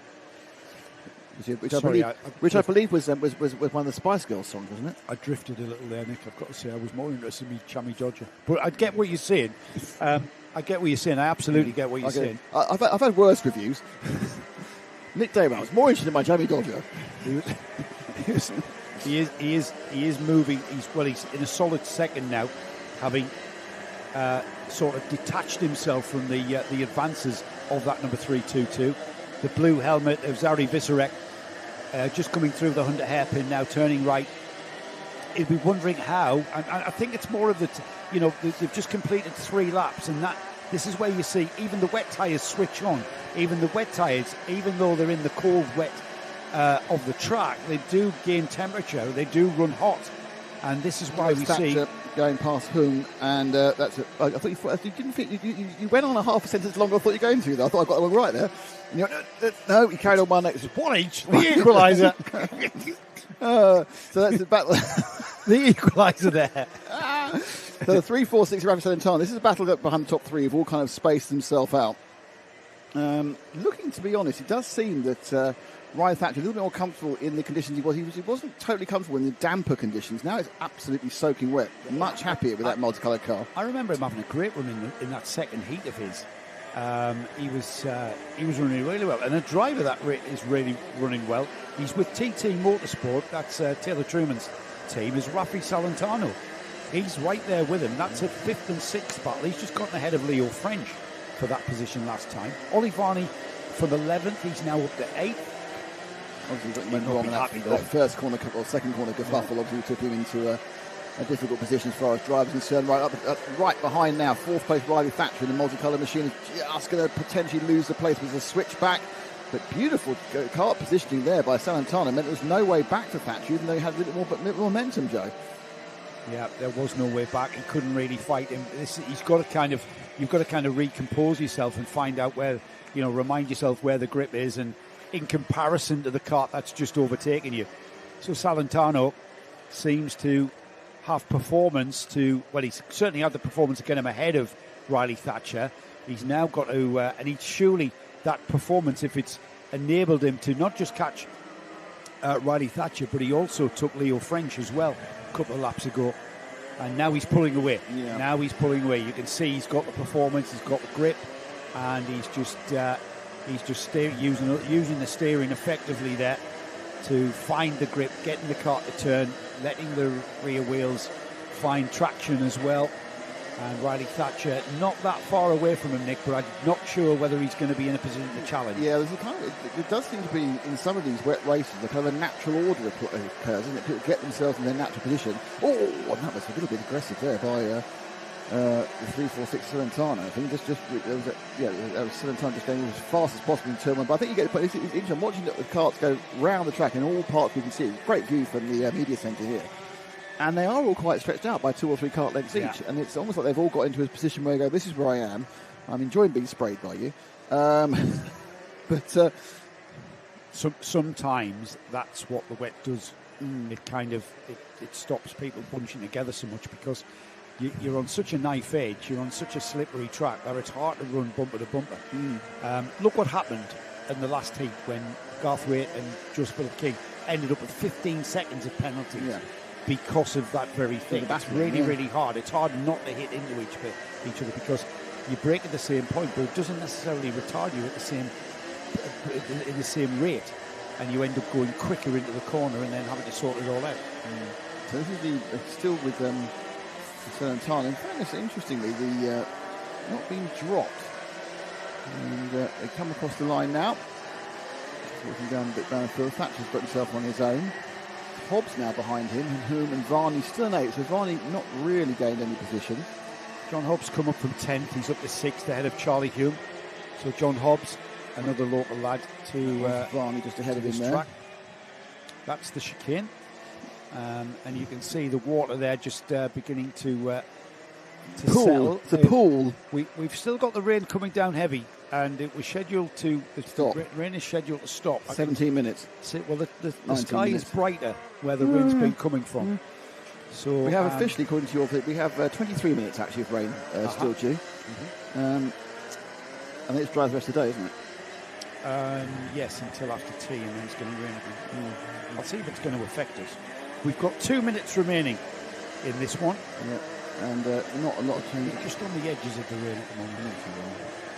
And then it's not going to rain until it's going to rain a little bit at 1 o'clock. Look at that, it's like a Disney cloud, that one, isn't it? Just less than 2 minutes. Anyway, those of you who are enjoying drought, this is what rain. You may have forgot what rain looks like in most of the British Isles, but this is what rain looks like. Annoying. So the 84 there. What's going on there? And a free shower as well. Let's see that one again. That's out of turn 1, isn't it? Leo French is the 333. So fast through there. And William Eberhardt. Eberhardt in the LRG machine, and they get tangled up, and that's just one of those things. Free bath. Yeah, I like the way he just looked over his shoulder. For goodness sake. Yeah, that's what I mean about that's why it's so But hard to run close. That isn't anyone's fault. No. It's annoying, but it's just one of those things. So Varney now, he's the 25 on his way back. He's behind Charlie Hillman. So there's Varney in the yellow and the blue. Just coming up behind the white helmet of Hume. Minute plus a lap to go. So Varney had a disastrous first lap. And has tried to pull up, but hasn't really made a huge amount of progress. Got 4 positions in that time, 3 or 4 positions that time. Yeah, he came from 11th, so he's up the weights now. So yeah, I will say he's ahead. Whoever that is ahead of him has got a bumper penalty. I think it's the most obvious bumper I've seen for a long time. So 3.55, that's bumpers down. So Varney's passed him. It's 5 seconds, and he's passed him anyway. He's physically passed him. He doesn't need the penalty to get by. And that was because the 3.55 Charlie Hume went all the way around the outside because that's where the grip is. But somewhere, for some reason, it's not. Ollie found grip on the inside. That tight inside line seems to be as good as the wide line. It's just you're faster at different points. You do get a better slingshot off the wide line, but if the driver who's taking the inside line can get across to the inside quick enough, he takes away that run. And another move there as the 84 of Eberhardt we saw getting tinked just only side by side. He was ahead of Charlie Hume for a good 6 metres. Leader just coming out onto the start-finish straight while we focus on these two at the hairpin. There is the last lap board for Blake Ticehurst. And that is a fastest lap for Blake Ticehurst. So fastest lap of the race at this stage. Garthwaite is 3.4 seconds behind. A further 4.4 seconds for Zauri Visarek. And then Visarek just under 7/10 for Rafi Salentano in 4th. That's your top 4. But that driver there, Blake Ticehurst, he did the same in the heat. In his second heat, can't remember his first heat, but in his second heat, he did exactly that. And he got off into the lead, and he was never, ever challenged again. This one, he's led from turn 1, he led from pole, and he's going to be hard to beat in the final, Nick. Yeah, I mean, it's great performances. It does seem that Oakley Garthwaite, though, has got some real pace in the wet, which we saw not. But the problem is, despite this second place, he's not going to start in the front of the grid. No, he's not, because of that previous, the second heat's going to... He was 17th, was it? Whatever it was. So he might get into 3rd row or something, but he's not going to be in the first couple of rows. And remember, we've got the other group to meld into this one as well. So as Blake Ticehurst then sees the cheery sight of the unfurled checkered flag there. As cheery sight. Cheery sight it is when you're in those conditions, mate. Thank God that's over, you'll be thinking. Oakley Garthwaite on the black and white origin carts finishes in 2nd, with Zauri Visarek in 3rd, Rafi Salentano 4th. Riley Thatcher finishes in 5th with John Hobbs. They're a charging 6th place. Ollie Varney ended up in 7th with William Eberhardt in 8th, finally got ahead. Finlay Underwood 9th, Leo French rounds off the top 10, and somehow Charlie Hume ended up in 11th, just outside the top 10. That concludes our senior Rotax super heats then. The grid will be formed for the final. We've got a B final, remember, for seniors. That kicks off things after lunch. But next, Nick, we venture into the world of junior Rotax. The world of junior Rotax. Yeah, because we've got 2 junior Rotax super heats coming up. Super junior Rotax heats, that's right. And our first super junior Rotax heat, he says in a weird way of saying it, sees Charlie Vary on pole from Hector Sadlowski. Daniel Minto, the O-plate holder, he is in position 3, and then Alfie McBain. It's Jack Dimbleby and Sam Green-Gomez. Sam Green-Gomez, he's made good progress from a not great qualifying to line up 6th in this first super heat. Leighton Kelly, Jesse Whitmore, Harrison Matthews, both from champion. Elijah West, the 199, who was, of course, one of our interview subjects during the break. Eden Savage and Cody Longdon. Fenton Broderick, Alex Roach, Callum Wilson, George Theobald, Iris Crease, and Leonardo Pelagi. And then the final is Libby Venus, Aaron Maidmont, and Lennon Gilly. So 21 in this half, will be 21 or 20 in the second half. They are fighting, not just, as we said, not just against the drivers in this one, but also the drivers in the one that comes after it. And Charlie Vary, starting on pole, is a hot favourite for boarding sight for everyone else around him. For this one. Hello to Buckles Media, who says good luck, Roth Racing. Glad to have you along watching on the live stream. I'm slightly disappointed we haven't had our man from Bathurst. He's doing something else this weekend. Might be busy. Yeah. Might be busy. We have gone out on track now. Junior Rotax for the first. Got a couple of carts at the very back of the field, spinning off at the dog leg. But they will rejoin on the back of the grid, no doubt. I'm quite sure who they were.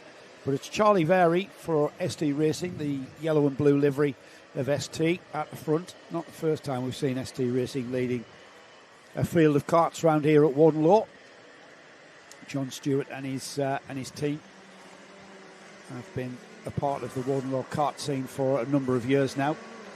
And Charlie himself, I remember Charlie, probably Michael Max when I think back. Here he is in junior and showing everybody how to drive Warden Law in the wet.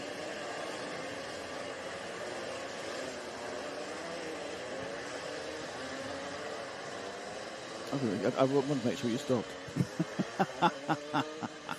You drifted, didn't you? No, I didn't. I literally didn't do a Henry, did you? No, I literally thought, I'll wait to see how long it goes. Because it's cruel.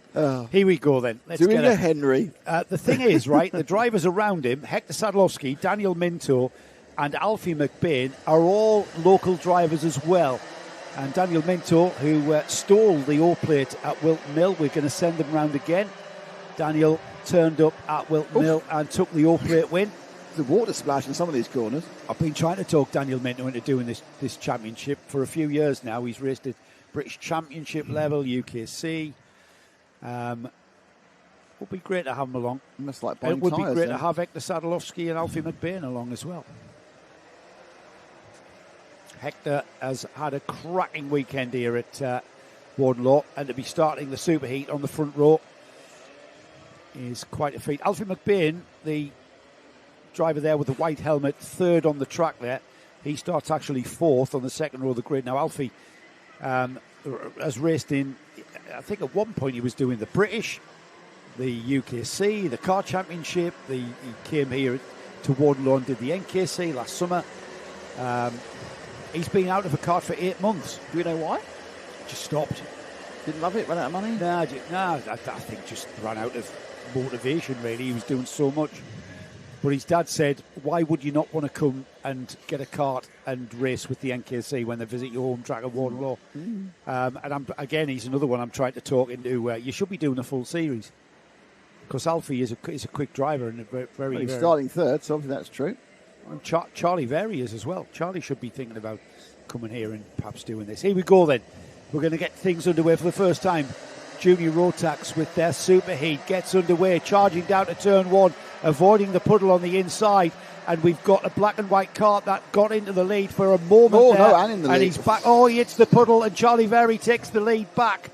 It's Daniel Minto fighting his way to second. Minto, with that distinctive lean into the corner that he does so effectively, has found himself in second place. And Sadlowski being puddled down to third place, has it? We've got a Guy slightly. Cunnington kart in fourth. 64 Dimbleby.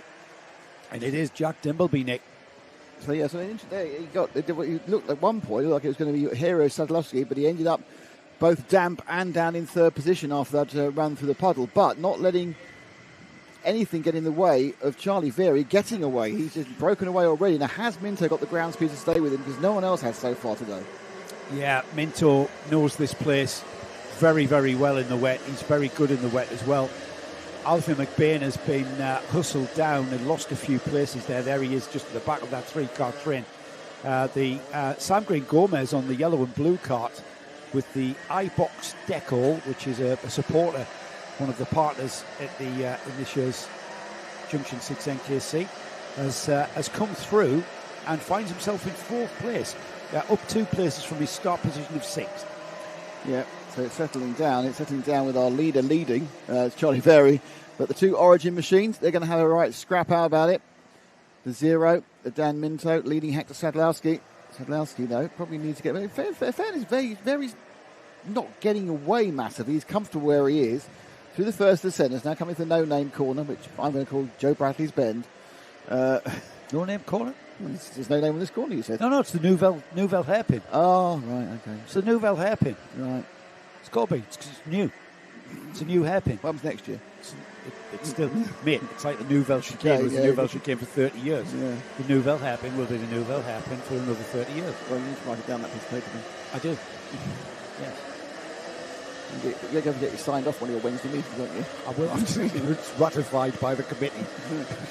Well, point of order. Well, it's an odd lap to name. Right, It's not a committee either, it's a management group. Oh, yes, because you won't join the committee, will you? No, I won't be part of the committee. Did you agree to that by WhatsApp? Yes. No suit, no litigation. No litigation needed. Alfie McBain has got Sam Green Gomez breathing down his neck somewhat. Jack Dimbleby just ahead of him. These three, though, are relatively settled. Now, if the two Origin teammates start squabbling between each other, which they're not, I've got to add, if they start squabbling, that's going to be just bye-bye to Charlie Very. They are needing to work together. Much harder to work together in the wet, though. So much harder to work together. Following the same line is almost impossible because you each have different interpretations of how to get around the track. Look at how they went through turn one. Yeah. So, as you say, Minto leading into every corner. Yeah, he's been doing that since Michael Max. He's leaning away, so he's actually extra weighting the outside tyres. Yeah. And is that the way you should do it? You should do extra, because that's not how you do a sidecar. So they try and get the thing down. They weight the inside tyre. He used to race for Hunter Motorsport, and Kai and Reese tried to get that out of him, but it seems that he's, that muscle memory and that balance feel that you get. Daniel is happy to do that. He seems to race better when he's just allowed to do that. Well, relaxed is always the best way to race. If you're thinking about 75 things you've got to do, it's likely you're not going to do any of them properly. Sadlowski gets a nice little side-by-side run, can't quite make it happen as they come down that short chute before they turn into St John's. He's got him. He's got him. Well done. Yeah, Minto looked like he was struggling a bit for grip. He was really hustling the cart on the turn-in, trying to get the front end to bite, trying to get the rear end to come in as well. And Sadlowski looked a little bit more composed, and he's certainly got better mechanical grip, it seems, at this point. Yeah. Whether that remains the case. I'm watching his cars. I'm thinking they are all taking too much curb because it doesn't seem to give them any drive advantage. It seems to be like the curb hooking. I want to say hello to Scoozy, who says, "Come on, Cody Longdon, better race this time." Well, Cody Longdon last time moved up 3 places up to 11th, so they're having a bit of a damage regain. Yeah, after him got engine issue, he dropped down to nothing. I think an engine issue in the previous heat. Trying to get through. 2 Origin machines going. They're on the same line and with a gap of about 0.5 of a second. There is ahead by 1.6. I'm watching a procession of cars, none of which are challenging each other as they come down the main straight. Yeah, it's quite strung out, and that's what wet conditions will do. You've got to go way down the order there. Just seeing the number 93, which is Cody Longdon of all people, who's dropped from 11th to 15th. He's really battling wheel to wheel with Alex Roach, George Theobald, Fenton Roderick, and Cody Longdon, after we spoke highly of him, moving up 3 places, has dropped down 4. The rain has virtually stopped. Yes, like I said it would. At this point, we are now into the drying phase. We will see the water starting to dissipate from the track. I'm not sure. Is it chilly outside, Chris? No, it's not chilly. It's warm. He's in shorts. So it will be. I can't believe you chose shorts. Even Ash chose long trousers, which may have saved him from parts of from the wasp sting. Ash has been stung by a wasp. Twice. Down his shirt. But luckily not up his trousers. No. Because he had long trousers on. He's protected the most important part of him. So. I tell you what, everybody who's out for the next Junior Rotax Superheat is all watching what's going on out on track and probably taking note of just how wet the track is now that the rain has stopped falling. The sky is brightening up. This water on the track will start to disappear. Do you think we're way off a dry line? Yeah. How long do you think we are from dry lines? And I think it's quite a long time. We are. Yeah. I know it's a nice day. It's not like when we're trying to do this in March. We've got 4 more races, Nick, and I think by the time we get through those 4 races, we might be able to. So after lunch, you dry. Yeah, if it doesn't rain, but we need carts on the track to move the water for a dry line to appear. Yeah. Which could make it even more. If you go single line, it can make it even more difficult for competitive racing. Anyway, look at the 2-3-1. Charlie Very. He's got 3 and a bit minutes to go of this 10-minute superheat, and he is leading as he has done everything all day so far. Hector Sadlowski only 1.3 seconds behind. He must have gained something. Yeah, gained a little bit. He gained 4/10 last time around. The gap this time has gone down exactly the same, 2,000th of a second difference. There's Charlie Very in the lead and a fastest lap. By 3,000th of a second. Yeah. So, not a lot really. No, it's less than a blink of the eye. Yeah, and that's why they've stayed pretty much in touch with one another. Charlie using all of the curbs. There's just over 2.5 minutes remaining. Karen West says, good luck, Elijah. He's just pinged into the top 10, Elijah West. Keep tuned, Karen, because you've got to interview Elijah coming at lunchtime. Shall we drop back down the order? Is there anything because these three... Well, let's pick up Elijah West then, because we do talk to Elijah. Now, Elijah... 199, position 10. It's the black and red cart. He's just coming out of the Nouvelle hairpin. He will be appearing there soon at the chicane. What a great looking Rotax banner that is. I don't know. Lovingly It affixed to the fence. Quite tense enough to me. It's the fence, mate. It's the fence. It's about to fall over. There's Elijah West. Now, Elijah came into Junior Rotax this season as our vice champion from Intermax. He finished second and was the only driver really to compete with the 2025 champion Casper McAllister, and had a great run last year. But this year, he's finding his feet, slowly finding his feet. He's come here armed with a trusty mechanic in the form of Harrison Crook, who has absolutely had that cart looking totally pristine. He's got all of Harrison's experience, he's got all of Harrison's coaching to fall back on, the working out of the Hunter Motorsport Garage, which of course TH Corsa is a partner with regards to Venator engines. So Elijah really is finding his feet. Elijah's dad was telling me he's making too many mistakes with regards to the mechanics. Just loses a place there as we're talking about him, as Fenton Roderick gets past, goes through on the Guy Cunnington cart.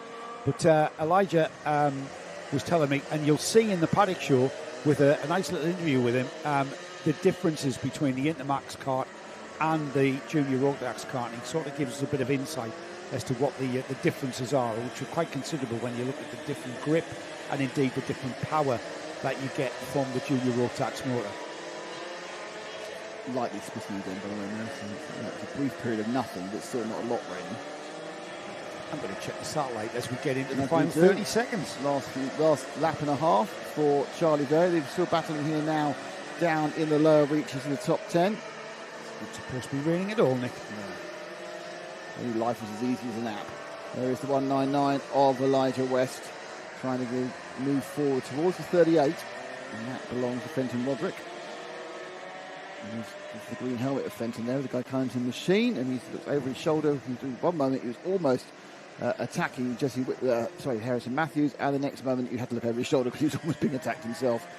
As Elijah coming back at him, little line different there.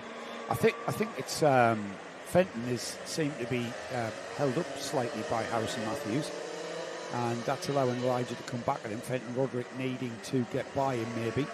As we've got the last lap board being ready for Charlie Verey's appearance, just coming out of the Hunter. Very close.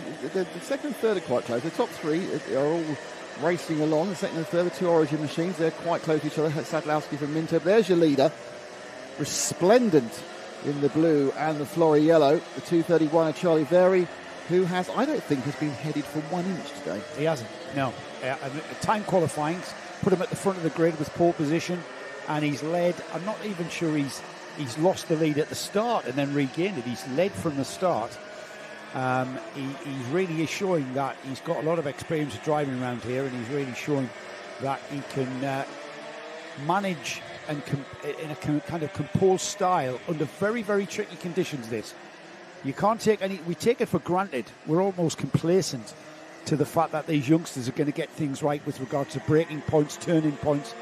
But really, they're on a knife edge, and a mistake can happen in a blink of an eye. And even though we've got Sadlowski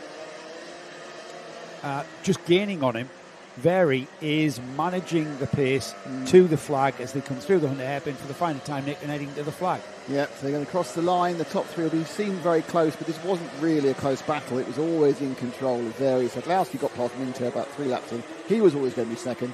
And Minto, I'm sure, will be happy with the points. Third. Coming across in fourth, it should be Jack Dimbleby. He's a long way back, 7 seconds behind the third place man. Then you have Eden Salvage, Henry Gomez got a position on the last lap. Alfred McBain in 7th. And they come through Jesse Whitmore in 8th. And it was Matthews, Roderick and Elijah West in 11th. Then Leighton Kelly. I think he's going to come through in 12th. There's a very, very long gap between. There's some huge gaps there. Actually, no, it's Alex Roach and Leonardo Palaggi. Kelly obviously had a problem in the last lap. Irish Crease 14th, and 3 more machines cross the line, which is Cody Longdon trying on that second recovery drive, George Theobald and Libby Venus. And I think we have, those are all of your finishers for Superheat 1. Now, as night follows day, Superheat 2 follows Superheat 1, apparently. And in Superheat 2, we have these drivers. Jensen Hooking on the pole. That was a bit clunky. No, it wasn't. It's perfect. Jensen Hooking from... everyone's a critic, aren't they? Hugo McCluskey sharing the front row with Jensen Hooking. He was a bit damp, he told us, didn't he? He's getting a bit damp in the rain. Logan Hartson, steady. I'll come in after this. Logan Hartson and Ewan Scott are on row 2. Harry Harvey and Benjamin Lawn, who is further up the grid than we expect to see him. He'll get there. I think the problem is he still won't get into the top 5 overall. He'll be fighting in the main final as well. Well, yeah. Row 4, Jake Walker and Freddie Wall, Nico Verbers and Jacob Jarman. Freddie Wall and Nico Verbers are on row 5. Row 6 is Jacob Jarman and Tyler Rackham. Row 7 is Samuel Yeadon and Ryan Sadlier. Jack Gibbons, we'll be happy with that. Jack, Superheat, 15th place for the novice. Amelie Davey alongside on row 8. Philip Jankowski and William Spencer on 9. Row 10 is Eli Mann and Lucas Hilton, with Zach Charles rounding off a 21-cart field. So they're going to do a bit of puddle clearance. It's going to be a bit of puddle clearance. Now it's stopped. They're going to clear the puddle. Yeah, great idea. Look at that. Great idea. Don't let your wives see you. They'll want you to do all the sweeping in the house as well. So we should really tell people who those people are. So there's Ollie Nitch-Smith on the left there. In the orange bib. That's Tom Storer, Yeah. With the white shorts. White shorts. Normally the man who looks at the CCTV. Now, Tom hasn't wore long pants since February. hence his legs are very tanned. Yeah. He hasn't been cycling much this summer because you can tell by the definition of his calves. Lacking a bit there. He just skipped leg day. Gez is the chap on the left there now, being joined by Gary Liversley, who is our clerk of the course. Gary looking very splendid in his hat. What? Oh, here comes a machine. Here comes a sweeper. Got a sweeping machine. Now then, who's at the wheel? Is it going to be Paul? Is it Bainbridge? Is it the white helmet, Bainbridge? It is. He's covered himself up. It is Bainbridge. It is. Has he got his white helmet on? It's Stewie. It's Stewie Menzies. No. Everybody step back. You need to be further back than that, lads, if Stewie's at the wheel. There you go. Get back, because Stewie's absolutely lethal in that thing. Stewie's actually spent a night in that machine purely because he got locked in and couldn't get out. Here we go then. So gets the brushes going. And he won't just sweep that, he'll suck it up. I've heard that about him. Oh, yeah. Suck it up, Stu. That's what we want to see. Look at it go. Ooh. Is that the right machine for the job? Stewie Menzies, who is he is the top staff member at Karting North East. He's actually in charge. I know Paul Bainbridge, the white helmet, thinks he is, but Stewie is really... If you want anything done, you ask Stu, right? Quite frankly. Yeah. And there's a reason why Stu's took to the wheel. He seems to have lost drive. Isn't he just sitting there sucking? He might be just sitting there sucking. Mm-hmm. We have an update from our camera person. Man, he now is completely in the S-Plate camp because his dad just brought him a hot chocolate. Oh, that's Hamish's lovely. Dad just brought him hot chocolate. If you hang on long enough, Ash, you might get a macaroni pie. Did you talk to them about macaroni pies, Ash? What is really funny is when I said step back, lads, Stewie's a liability in that. Everybody did, in fact, step back. I don't quite... Can I just say, what is it doing? It seems to be lightly agitating the water. I think he's getting his ride out right. He's pointing the button. It's not working. Oh, he's Stewie's sign language there to Ollie. Ollie's the series organiser who's getting his feet wet. I think now. Ollie's an expert in sucking up brushing machines. He's certainly an expert in sucking it up. Whether it's water or not, I'm not sure. Oh, is this Bainbridge? Oh, here's the white helmet. Now we'll get things sorted. Paul Bainbridge, give us a wave, Mr. Bainbridge there. He is the second in command behind Stewie, of course. And it's broken. Stewie. Paul, let me in. Hang on. This is how Stewie gets locked in, you see. He had to spend 2 nights in that one time. What button do I press, Chief? You do that one, then you press the 3, then you Control-Alt-Delete. I'm disappointed that for health and safety reasons. I don't know Paul why. Bainbridge isn't wearing a white I helmet. don't know why with these two. Why is the theme to Steptoe and Son playing in my ears? Dude. Yeah, that's a little man. I'm just disappointed that Paul Bainbridge hasn't got his white helmet on. This is a health and safety issue that we're witnessing here. Well, you're right. Stewie has just agitated the water and made it very muddy. Information from our Media Centre Pro. It was Gary's birthday. Gez's birthday. Oh, yes. Gez's birthday, Happy 2 days birthday, ago. Gez, 2 days ago. Happy birthday, Gez. How old is Gez then? Apparently, he's 56. Excellent. 56 years old. Isn't he wearing well? Looks well for 56, mind. Yeah. I was going to put everybody to guess how old Gez is. He's not really That's Gez who's smiling. He's not really 56, they can guess. I don't know. So Stewie's failed his mission then. Up and down those brushes go. We had lovely clean water. Now we're just swilling mud across the track. Do you think he's secretly dumped some sewage? I don't know what he's done. I don't know what he's done. So, like, fantastic wrist action from Ollie there. Look at that go. Effort. Great effort. Tom, Ollie, if you consider Korean curling. Tom getting some good momentum on that brush there. You'll notice there. Look at the momentum he's got there. He's a short stroke man, isn't he? He's a short stroke. Gez uses a much longer stroke on the broom. Gez is using all of his arms, of course. Ollie's quite violent. He's quite a violent brusher. Ollie's very... yes, he's very... Yes. He hates that water. Ollie hates the water. I hate the water. Honestly, when you're brushing water, you've got to hate it. Yeah. You've got to hate it. Gez more wants to make love to the water, I think. I think we're going to, if we're looking at prizes, I think Tom's got to get first prize for those shorts. Really? It's a brave decision this weather. Yeah, I think he's just cut the bottoms off his pyjamas or something to get them like that. They look great, though. Also, he's got very white shoes and very white socks. He's just got covered in slurry. They were white. Yeah. He's got a big job at home, re-whitening those, or he'll be thrown out his PE lesson tomorrow. Yeah. Oh, that's very, very excellent NKC water clearing there.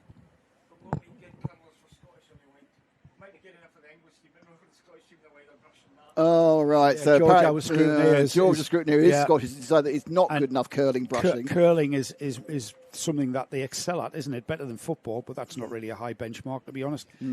Gary Livesey, who... excellent job. I love how Gary's just stood there, just like with his arms folded, going... Someone has to be the time of motion man. Over there, lads. Bit to the right. Well done. A big round of applause there for our NKC team. Come on, everybody. Yes. Thank you very much. Thank you, everyone. The NKC curling team. Tom should never be allowed out again in public with those shorts on. That's all I can say. There's Tom Storer. Those shoes are filthy. He's got thread hanging from his shorts, hasn't he? What's those bits of thread, Tom? I would keep those brushes handy because it's going to rain again about 4 o'clock. That has helped a lot, though, because that was becoming problematic, wasn't it? The really narrow turn one. This junior Rotax class, this grid for the second superheat, will be delighted to see that puddle has been removed somewhat. It's still going to be slippy down there. Sam SJ1 says Warden Law in the wet looks so good. It absolutely does. Looks great in the dry as well. Looks great at all points. Scoozy cleaning his brushes. I think Scoozy was right, but Stewie just thought, hang on, lads, I need to clean these brushes off. That did seem relatively pointless, that machine.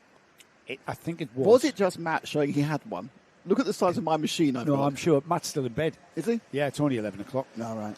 It's only just after midday. He'll have just got up. He'll just be having his first breakfast. Was he a multiple breakfast person like Ash as well? I think he just spends his mornings just grazing on breakfast. He'll be making an appearance about 3 o'clock.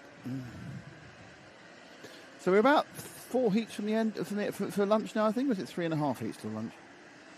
We have 4 got heats to lunch. 4 heats to lunch. 4 more races, 4 more 10-minute races before we go to the lunch break. Just trying to time when Ash should put his order in.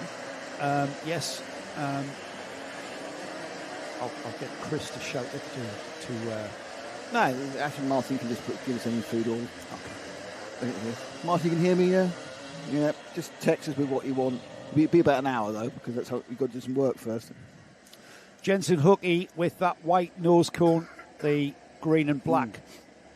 indicative he's had to replace it, isn't it, really? Here he goes. Alongside him, Hugo McCluskey from Origin will get the start going down the inside as Gone Hooky across the less wet inside line, and he gets caught out. That's the 111 of Logan Hartshorn, who looked like he snatched the lead from him, but no, he has to get back in line, and he gets it all wrong and goes sideways. He's held back straight by, I think that was McCluskey, who contacted the front end. We've got an LRG cart that's sideways the dog leg, but the rest of the field, certainly at the front, are slipping and sliding their way through.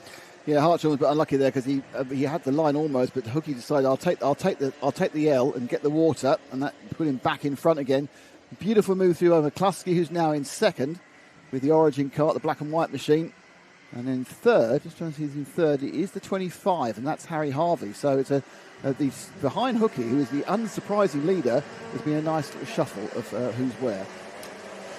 I'm kind of looking forward to the final, Nick, when all of the fast drivers get to start from the front of the grid. People like Hooky and even, I'll say, Benjamin Lawn, who came through there on first lap in 7th place there. He lost the lead of the championship to Jensen Hooky coming into this round, so at Shenny was where that happened. As we've got pressure now beginning to build on Jensen Hooky in the lead from youngster Hugo McCluskey, who is local to Warden Law. He's at his home track, is Hugo, and he, for a moment there, right on the rear bumper of Jensen Hooky, who's nowhere near his local track, because Jensen's from the south of England, up here in the northeast, and chasing down in the penultimate round of this championship, looking very, very much in contention for taking the Junior Rotax Championship. Third place is swapped. Logan Hartshorn's got past Harry Harvey. That's how they were scored over the line. Benjamin Lawn's coming as well. That's a Coles Racing. Coles Racing third, fourth and fifth, is it? Yes, it is. Third, fourth and fifth for Coles. No, that's not a Coles cart there, man. What am I talking about? The 111 is not a Coles cart. And there, an interloper in the form of Ewan Scott, it looks like, has gotten ahead. He's gotten ahead of Benjamin Lawn. So Benjamin not able to do anything about that. And it's the flex driver, isn't it, Ewan Scott? So he would go.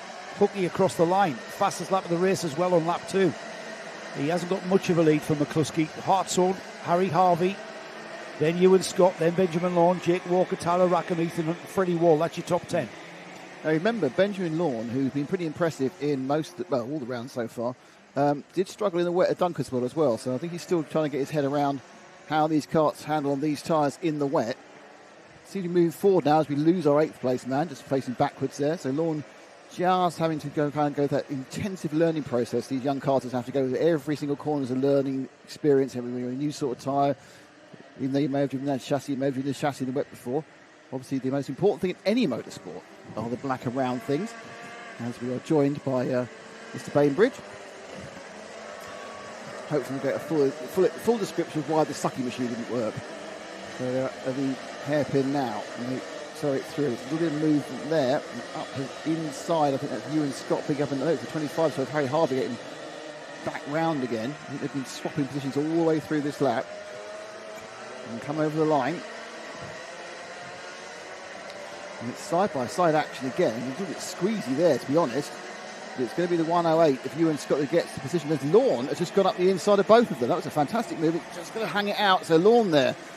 And he basically just drove the line. The other two made the mistakes, and Lawn screeched by and picks up 2 positions. So Lawn, I think, because I haven't got the quite visual, I think he's in 4th now, Joe. No, because you were talking to Paul Bainbridge. Yeah, I was getting a full rundown on the machine, not sucking. Benjamin Lawn is in, I think he's in 4th. Yeah, he's in 4th, yeah. Yeah. So he's away behind, the top 3 are away a bit. Well, he's been challenged there. The 25 squeezing down the inside, coming out of the Nouvelle hairpin into the back chicane. Benjamin Lawn hanging on to that position, trying to scrabble for traction. As he heads down towards the Gasworks hairpin, he's going to be threatened down the inside by his teammate. And here comes the number 40, is it 63? Yeah. That's Tyler Rackham taking full advantage of the situation. Lawn fighting back. He has to, he's got the inside line, but he lost the inside line. But it's Hartshorn across the line, and then it is, the next kart is the 25. Lawn was scored in 6th last time. He scored in 6th this time. He's had an incredibly adventurous lap, being in all sorts of different positions. I know. At the end of it, exactly the same. He was in 6th, but he was in 4th at one point. He's got to do it all again. Because with different drivers. Because Rackham's come through several positions. Rackham has come through, hasn't he? Here they go then.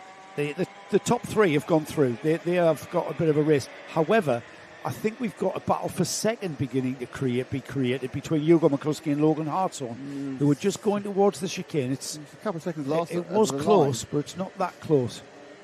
It's spread out again. You know how it ebbs and flows. And this one's closer. We're inside the second half as well of this superheat. 4 and 5 clattering over the curbs there. They're much happier. Oh, I'm coming past, and there isn't any room. I'm just going to ease you out of the way. And that is the 43 of Rackham. He picks up the position from Harvey, who drops to 5th, and now is right in front of Lawn in the 185. Those two, Harvey and Lawn, are teammates, or certainly in the same certificate. I tell you what, that part of the track there, it looks nice and wide from our camera angle when you're in the seat. Yep, second and third absolutely on, by the way. Very narrow track around that sweeping back straight. Second and third into the dog leg. We'll pick that up in a moment as we look to the chicane. That's McCluskey and Logan Hartshorn, and Hartshorn is the driver that's caught McCluskey. McCluskey is the local driver and not being able to find any performance to catch Jensen Hookey, who is leading by about 1.5 seconds. But it's Hartshorn who's been looking threatening now with 3.5 minutes to go. There's plenty of time for him to challenge. Yeah, Hookey's not really broken away. He's got this comfort gap, and he hasn't done what we've seen in the other races. They're just disappearing. He's just got a second half. That's all I really want. But the 2.65 of Hugo McCluskey, he's had a comfortable second. He's landed on his helmet. Is now under pressure from Hartshorn in the pink and the black and the white machine. And he's looking closer in the first half. He's certainly having a lot more of a look in the first half of the lap. He's very quick through here. And as is McCluskey, though, look at that. Full lock to the right. Cart eventually grips up. Now, this time, Hartshorn hasn't really... Well, he has. Look at how much of that... Yeah. He's come down the inside now into the dog leg. And he was threatening that the last 2 times through there. McCluskey coming back at St. John's. Very tight to do that. Does the switch back. And Hartshorn definitely into second place this time. Has McCluskey got anything in the toolkit to come back at him? We know how quick Hugo can be around here. And he's been quick all weekend. But Hartshorn, I think, has got the pace now to pull away from him. Yeah, Hartshorn very much there. Saw what was happening.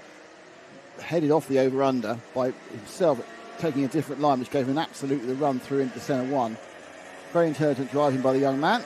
And you'll give Hugo McCluskey having a go. And that's all you can do when you get overtaken. Just have a go so you can get it back. But he wasn't really on the right lines. Yeah, and I don't think Hugo's got the... well, it's all about handling in the wet, isn't it? And he's just beginning to drop away from Logan's rear bumper as we are inside the final 2 minutes. Jensen Hookey has been in a kind of a race of his own. Oh, look at that, Logan Hartshorn. Oh, sorry, that was lap 5, 2 laps ago. That Hartshorn took the fastest lap, and that was his chase of McCluskey, wasn't it? Yeah. So down to just over 1 minute and 37. Hartshorn. It's interesting. Look at some of the cars. Some of them seem to lose all momentum. That's because they just don't have the drive they would normally have. More things happening. That was the lower reach of the top 10. That was the 25 Harvey and Scott. Sorry, talk about things you can't see on this picture, just out of our window. The 25 and the 108, Harry Harvey and you and Scott have had it coming together, so they're going to drop down the field in the next couple of... that was the one that we were following, and it was bound to kick off, and it's just kicked off in front of our window. That's Hartshorn, who's in a solid second place, and indeed catching the leader. The gap was 1.9 seconds. We'll check it out next time by. We're inside the final minute of this superheat. 2 laps to go at this one. So they're across the line, and they'll have 2 laps to go. And Hartshorn is driving really well, and he is gaining on Jensen. He is. Let's see. So it was 1.9. What is it now? Crossing the line now, 1.5. So he's took 4 tenths. So 2 more laps for Jensen Hookey in the lead. And look at that. Jensen Hookey's not exactly just... driving this sedately, is he? That's Hugo McCluskey. He's in third. Very lonely third. And there's a 11-second gap from third and fourth. And Lawn now is scored in 5th because the drop down of Ewan Scott and Harry Harvey dropped down to the bottom reaches in the top 12 there. So the cart ahead of that one there is the cart that we need, that pink one there. Thank you, Martin. We need to follow the progress of that one. I think the thing is, though, Nick, I think when Jensen Hookie hears Hartshorn's engine in his peripheral hearing, he will respond. And I think with the way he was hustling the cart into turn one, I think that response has come. There's only a lap and a bit to go. Is that a less wet line through the chicane that we're seeing there? Yeah, looks like it. Still wet, though. Yeah, they are drying out slightly. This is the battle a bit further down. It's Nico Verbers on the back of Lawn there. So Verbers is finding some pace in the LRG machine. He goes past Lawn, so that's really through from Nico from the back of the more towards the back of the field. Lawn's not having anything of it though. Well, he's 3 corners later to get past him again. He started 10th, Nick, after a terrible qualifying, so he's making his way up, and hopefully he's where he should have been in the final. So he's just got by Benjamin Lawn there, has he? Yep. He'll be scored up in.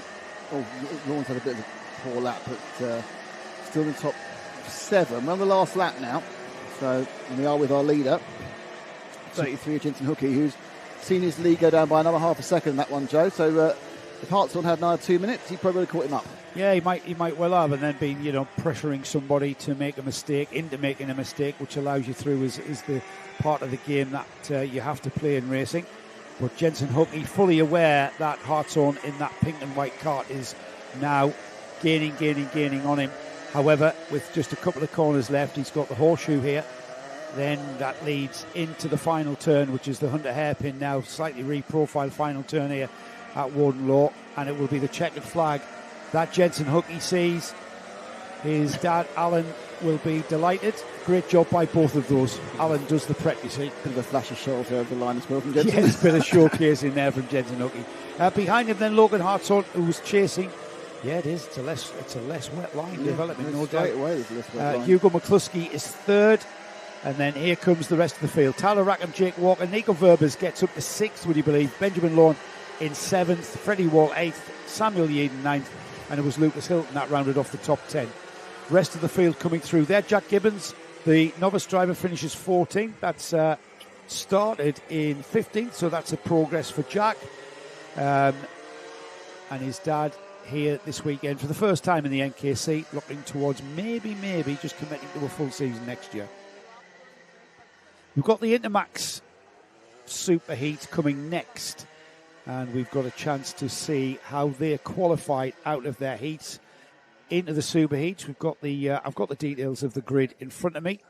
There's no surprise there that the winner of the 2 heats, Hamish Gordon, the Scottish champion on the S plate in Intermax, on the pole position, but Bradley Beggs for Cartal. He's alongside him on the front row. Oscar Tarsi has a second row start alongside championship leader Jack Daniels. On row 3, we've got Ethan McNally Roberts and Tony Miles. Row 4, Freddie Blackshaw and Callum Miller, with Freya Bond and Zane Williams on row 5. Thomas Gulliver and Billy Barnes are on 6. Harrison Parker and Max Thompson on 7.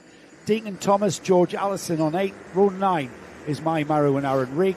Aaron Rigg, he's the driver that started on pole, finding himself down in 18th because of that retirement. And Ayrton Goldsworthy will not be too pleased with a 19th place start with Aurelia Simpson rounding off a 20-cart field. Okay. I'm just getting dinner orders, that was all. Our vegetarian wants a chicken wrap. Get away. He's not really, though, is he? No. There is the S-plate, resplendent on the back of Hamish's car. Don't forget, he is the most popular man with the camera team because he's been giving away. His dad has hot chocolates. They're coming out underneath. There he is. So he's got his name on the sticker kit. It's a kind of privateer sticker kit with his name down the side. So posh on the Inter-Rotax side. They get themselves into grid order. Aaron Rigg should be coming through this field relatively easily up to the top 5. So let's see Aaron come from 18th and up 3. He's been very unlucky so far. Up on the front row, we have Harrison. Bradley Beggs, I've got to say, great super heat start for him and Cartal. Here we come then, out of the final turn, heading towards the lights.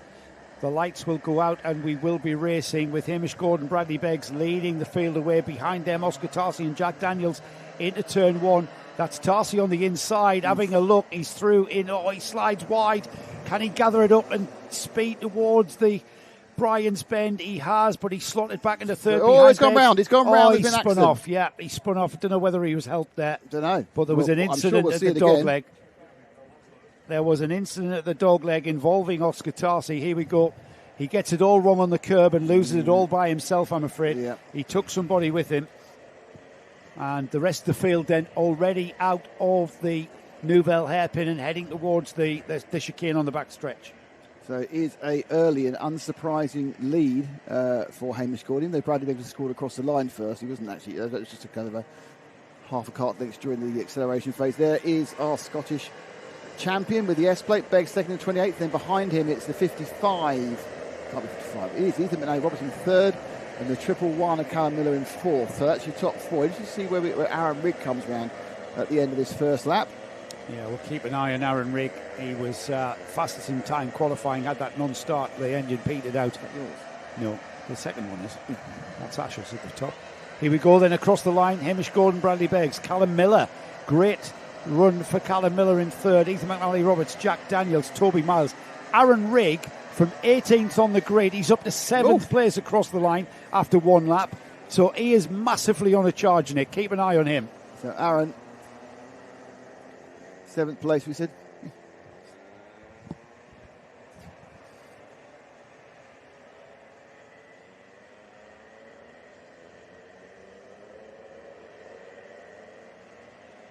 As we managed to make our lunch order a complete song and dance.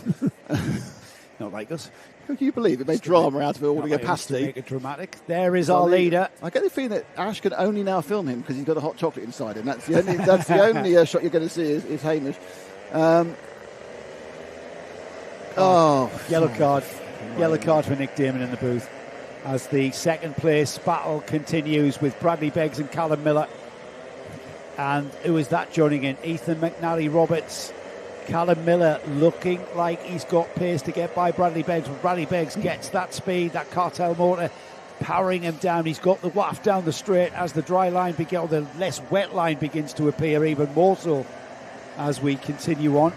Yeah, it certainly is.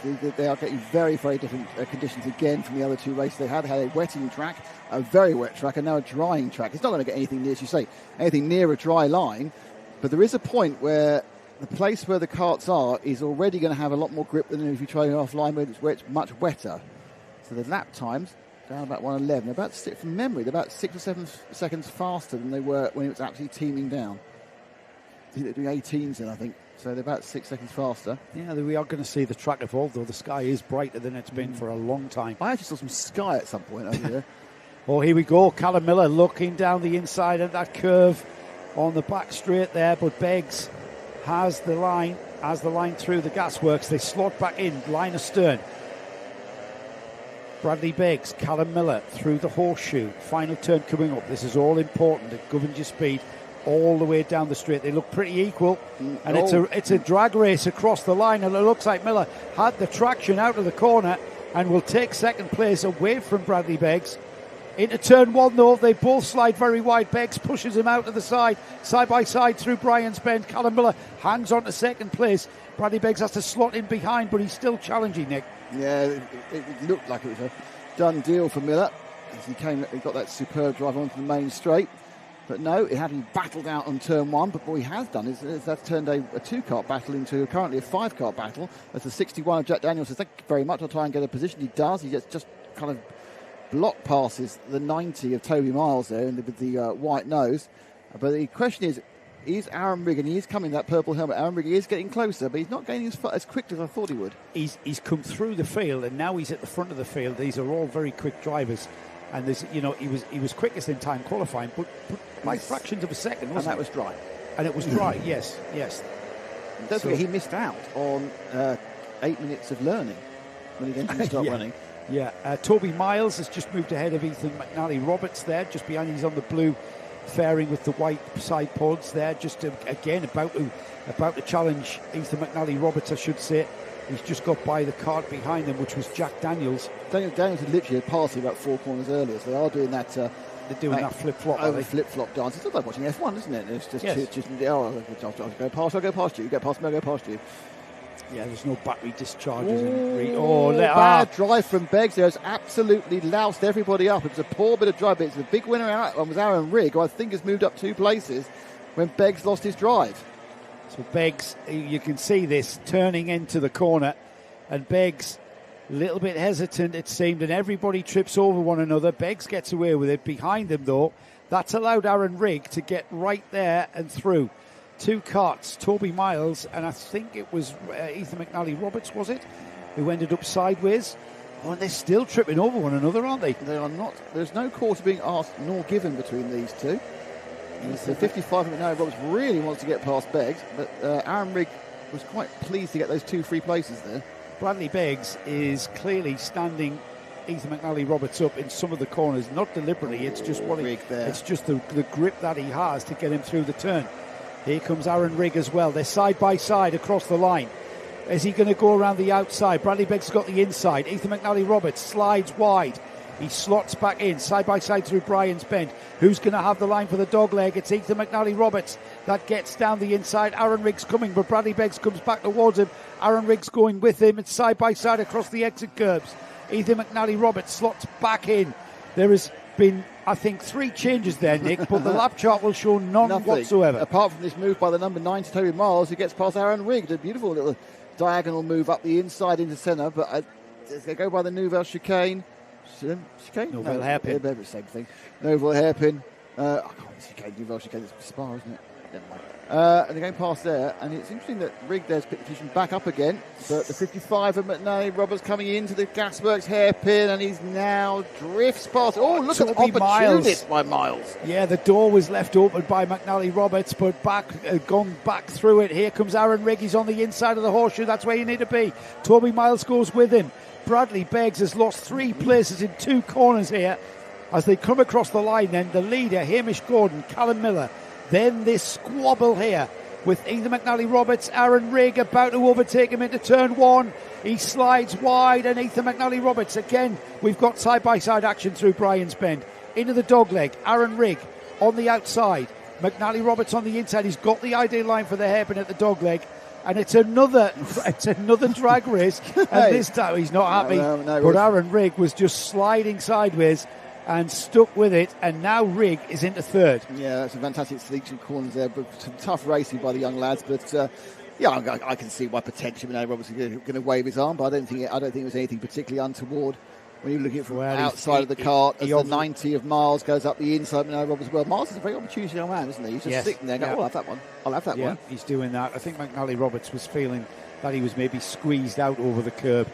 We'll leave that for the officials to officiate, because we've got less than 2 minutes now in this superheat for Inter-Rotax, and it's Hamish Gordon leading by about 6 seconds. It's not about 6 seconds, it's going to be exact when they cross the line now, as Callum Miller comes through to cross the line at 6.8 seconds to be exact.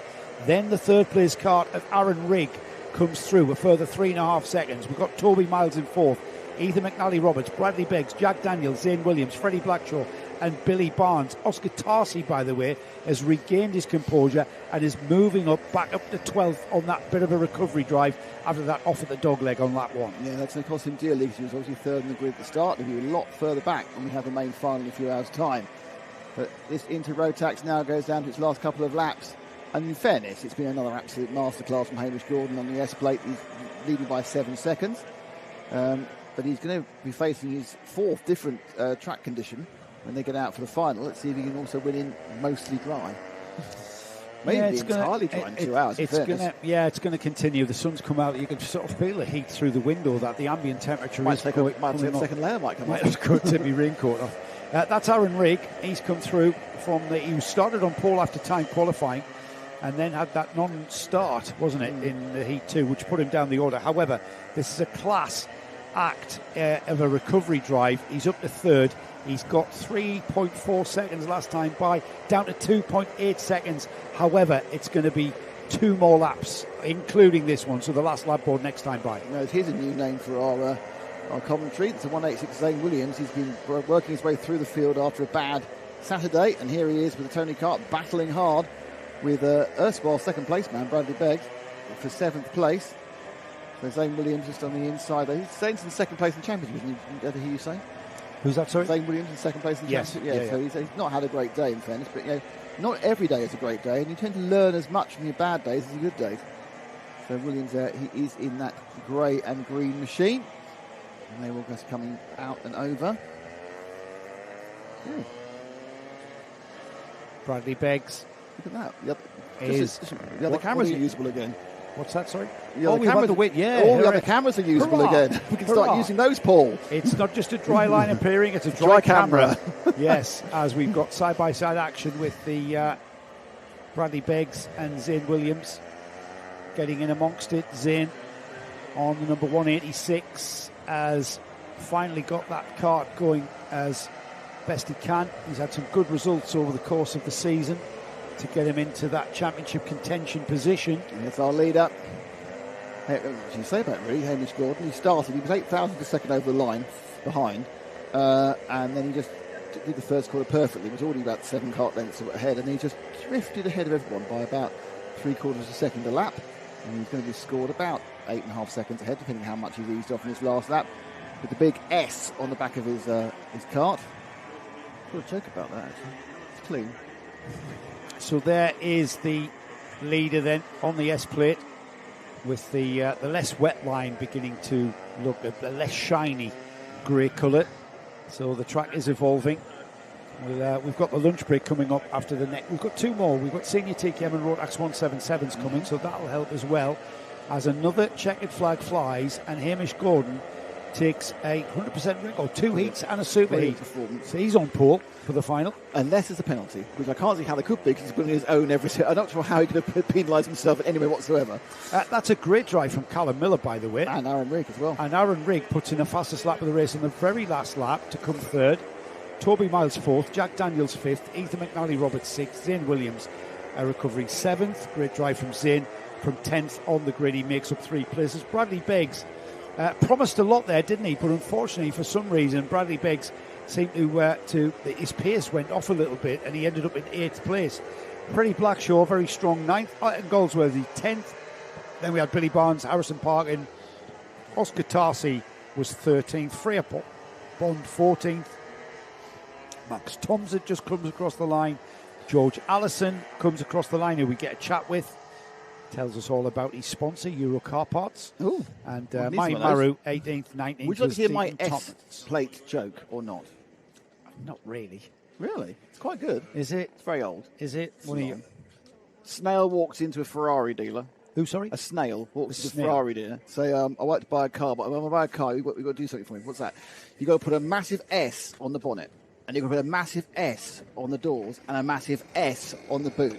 He says, well, why have you got a massive S on your Ferrari? He said, whenever the people see me, they go, oh, look at that S car go. That's great.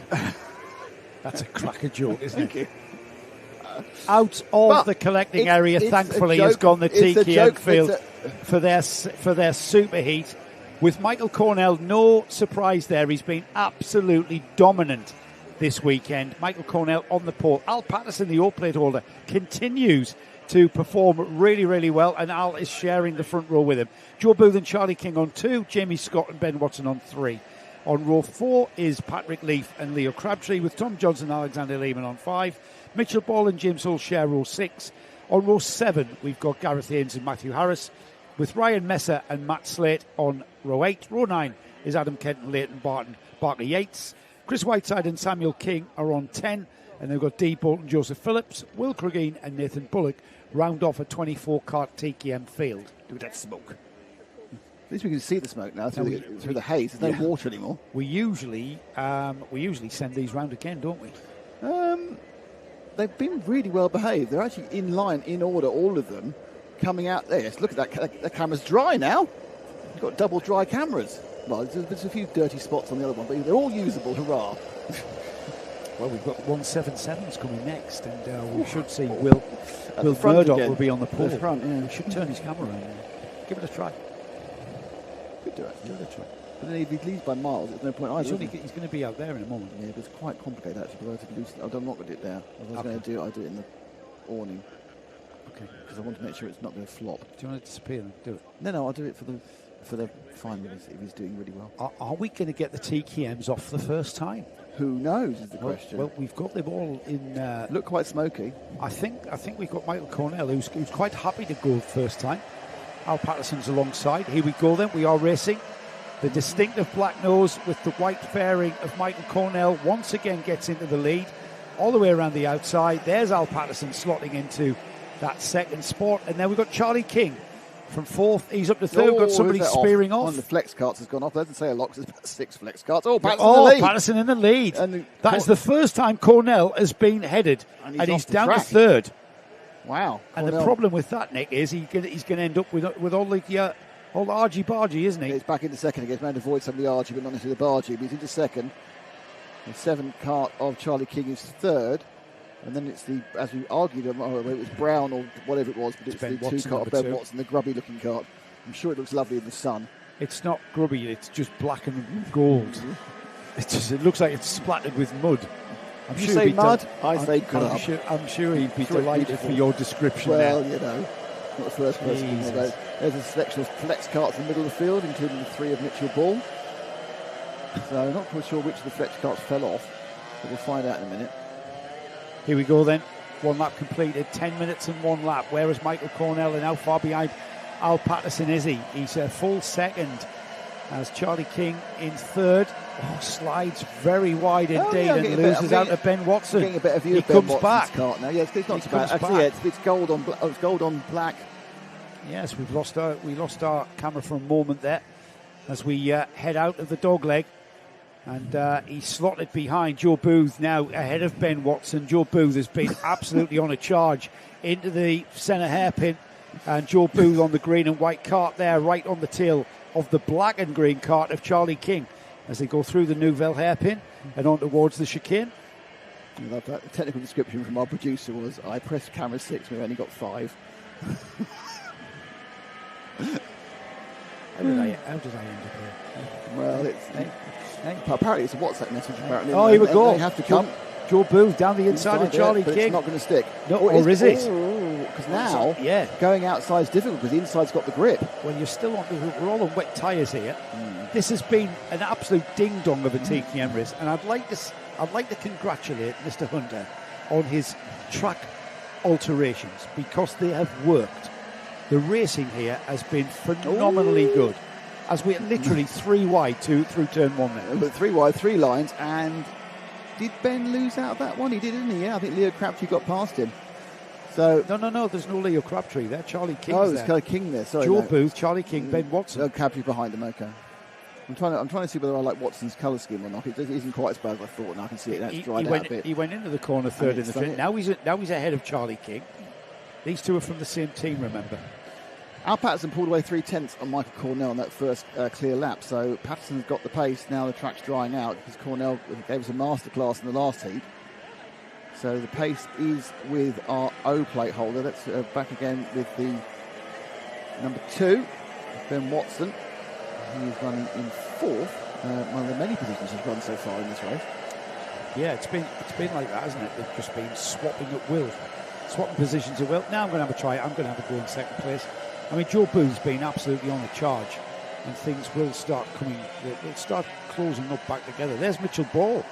That's the first time we've seen Mitchell comfortable in the top 6 or 5 or 6. He's now closing onto the back of Charlie King. The thing that you can get wrong here, Nick, is when you set up your cart for the conditions and find that you've gone a little bit too soft or a little bit different tyre pressure, or and it just, as the track dries, you find that your setup isn't quite as great as when it was when the track was a lot wet. Yeah, I was thinking, I was wondering really how far you go when you get for a full wet setup. I mean, they would have seen it was drying, so I assume they would have rode back from what they had before. Well, you just don't know how much grip's in the track. Yeah, I mean, that's it. I mean, you sit there, especially on a new track, and a track with different level of old and new tarmac, different amounts of oil seeping out. And, of course, it's getting to the point soon, which is the worst for any track, which is greasy. I'm just looking at Charlie King and seeing that. I think that's the case with Charlie King. He's dropping back. He's dropped back off the rear bumper of his teammate Ben Watson. And he's got Mitchell Ball now, the number 3 down the yellow and blue flex cart. Behind Mitch is Leo Crabtree. He's always been there or thereabouts. But yeah, it looks like Charlie King is falling back towards Mitchell Ball and falling away from that cart in front of him, which is Ben Watson, the number 2, as we are at half distance in this superheat. Yep, 5 minutes down, 5 minutes and a bit of a lap to go. On screen now, it's the number 3 of Mitchell Ball fighting in 6th place, fighting Charlie King. He's in the black and the green. Coming behind them is Crabtree in the blue and the white. He's Mitchell Ball, Nick. He's just lining him up here. He slowly caught him. Yeah, that's been a very popular attempt to overtake going into the centre, which is a kind of a dive to the left. But does that still work with the differing amount of water on the track? Well, I was about to say Mitchell Ball is just slowly gotten onto the rear bumper now. The progress onto the rear bumper of Charlie King there, the green helmet with both the green helmet and the black overalls, has been slow and gradual. Here comes Mitchell Ball looking down the inside, maybe not, but I'm not sure whether that momentum he's got is a momentum enough to get him past.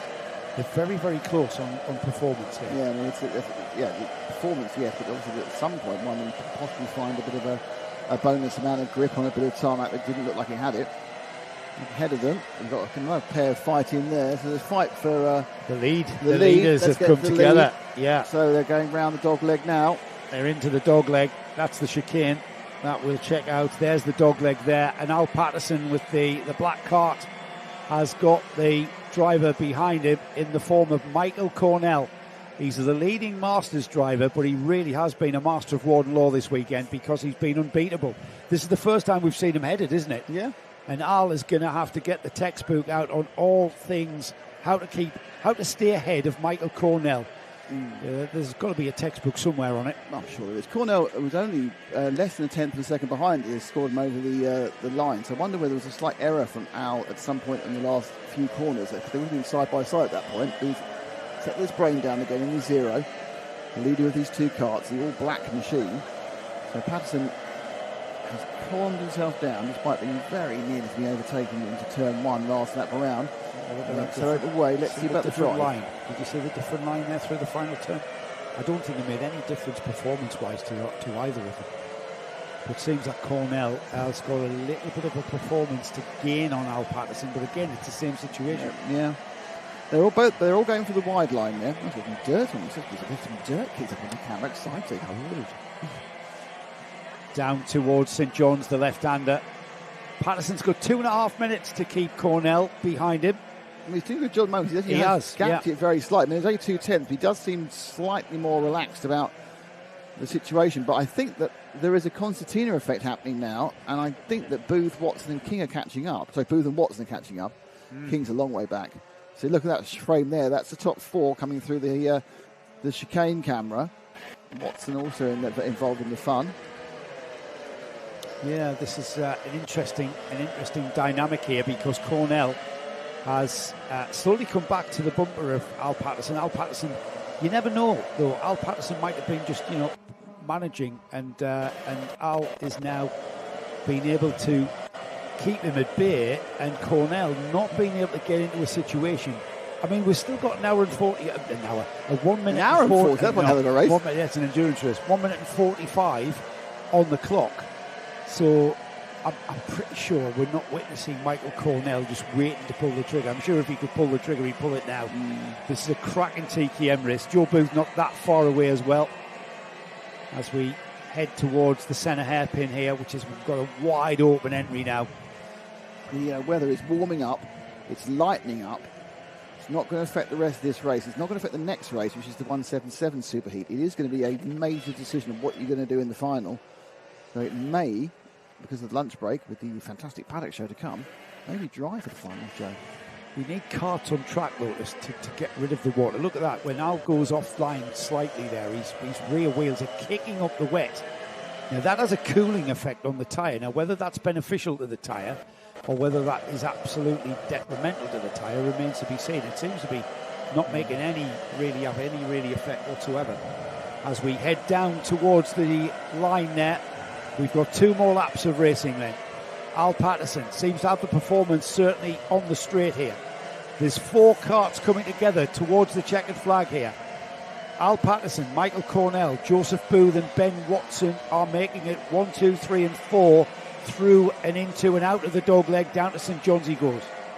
Yeah, it's all on this last lap and a half here, but it's interesting how suddenly we have a 4-driver run to the flag. In fact, Patterson's man has made the break, and now Cornell may fall into the clutches of Joseph Booth with the green and the white machine just behind him, and then behind him it's Ben Watson with the very beautiful gold and black machine. Yes, that's better. I'm sure it is. Here we go then. 0 time on the clock means last lap board will be shown to Al Patterson next time round. He's using that outside wet line there. It will have an effect on the tyres, but it's not really making any difference whatsoever to the performance of these wet tyres as we go into the Hunter hairpin for the penultimate time. It will be the last lap board that these drivers see, and Joe Booth looks like he might even be in position to have a challenge at Michael Cornell here as they head down the straight into turn 1. Yeah, it's getting that way. Certainly, this is a surprise change in the performance we've seen during the course of this race. Cornell was initially obviously made a mistake in the first lap, and then coming towards him, and he was going to fight with Patterson. Patterson was scared about 3 laps ago. He's now edged away, and then surprisingly, other members of the field, namely Booth and Watson, have managed to catch up with Cornell. So to be a real long, this has not been a short story, this race. It's been more of an epic novel. I think it's been all about where your cart's set up, where your tyre pressures are, and as the track has dried, you've either done it right by, just by pure witchcraft, or you've got it all wrong, and maybe it's come down to that. But Al Patterson has certainly done something right because he has driven an outstanding race, and you know what? I think Al's responded to Michael Cornell coming to his rear bumper because he's pulled out a bit of a gap now. Floors the throttle through the horseshoe for the final time. He's got the Hunter hairpin, just has to keep it tucked to the left to give him, look at that, flings it into the final turn. It'll be the checkered flag for the superheat win, and he spoils the Michael Cornell party somewhat, Nick. Yeah, and it was a great performance by Patterson, from a surprise. And I think Cornell will be the first person to sit down and go, right, what in my settings is wrong? Do I need to put the pounds out the tyres? Pointless even thinking about it. You're going to have to see what the track conditions I need to put my like. Dry tyres on. Yeah. So Patterson from Cornell, Joseph Booth was third, Ben Watson was fourth, and then Gareth Haynes, Charlie King, Richard Ball, Tom Johnson, Leo Crabtree, Patrick Leaf, Alexander Lehman, James Hull, Joseph Phillips, Jamie Scott, Samuel King, Matt Slay, Will Cregeen, Adam Kent, Ryan Messer, Chris Whiteside, Leighton Barker, D. Bolt, Matthew Harris and Nathan Bullock are your drivers. We don't have a camera. I'm sorry. There he is, just out there. Nick's going to nip out. Just to remind Will. So we've got our final. I shouldn't say that. We've got our last superheat coming up next, and it's the 177 class that will be out next. And let's have a look at the grid, shall we? Got it in front of me.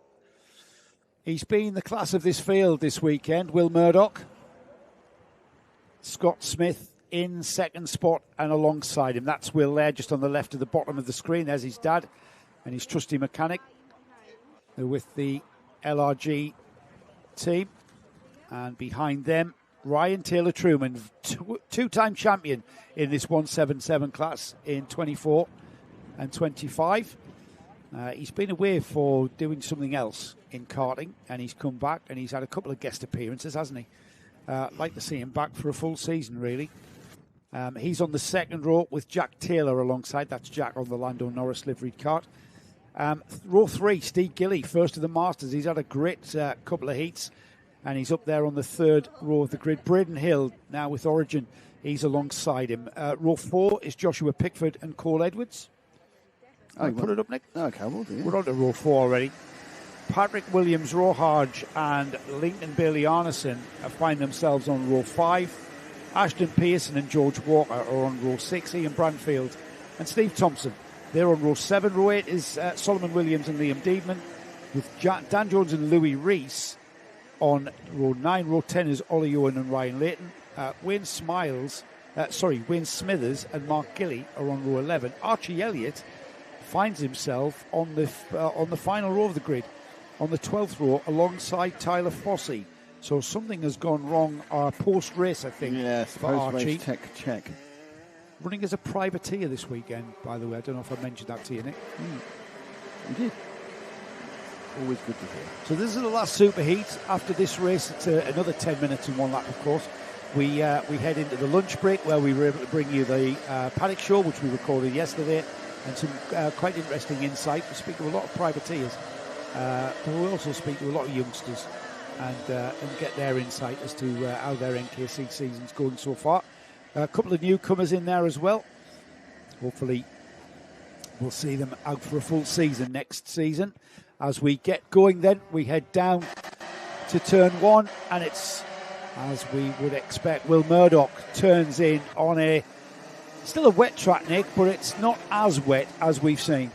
No, it's a greasy now. I think it's that worst condition of all, where it's not quite running in any way which you want to be on it. But it's another voyage discovery, another race where you've got to work out what the heck's going on as you go across the line. Will Murdoch leads then. Scott Smith in second. It's, as you were, Ryan Taylor-Truman in fourth, with Jack Taylor getting ahead of him on the number 99, and it is really all scrabbling for grip there, it looks like. Yeah, this actually looks slower than it did when it was wet. I mean, visually, I'm sure it's not. I'm sure they're actually going quicker, but it's got that kind of visual look of lethargy as the car's come out the corner. There's Taylor-Truman down the inside for third. Just almost gets second there. But the 99 comes back at him. Was that a false start? Are they lining up again? Well, that was a bit of rehearsal, wasn't it? There's no false start board. Where's the false start board? Missed that. Well, that was our rehearsal. We enjoyed that. That was our dress rehearsal. Up, yeah. And you know what? I thought they were going slow. Nick said it's like in slow motion. Right, let's do this again. Here we go. Will Murdoch leads the field down to turn 1 for real this time, and leads through turn 1 and out to turn 1 through Brian's Bend. Everybody sorts themselves out. Ryan Taylor-Truman, he was 4th at this point in rehearsals. He's now 5th, and he's going to have to overtake a couple of drivers there. It's Scott Smith, it looked like, in second place. Yes, it is. Jack Taylor in third. Braden Hill has squeezed his way up to 4th there, as we've got, still the same, Murdoch leading into the Nouvelle hairpin. Everybody else behind him having to defend as Braden Hill goes into third ahead of Jack Taylor. Yeah, it's a battle and they look much quicker now, to be honest. Thankfully. There's a battle there with the 99 Jack Taylor in the Monte Carlo machines. The Taylor-Truman cart comes up the inside, and there's Ryan in the 465 into 4th place. A little bit of a gap before he gets towards Smith and Murdoch at the front. Cole Edwards looks on form as well. Cole Edwards there on the bright yellow and pink cart. He's looking very racy indeed. And is that Steve Gilly just behind him?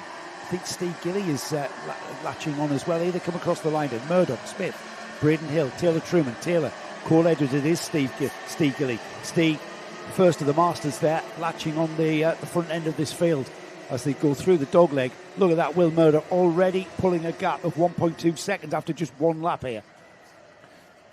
Yeah, it's a pretty impressive performance there by Murdoch at the start of the race, and these semi-dry conditions. Look at that, that's a dry line, Joe. It is getting very, very dry. This is where you start burning your tyres up in one race. Well, you're burning £20 notes, quite frankly, on that ever-drying track. It's going to be interesting to see how it dries up over the lunch break when we go into the finals. But it's the problem is when you've got a dry line, a much grippier line, it's a one-line racetrack. Offline, it becomes a one-line racetrack, even when you've got a wide track like we have now at Warden Law. So, a little bit of a game there. Ryan Taylor-Truman has caught up a little bit to Braden Hill. Move round and complete another lap. So it's a breakaway for Will Murdoch, who's behind him. The Scott Smith Tony Kart machine, and then it's the Origin Kart up the inside, but I'm sure that drive will be enough for Scott Smith. Yeah, absolutely. Scott Smith just fires out of turn 1 and gets traction. Braden Hill squeezed to the outside, finds himself on the slippery outside line. Ryan Taylor-Truman positioned his car expertly there, as you would imagine, from a 2-time champion in this class. And Taylor-Truman there getting past Braden Hill and into that 3rd spot now. Next on his list is Scott Smith. Not an easy task to get by Scott Smith. Scott, running as a privateer, of course, on that Tony Kart. And whether or not Ryan Taylor-Truman, in these changing conditions, as you can see how slippery it is on the brakes, Braden Hill's not dropping away either, Nick, and he's wanting to come back at Taylor-Truman. But now we've got a great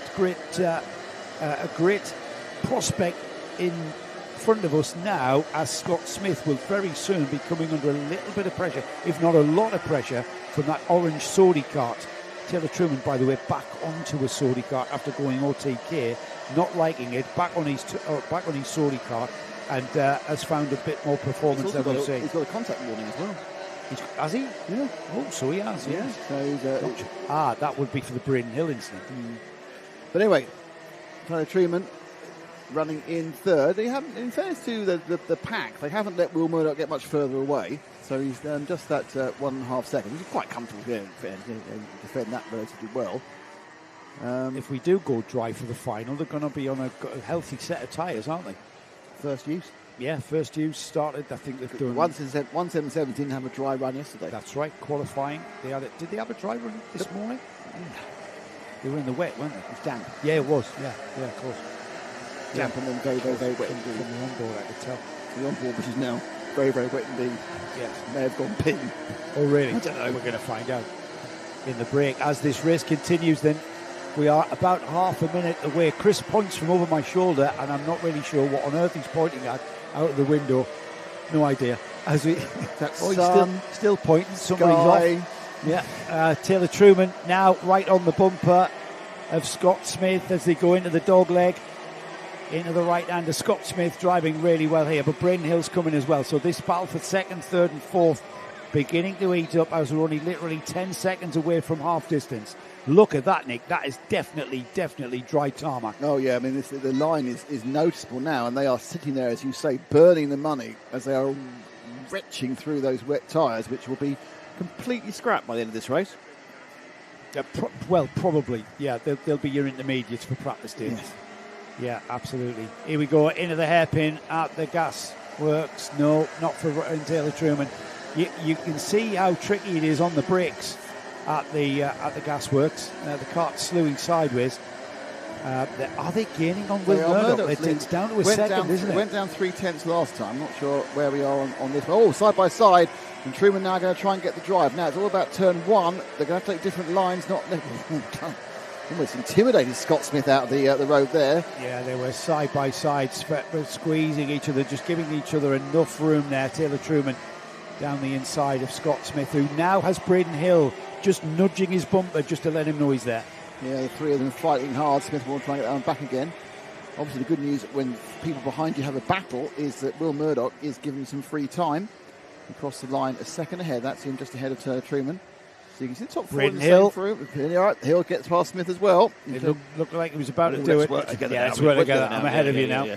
Yeah, let's cut. Well, you know what? That would be sensible because Taylor Truman and Taylor Truman's gotten away, and Taylor Truman is now right on the bumper of our leader, Will Murdoch, as for pretty much the first time this weekend, has got a bit of company at the front of this field. And he's got none other than the twice champion and in this class here in the NKC, who's looking very, very, very competitive here. Down the inside, just has a look there. Bit of a research mission. On the outside goes Murdoch. It's got traction. Side by side through Brian's Bend, and he loses the lead at the dog leg. Into the dog leg now. Little bit of a nudge. Murdoch is headed for the first time this weekend. Yeah. Taylor Truman suddenly has found his mojo as the track's dried out. Found it where he wants to be, and there's an absolute dry line that they can be on. So on wet tyres on a dry track. And you see it's beautiful. You want to know what your racing like. Oh, the inside goes Hill. Beautiful move there. Opportunist run up through the inside of Murdoch. And as this track dries, that is not what Murdoch wants. Murdoch seems to have lost all of his handling performance on that LRG kart. As they go into the gasworks hairpin, Murdoch is about to lose third, I think, as Scott Smith now lines him up. Still 2.5 minutes remaining. So there's still lots and lots of time for things to develop here. And Will Murdoch now coming under a lot of pressure. His tyres might have gone off. His tyres might have overheated. You don't know what pressures he started at. Yeah, I mean, whatever setting he's made, 8 minutes and it's not working. Yeah. So that's a learning experience. He won't start the final in fourth, even if he loses the position to Scott Smith, because it obviously comes with points. He may still even start the first or in the front row. The thing is, Taylor Truman is not contending in the championship. Scott Smith is. So Will, whether he's thinking like that, whether he's got the wherewithal, as far as he's aware, he's got a card behind him. Whether he identifies it is another thing.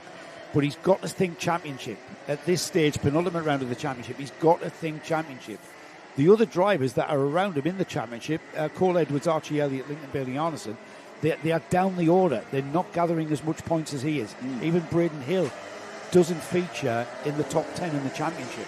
So even if he finishes in third, going forward into the final even, he's in a strong position to gain points for the championship. He's still keeping Scott Smith behind him.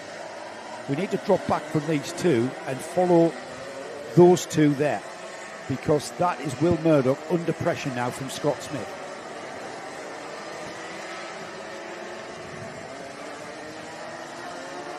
The camera always catches up with the carts there.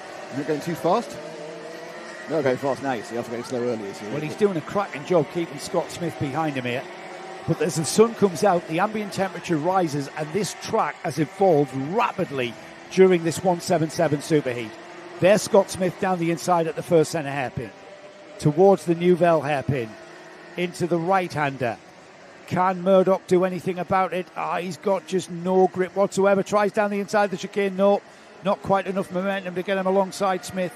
So Scott Smith into third place. Murdoch now has to settle for fourth. We just picked that up there in time, didn't we, to see that move for third. And Will Murdoch, who quite frankly dominated the two heats when it was full wet conditions, he maybe needs to have a look at that kart setup here, as we have got another 2 laps as Ryan Taylor-Truman just crossing the line now with about 10 seconds on the clock. It will be last lap board next time by for Ryan Taylor-Truman, who has Braden Hill about 1.4 seconds behind him. The rest of the field then crosses the line as well, as we continue to look at the third and fourth place karts there. Scott Smith on the Tony kart there. Looks predominantly white, doesn't it? It looks like a grey colour. When you look up close, it's white with green and red pinstripes. That's the Tony kart colours. The red and white kart of Will Murdoch is the LRG team. Playing at home this weekend at Warden Law. They're based here in the garages. As we come out the chicane then, let's we'll head back to the front of the field, Ash and Martin, as Ryan Taylor-Truman will come towards us now. He's just coming through the final turn. There he is there, nicely picked up. And Taylor-Truman, that's what we've come to see a lot of in the Junction 6 NKC, isn't it, Nick?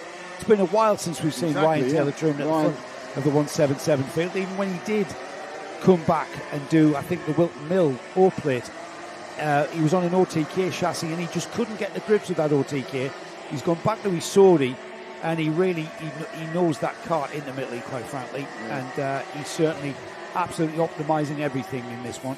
Yeah, in difficult conditions. It's dried out dried out during the 12 minutes or 10 minutes in the 2 warm-up laps they've had. It's dried out very noticeably, but he's absolutely mastered the conditions. He's pulled away, and this is going to give him a lot of confidence for the final in a few hours' time, which I'm pretty sure, unless your weather app is absolutely accurate to get a sprinkling, will be dry, and that is going to be another complete challenge for all the drivers. Suddenly you're in the dry for the first time.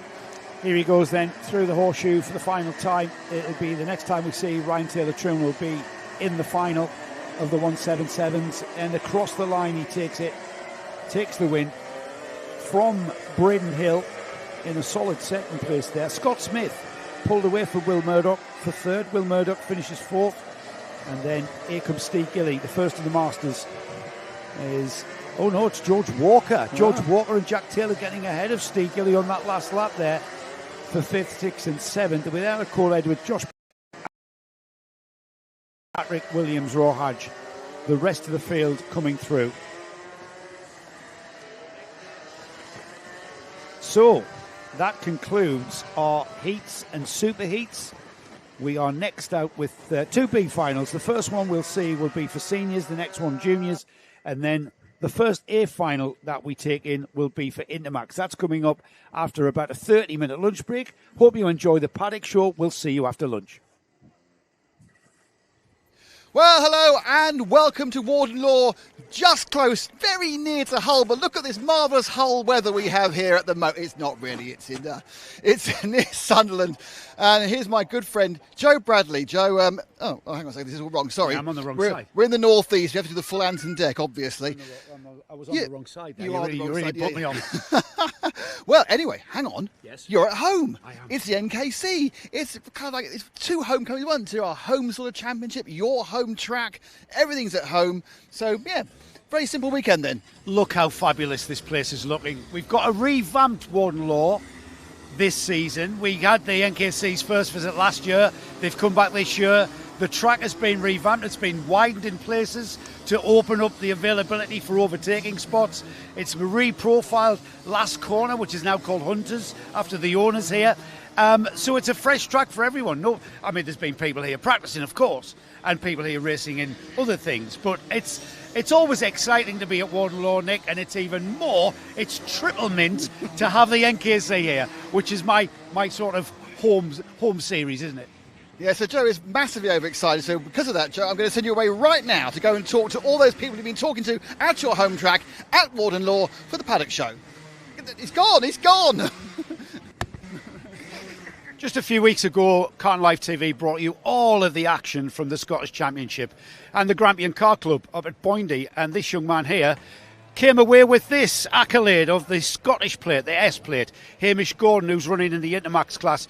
What brings you to the NKC then, Hamish, and showing off your S plate? I'm not sure. You're all glad to be here, though. Yeah. Yeah, you've been to Warden Law before, I believe. Yeah. Yeah, it's the track you like? Yeah, it's quite good. Have you been here since the changes, though? Yeah, I have. Right. What's your thoughts on the changes here? Because they're only slight, aren't they? Yeah, I would say it's a lot grippier than it was, and a lot smoother. Like, you need to be a lot smoother in the kart. How do you think it's going to race? Because that was why the owners here changed the track so that people could race better. Do you think that's going to be the way? Yeah, I think it'll be quite exciting. Yeah. Tell us a little bit about the S plate then. How did that come about? Because it was quite an exciting final, if I remember rightly. Yeah. Tell us about it. I just won it. Hamish's head has just come off a practice session here, and his head is full of what I need to tell me dad to make this go faster. Do you know how you did in that session, by the way? No, I don't. I do. How did I do? You were quickest. Oh, that's quite good. Yeah, that is quite good. Yeah, you were quickest. So you obviously like the track. You're quick here.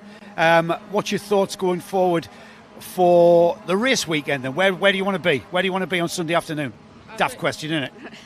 Yeah. Probably at least. I think top 3 would be good. Yeah. Yeah. Well, mate, if you keep going the way you are, you might even be at the top step of the podium. Hamish Gordon, our Scottish champion for 2026. Well done, mate. Thank you.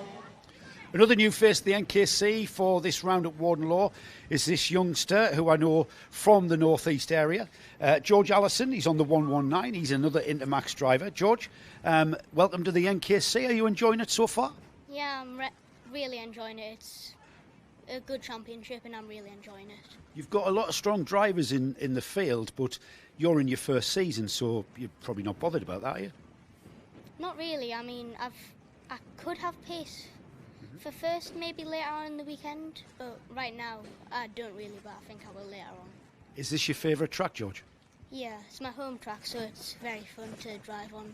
Yeah, you've got to say that when you're with Hunter Motorsport, haven't you, or else the dad will get on to you. I noticed as well you've got Euro car parts. What have they done for you then?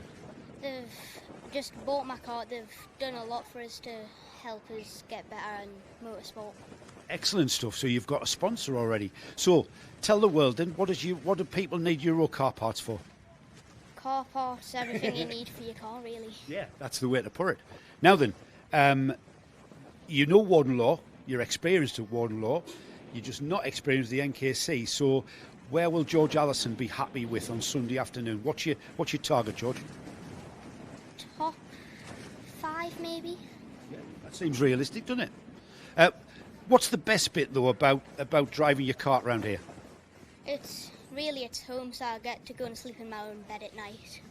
You know what? I would agree with that, because that's exactly what I do as well. I love coming to Warden Law to film this. George, I want to wish you all the very best of luck. Is your dad looking after you? Yeah. Is he a good mechanic? Yeah. Sorry, I know he's a good mechanic, but is he a good race mechanic?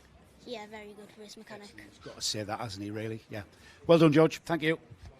Motorsport is all about ups and downs, and it's how we respond to the downs and the adversity. That is what you've got to try and get around. You've got to learn to cope with it. The number 4 here is Rhys Green. He's in the Nib Sport tent, and he's got the number 4 because he had a 4th place. Could have been higher in the 2025 season. 2026 has been a bit different for Rhys, and quite frankly, Rhys, I just haven't seen you, mate. I haven't seen you at the front. There's obviously a backstory because you haven't all of a sudden gone slow, have you? No, I've just gone no luck whatsoever this year. And I haven't been in the cart much as well. You've done every round, so but what do you mean by haven't been in the cart much? You mean you haven't been out practicing and stuff as much as you would? Well, last year I was out practicing quite a lot, but this year I haven't been out. I've only been out like once a month this year. Well, that's interesting. So you feel the lack of seat time has had an effect on your performance when it comes to the race weekends? Seat time does make a difference, but I just had no performance, nothing this year. Luck, everything. What about luck? Remind me of. I mean, I've seen you in incidents. I know you've got to put a smiling face on it because that's all part of motorsport. But give us an idea of how your season's gone so far. Well, at Dunks, it was going alright until the final, and then it was starting raining. Try not to swear. At Rowra, it was going right in the heat, and then in the final my brakes didn't decide to work, so I was out on that one. Wilton Mill, I was doing decently alright in the heats, and in the final I went from like 28 to like in the top 10, I think. So Wilton was alright. Shannonton, I just had no luck whatsoever again. It was just no luck. And then here, practicing yesterday was alright. Decent pace, top 5, top 10, pretty much on the pace. And today is just different weather, different track, and just haven't gone anywhere. So you've just given me an interesting question here. So last season, you were in contention for a championship. And I remember talking to you going into those last couple of rounds. The pressure was on. It's a championship. You've got a seeded number. This year, completely different for the reasons you've just explained. How different does that make you feel about going into a race weekend? Do you not feel any pressure at all now because the championship's gone? I don't feel any pressure. I just feel like a normal person when I'm driving. But when I'm in the cart, I do make quite a lot of mistakes because I would drive it quite a lot, which I need to stop. But yeah. So this may be the one then. Warden Law, you came here last season. Little bit of a different track this season. Can you remember what the comparisons are between last year when we came here and this year with the changes? Well, the track's changed and the weather's changed. Yes, it was horrible last year. Yeah, no, last year it was hot all weekend, like stalking hot. So the setup and the tyre pressures have changed. Right. But this year it's just decent weather, just finding the setup for the right circuit now.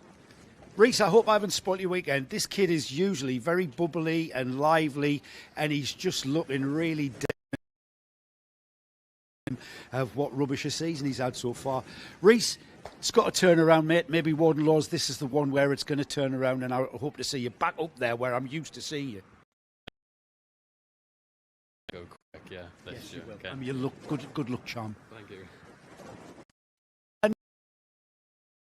Certainly not a newcomer to Warden Law is Libby Venus here. Libby, you're racing with the NKC. This is your first time, isn't it?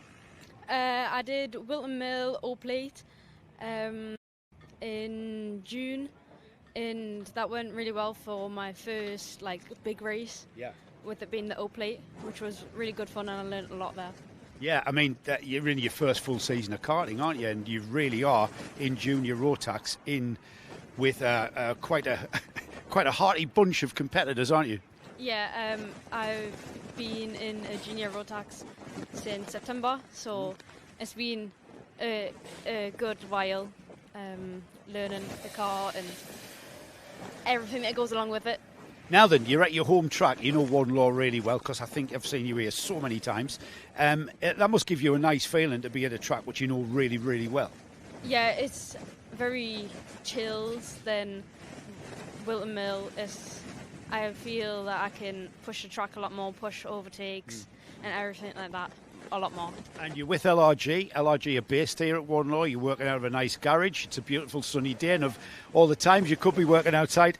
What are you hoping to get out of this weekend then, Libby? You're at your home track. Where do you want to finish? Main goal is to just get into the A final and get some places in the A final. That's really good. I mean, you're not technically a novice. You've done more than 6 races, haven't you? No, I've only done 2 races. Have you really only done 2? You say I see you so often. So you are technically a novice then? Yes, I'm technically a novice. Yes, so getting into the A final is a very, very realistic ambition for this weekend. I want racing in karting. There's not many girls here this weekend. Have you any idea why? Because, I mean, you show that, and all the girls here show that they can compete along with the boys and the men. I think there's not a great lot of exposure of girls in motorsport, like having exposure and showing that girls can also do it and race alongside men and beat them and like everything like that. They can do better than men, and obviously the physicality side of it is a bit harder, as we have to be in the gym a lot more, be pushing harder on our own bodies, but we can be better. We can race alongside men. Well, I mean, I follow sports car racing, and there's a lot of really, really quick girls and women in sports cars.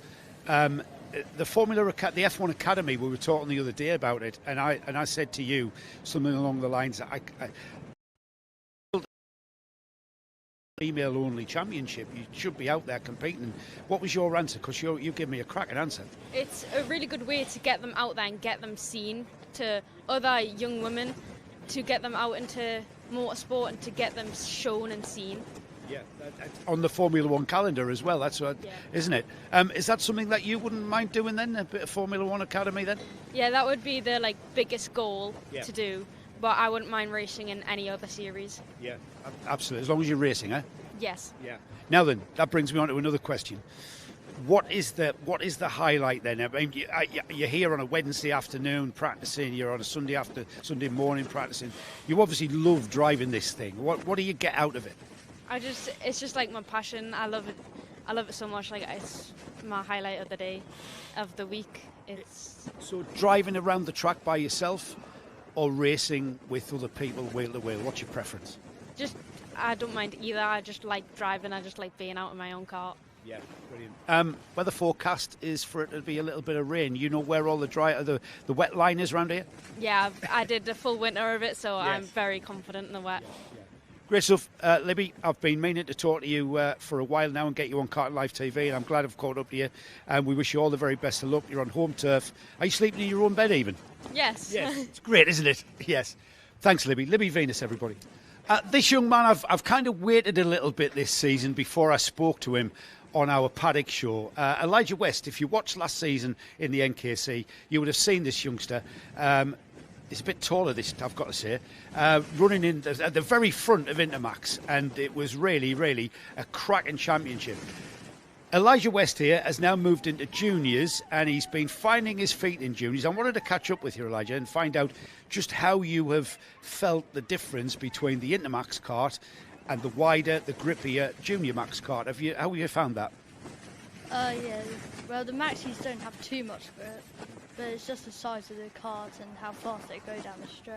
So did you find it completely different speed-wise and acceleration? Yeah.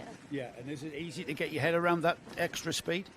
It took me about 3 days to get over. 3 days, only 3 days, yeah. Yeah. And you're very much at home now in that. You're finding your feet, and I've seen you moving up the grid order and moving up the race order.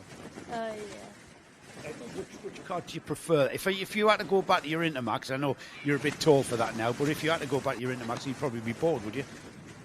Yeah, I do the Forester Champs in Oh, do you? But I prefer I prefer Junior because it's so much quicker. Yeah. Now you're here with your familiar red and black livery, which I'm able to spot, but you've brought a bit of a power tool with you, haven't you, this weekend? Who's looking after you? Harrison Crook. Yeah. Now he's champion. Was it? Has he been of benefit to you, giving you some tips and stuff? Yeah, it's been way better with Harrison. Can you give us some secrets? What he's maybe told you about how to drive Warden Law? You can say no if it's too secret. Well, going into the middle hairpin, just got to go tight. Yeah. Yeah. So it's good to have Harrison around. Yeah, way better. Yeah, great. Where will you be? What will you be happy with? Again, you're just finding your feet in Junior Max. Where do you want to qualify? Where do you want to end up on Sunday afternoon? I'm hoping top 10. Top 10. Great stuff. Wish you all the very best of luck, my friend. And it's great to see you in junior. These kids always do end up growing up and moving on into juniors. And before I know it, he'd be in seniors, and I'll be feeling even older than I actually am. Always been a front runner in junior Rotax. A kart that you'll see up at the front is Sam Green Gomez on the 77. Sam, so far so good this season. I've seen you at the front on more than one occasion. Yeah, it's been all right. We had a lot of luck at Rower, not so much luck everywhere else. Right. But it's been all right. And is it been you've been in the wrong place at the wrong time kind of look? Yeah, positioned the car in the wrong place, leading to loads of accidents. Not ideal. Is it something that when you look back, you think, I could have done something different, or is it just one of them things? Yeah, sometimes think could have repositioned the car a bit better, put it in a better position, avoid all these accidents. Just to make everybody aware of what we're talking about here, you're talking about a microsecond decision here, aren't you? It's not as easy as what you've just said there. Yeah, it just depends really. Anything could happen any second. You just don't know. I've noticed on your kart you've got iBox. And I've had a chat to your dad about this iBox. Can you tell us what iBox is, or shall I bring your dad in? Bring my dad in. Right, Dad, come and tell us what iBox is, because it's a really interesting thing. So this is your family business, yeah? This is the it's family business. Sorry. Tell the people who you are. Sorry. Yeah, I'm Steve. I'm Sam's dad. It's a family business. We do vehicle tracking equipment generally, but the tracking world's expanding into all sorts of different areas, as I've been telling Joe, with various sorts of equipment like stickers. So we've been doing that, and obviously Sam runs iBox as sponsorship on his actual cart all day. So that's how we do it. You showed me a tracker that will last, I think, did you say a year, 12 months? Yeah, the stickers. The stickers, like I compared it to like a nicotine patch, so everybody's familiar with that. It's about the size of a nicotine patch, and they will last 12 months. Is there a subscription fee that you put the tracker in a bike or a car or whatever? No, do you have to subscribe to anything? The stickers we're just doing as a one-off payment, so you can just buy it and off you go. Right. It's on the same platform as our other stuff, but we're just doing it that way to make it life easier for everybody. So. Right. Tell us how much that little sticker costs. £99. Right. And that way it safeguards if you do lose something. Yeah. It's much easier to find it. And that's access to the platform, so you can see everything that goes on, where it is, and you can geofence it so that if whatever you stuck it to moves, it can tow you. Yeah. So you can. I have no idea what geofencing means either. Sam's an imaginary fence. Sam's got his helmet on. I was going to ask him, but I'll ask you, Steve. What will you guys be happy with tomorrow afternoon at the end of play? We want to be in the top 10 at least. Maybe somewhere near the podium. Right. Top 5 podium. That sounds real. That's where I usually see him. Thanks, guys. Wish you all the very best of luck. We'll leave you to get on with your practice session. All right.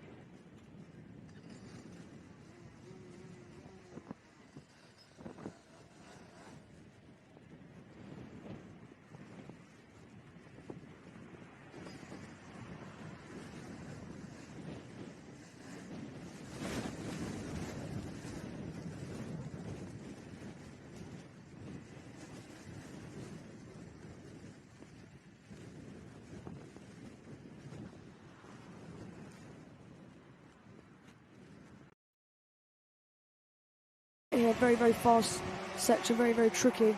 Running on the exit curb. Coming through the left there. Another one very tricky, using the exit curb, but sometimes to settle the kart. It's another tricky one, but these two hairpins here, crucial overtaking spots. As we see the 29 going down the inside there. But again, it's very, very easy to get switched back there. 29 managed to keep that lead there. Managed to keep the place in fourth. Jake Cox. It's very hard to overtake into that chicane, isn't it? Because it's the entry's curving, isn't it? And the karts want to sort of go left, isn't it? But you've got to keep it tucked to the right. And we saw Bella there, who tried to squeeze down the inside. She's got a little bit sideways there. I think there's been a little bit of contact there with Grizzly Davis behind. But that has allowed Jake Cox ahead of McConville now. And McConville's about to lose out another spot through turn one, but she hangs on to it. So this is 5th, 6th and 7th. Bella going through there, right? Taking a lot of speed for that last right, pulling out a gap. I wonder if Jake Cox's tyres have sort of started to come alive now, because we saw him struggling with pace earlier, but I think his rear bumper's fallen off. Oh, I think you're right. Bella McConville back into 4th then, so this battle, the two girls battling it out for the final qualification to the A final. And Grizzly Davis now on the rear bumper of Bella McConville as we head round. We've lost Jake Cox. I think he's slowed right down, maybe even pulled off on the outside of the Nouvelle hairpin into the horseshoe then, with only seconds on the board. The leader, Arthur Thacker, has gone through the last 2 laps. What's going through your mind, Jensen? You've led a few races. You led a few races this weekend. What's going through your mind when you can see the timing board and you're watching the time tick away? Yeah, it's sort of just trying to manage the race. It's like playing 4D chess. In the lead, because it's about trying to manage your tyres, make sure they're not overheating, but then at the same time you want to make sure that the other driver doesn't almost sort of smell blood in the water and start really attacking, because it's really easy to actually gain speed when you're really focused on trying to catch someone in front. Which is why in qualifying you see a lot of drivers not just only trying to hang back behind each other for the toe, but also just have that person in front of them almost as a reference marker, and just braking that little bit later than them, obviously the corner, to just try and make up some lap time. I always found it easier to chase somebody than be chased. It's just, you're a nervous wreck when somebody's on your bumper, aren't you?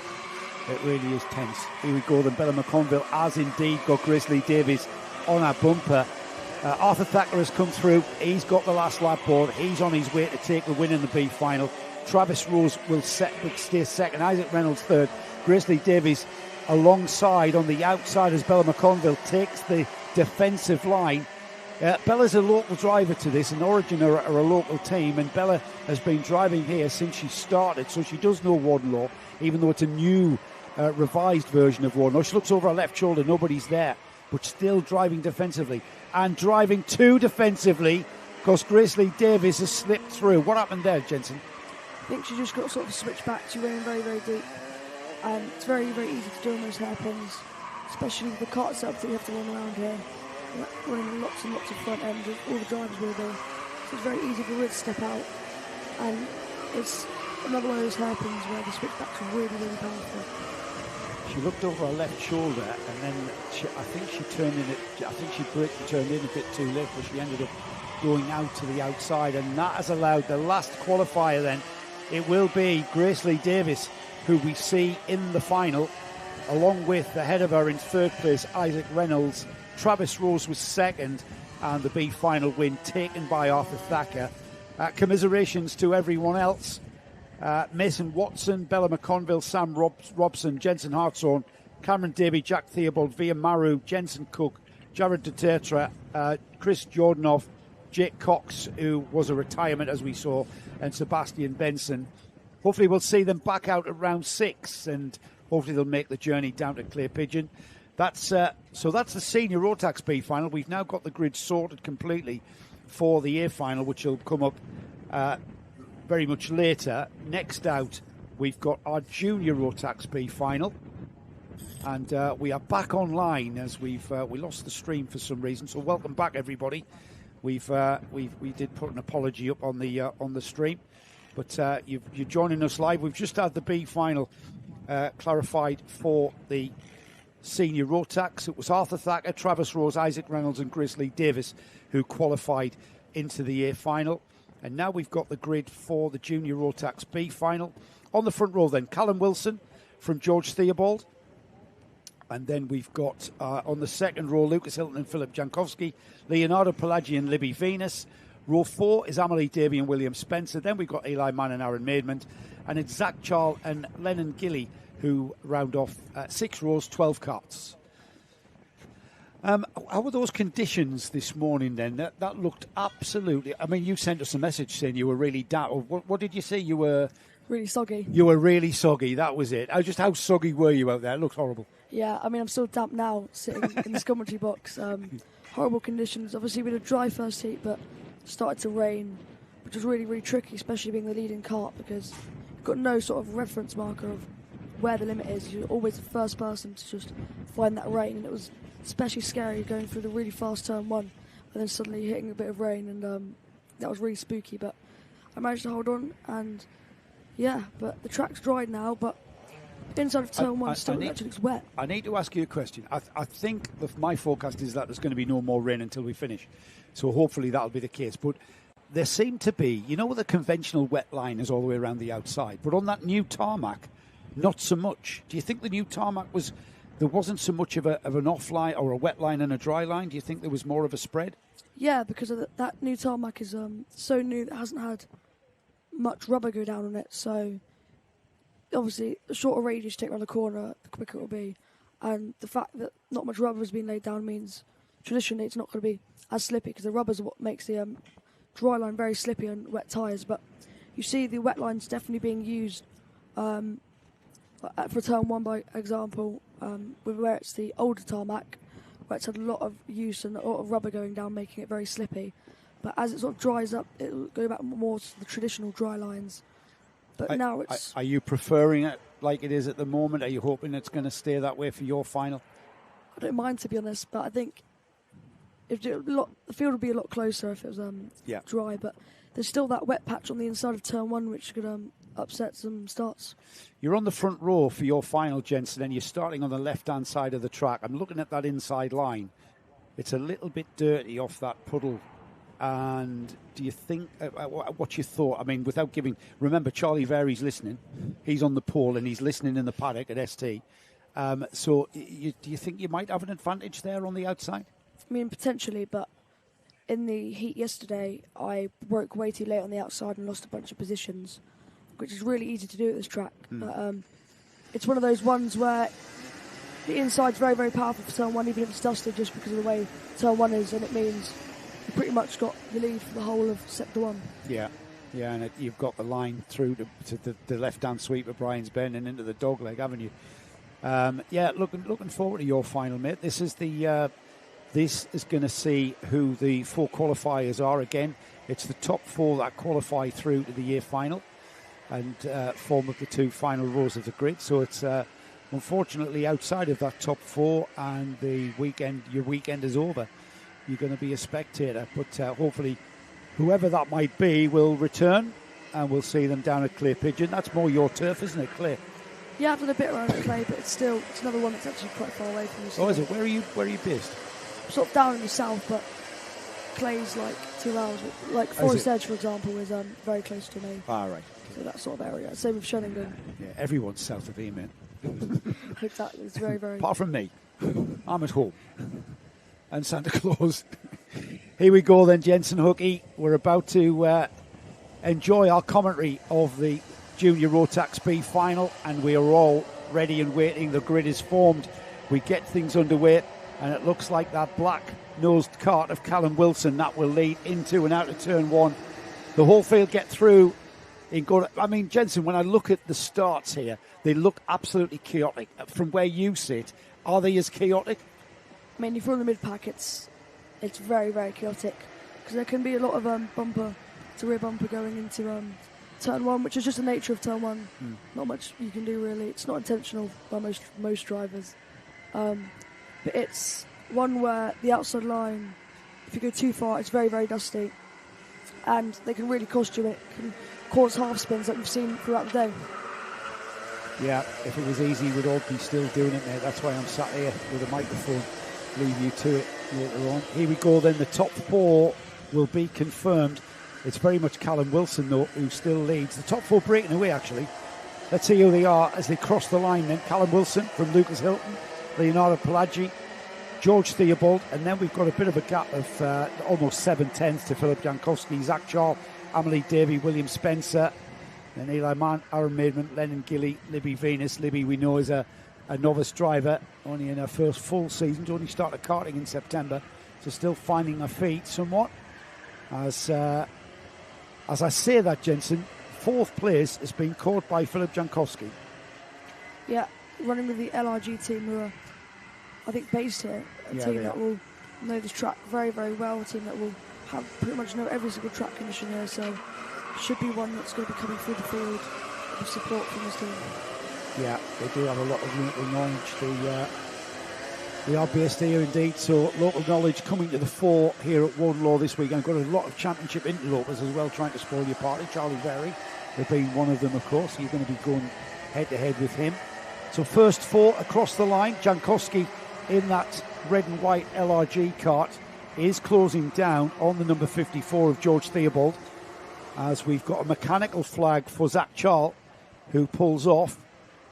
And that is the battle for 4th right there, into the left-hander St Johnson already. What's your thoughts on the open aspect of the hairpins now, and now this second hairpin, which I call the Nouvelle hairpin, being a little bit further away, isn't it, from last year? Definitely makes it a bit more interesting. The corners are I think they're more sort of tight, but it means for the defender it's very, very easy to get switchbacks through the hairpins. And the curbs mean that in the wet you sort of have to almost follow the inside line without touching the curbs, because they're pretty lethal to the car. And the exit of the chicane as well, it's completely different to how it was. You used to absolutely bladder that exit curb, and now you've got to drive around it, haven't you? You've got to drive around that exit curb. Has that made a complete difference to your exit speed?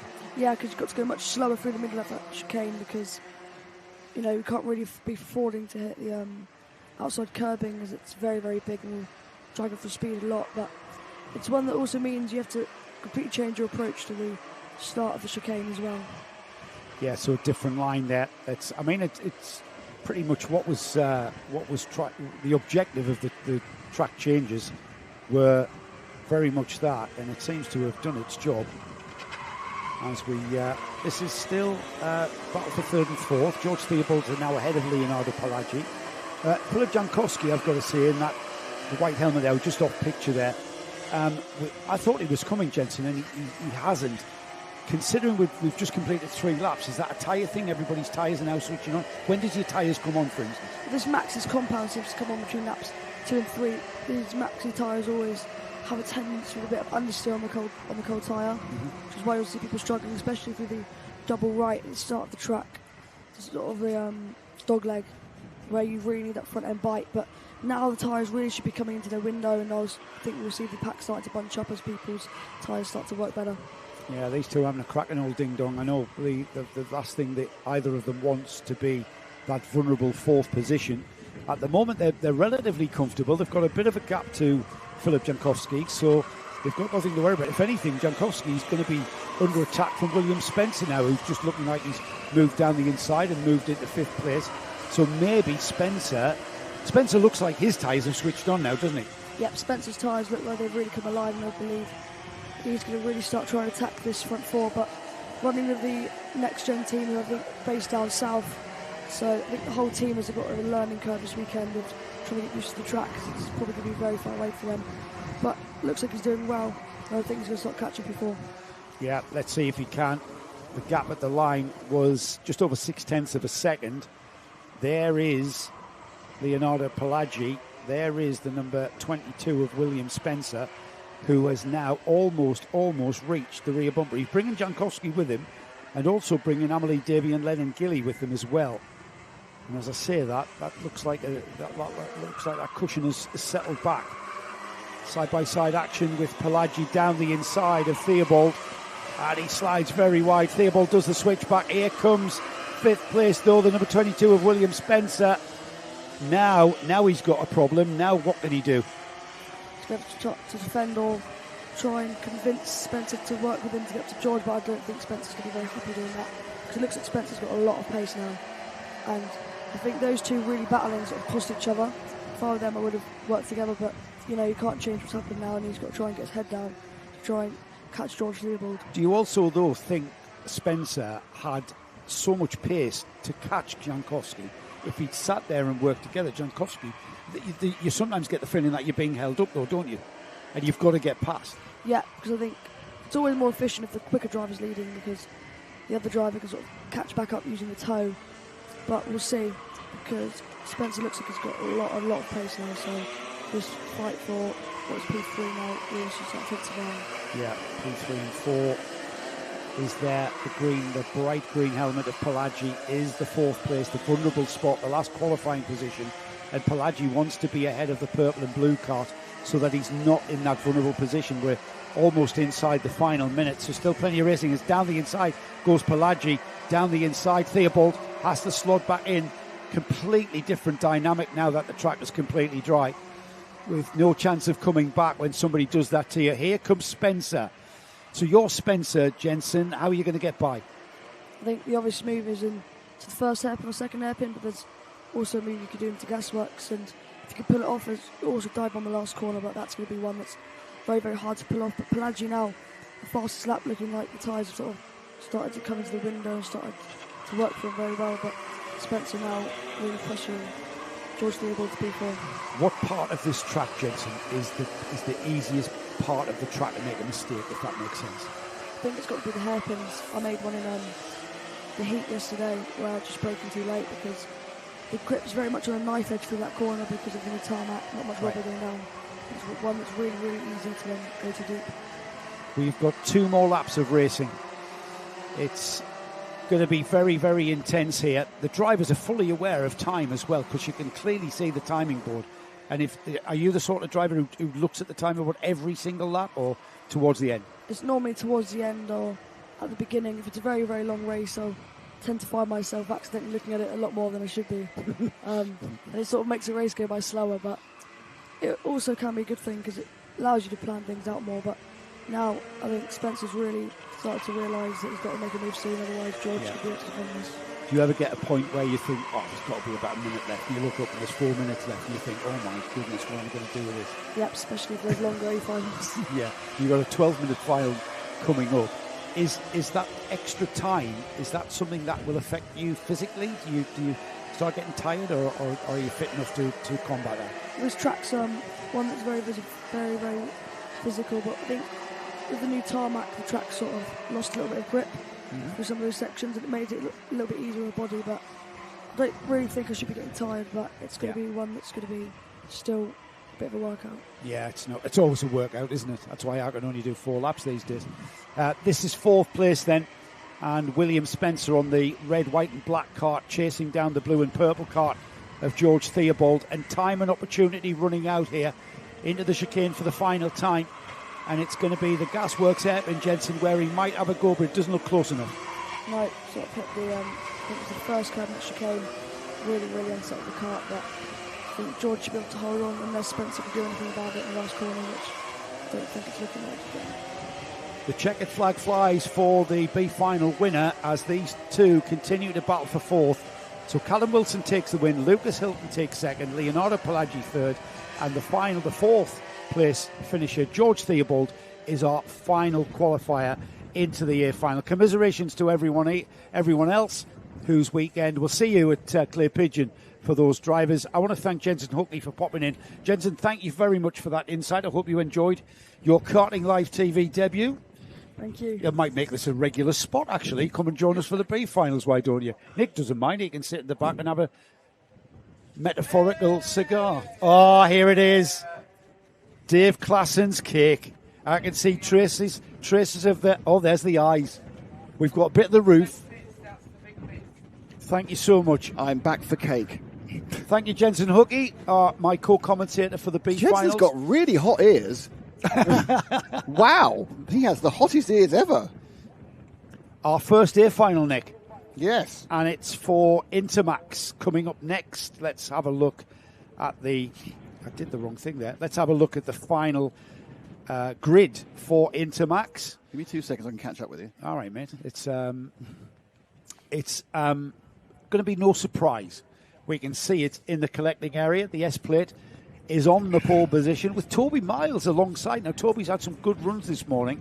I'm expecting He was a damp. lot. He was very damp.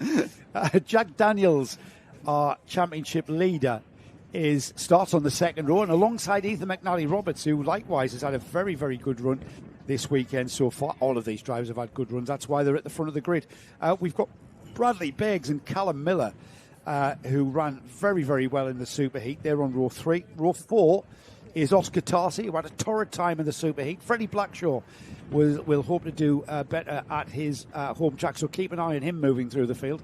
Zane Williams had a bit of a character building day. Zane is second in the championship, and he will start on row 5 alongside Freya Bond, with Billy Barnes and Harrison Parkin on row 6. We've got Aaron Rigg, who was on the pole position after time qualifying, but he's had a non-finish, etc. That's why he's on row 7 with Thomas Gulliver. Max Tomzett and George Allison start on row 8, and then we have the final row of the grid is Deacon Thomas, Ayrton Goldsworthy, Mai Maru and Aurelia Simpson round off a 20-cart field. We've got Aesthetic Bubbles, who completely... the commentator. Sorry, I think Jensen Hookey, absolute natural. He is. He was a natural colour racing driver, core comms, wasn't he? And more importantly, he freed me for 9 minutes to sort out the problem we were having. Yeah, which was fun. Which he came to me in the break and says, "Can I do some commentary for the B5?" He must have been psychic. And I said, "Mate, that is a great idea." Psychic, might even make that a regular. Yeah, absolutely. I'm very happy to have people come in for a chat on the Jensen Hookey show. Yeah, I agree. He was great, wasn't he? And it's always better to hear from literally the horse. It's a long time since I've raced, and to hear from somebody who's competing on the day is always very insightful. Especially with such a difficult selection of weather problems. There's still a big puddle there. Look, there's a little bit of remnants of the rain there, sitting in the outside corner going into the horseshoe. Yeah, there's a little damp. I don't think it's going to affect things. The track is very much dry. If you end up in one of those puddles on the side, you're in the wrong place. Yes, you have. Here we go then. Here we go. It's the all-important round 5 of the Junction 6 NKC, the Intermax final. There's trophies to be awarded at the end of this one. With the championship at stake, we've got our visitor from Scotland, the S-plate holder. Hamish Gordon will lead the field away towards turn 1. We're about to go lights off, and we're about to go full green on course as the carts get away. Toby Miles gets the push, and he's got the line. If he turns in, he's in the lead, and he is indeed. Well, that's the first time all day that Hamish Gordon has been headed, and it was a very, very good start by Toby Miles. But of course, they are on a completely different set of circumstances again. It's their first run today on an all-dry track. And we've got 12 minutes and 1 lap, so it's a long race for these youngsters. As down the inside for third has gone the 61 Jack Daniels trying to get it, but no, and he loses out to the 111 of Callum Miller, who's having a cracking run down from Scotland, down from the borders, so he's no stranger to Warden Law, no doubt, but he just misses out. By the time they get to the chicane, Jack Daniels slots back in. Yeah, so leading quite confidently is the blue and white machine of Toby Miles. Ash's favourite, Hamish Gordon in second with the S-plate, and the two of them sweep round the backside of into Hunter's, the newly named Hunter's hairpin, and down the straight to complete a lap, and we'll get a complete reset of who's where and when. And it's Miles and Gordon, Ethan McNally, Jack Daniels, Beggs, Rigg, Miller, Blackshaw, Tarsi and Parkin. That's your top 10. So now the tyres begin to switch on, and Hamish Gordon onto the rear bumper of our leader Toby Miles. Surely Toby Miles cannot keep Hamish Gordon back for over 10.5 minutes, and here's the move for the lead. 10.5 metres. No, it was 10.5 metres, absolutely. The S-plate goes to the front of the field. He was lining him up coming out of St John's, and now, as we've seen pretty much most of the day, Hamish Gordon will begin to pull away. Now he's down from Scotland, came Aaron Rigg. He's moved up 8 places on the first lap, and he's up to 6th place. Now, I expected these two to be battling out. A few weeks ago on Carlton Live TV, we covered the Scottish Championship meeting, and it was Hamish Gordon and Aaron Rigg who were squabbling for that S-plate. It went the way of Hamish Gordon right on the very last lap, as far as my memory serves. But Aaron Rigg has been fast all weekend. He just had a bit of bad luck there that got him a non-finish. So we'll keep an eye on his progress. He's in 5th there on lap 2. And ahead of these two, the orange and black and the orange and white, And that is Ethan McNally Roberts and Jack Daniels. He tries again to get up the inside, and he's kind of rebuffed, to be honest. You know what? The width of the track now allowed Ethan McNally Roberts to just sit it out as down the inside. Now he surely has the... Nope, sat it out again. They're going to slow each other massively here. And Aaron Rigg, they're just poking his nose in there. Aaron Rigg on that Craft Motorsport liveried kart has now moved onto the rear bumper, and he's right with Ethan McNally Roberts and Jack Daniels. Look at Daniels a while, but he managed to get through. Took him, 4 or 5 corners. And he's looking like he can immediately gap. These guys are being much more comfortable now. We're back in a full dry situation than they were when they're splashing around in all the water. Yeah, much better conditions now, consistently dry. Nice ambient temperature as well, not too warm, not too cold. Beautiful summer's day here in the northeast, as we have got just under 9 minutes remaining, so there's plenty of time, Nick, for things to evolve. Yeah, I mean, these are long finals for youngsters, and I must say it does look already that Hamish Gordon has established himself in the front, and again it looks like a move there from Aaron Rigg, and Rigg does pick up 4th place. So, I say the reason that Aaron's back where he is, he just ground to a halt on the warm-up lap, didn't he, in the first heat this morning? Yeah, just like kart stopped. But yeah, looked like an oiled plug or something. Anything technical, just wasn't running, and that really scuppered his grid position for the rest of the day. He's been forcing his way through, but it's a hard situation. We've got some very, very fast youngsters in this Intermax race, and therefore you can't make him just swan up to 2nd place. Well, you've got the championship protagonists. Jack Daniels came into this penultimate round in the lead of the championship from Zane Williams, only 10 points in it. It's Ethan McNally Roberts from Bradley Beggs, Cian Costler, Rishan Costler. Now the Costler twins have not made the journey to Warden Law, so that's going to cost their positions in the championship, no doubt. We've got some good racing all the way down the field now as we watch them through the dogleg, just file through the dogleg. We'll have a full rundown of the top 10 if things have calmed down, Nick. Yeah, I think they have. We'll let them go across the line again, but it's a good run by Miles, certainly. We've not seen Toby this far up the front of the grid very often this year. He's running in 2nd place with the blue and the white. But it's now really all about whether Aaron Rigg can dispatch Jack Daniels and then start setting about perhaps going back up the field again.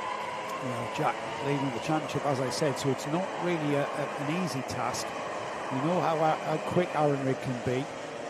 Like I say, he was leading the Scottish Plate final for a while until he was overtaken by Hamish, and he's now challenging, or challenges in the air, let's say, as Hamish Gordon then leads by 1.3 seconds, might as well call that 1.4 seconds from Toby Miles in 2nd, Jack Daniels 3rd, but pressure now from Aaron Rigg in that 4th place. Behind these two, Ethan McNally Roberts just dropping off the back there, and Callum Miller about a 2nd back in 6th place. Was that the move? That was the move. He's made the move that corner on a couple of occasions, and Aaron Rigg moved up into 3rd place because it's not like it's necessarily going to stick, because we've seen a lot of people come back on the next following couple of corners. This time, though, it looks like Daniels can't find that pace, and Rigg's actually already put a couple of kart lengths between them, and now he's got to settle down and try and see if he can pick up Miles. Miles is himself not doing badly. They're 1.4 seconds behind our leader Hamish Gordon, and we haven't had half the race yet. So it's a possibility that if Rigg could get past Miles, it's not necessarily that Gordon's going to be doing a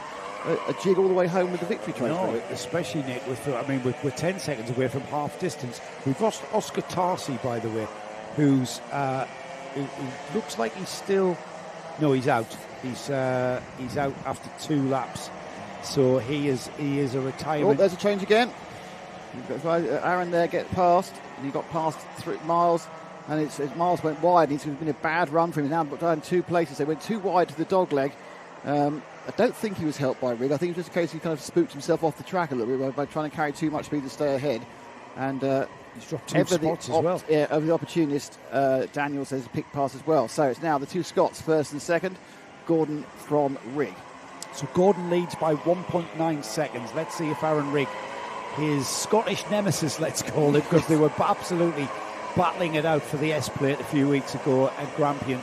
And now we'll just check on the gap as out of the final turn then comes Hamish Gordon, crosses the line with a 54.091. There is Aaron Rigg, 2.2 seconds, but a fastest lap that time by, lap 3 for Aaron Rigg. Yeah, not quite as quick as his fastest lap. He was passing people in that lap, so this is his first lap with a clear track in front of him. He's certainly dragging Jack Daniels with him, so I wouldn't count Jack out of this, but if Aaron's got the pace to actually try and hunt down Hamish, he was the fastest person yesterday. Championship-wise, Jack Daniels is in the main seat. He is leading the main championship protagonists here. The two Scottish interlopers who've come down to Warden Law just to compete at this round are not going to feature at all in the championship. Yes, they might take first and second, but Jack Daniels with a third place is leading the rest of the people, or the rest of the drivers, in contention for this championship. So he just needs to sit there on Aaron Riggs. He doesn't need to risk anything. Yeah, but you've got to try and explain that to a youngster. Oh, yeah, without absolutely. racing. Absolutely. Let's see what the gap is this time. Doesn't seem to have come down very much. It was 2.2 last time, and it drops down to 2. Up to 2. Goes up slightly to 2.3. So Hamish has this at the moment completely under control. With time ticking by, we're into 4 minutes remaining. So the last third of this final here for Intermax. It's the second place race that we're watching there. Aaron Rigg and Jack Daniels into the centre hairpin. That's the leader. Gap's 2.3 seconds. So Hamish Gordon not being held up. In fact, Hamish Gordon's just put in a personal best last time by. So he has responded. Yeah, it's coming back. But it's realistically, there's about 5 laps to go, but they need to be gaining 0.4 of a second a lap, and it doesn't look like they're doing anything, and I think Hamish is pulling away. Notice Aaron's not really glanced over his shoulder, so he's obviously relying on his ears to work out where Jack Daniels is. He's not looking for those, what's happening, what's behind me. The go across the line was 2.3 last time, comes up to, stays the same by a few hundredths of a second. I think it may have changed. As it's a little bit moved there by Daniels, getting very racy now at the back of Aaron Rigg. Yeah, he wants more points, doesn't he? He's and of course he wants the second place trophy rather than the third. As you said, Nick, trying to get these kids to think about championship is another matter. They just race and have one speed, and that's flat out overtake whatever's in front of me. Well, realistically, it's hard enough to get fully grown racing drivers to think about championship. Mr. Jack Aitken, for example, last weekend. But they are racers, and what they want to do is they want to race, and sometimes it doesn't all go the way it should.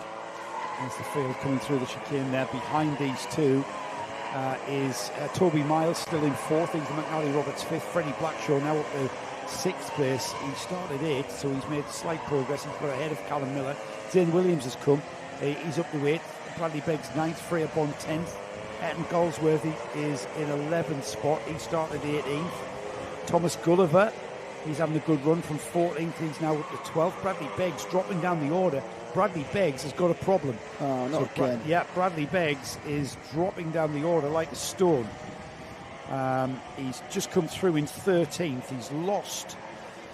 Where's he gone? He's still dropping. He still hasn't popped up. So I think we've lost him. I think I just saw him go past, actually. I think we've lost him. I think. Right, oh no, you might be right. But that's a shame. He was having such a good run as well. Right, so these two still battling away. Obvious overture for an overtake, and certainly no obvious gaining on our leader, Hamish Gordon. Aaron currently looking to see what he can do about staying here. Jack Daniels. Jack with his iridium visor, glinting now in the good weather, hunting down the bright purple helmet of Aaron Rigg. But they have been this sort of far apart, for 4 laps now, Joe? Yeah, they've been like this for since Aaron Rigg got by Jack Daniels.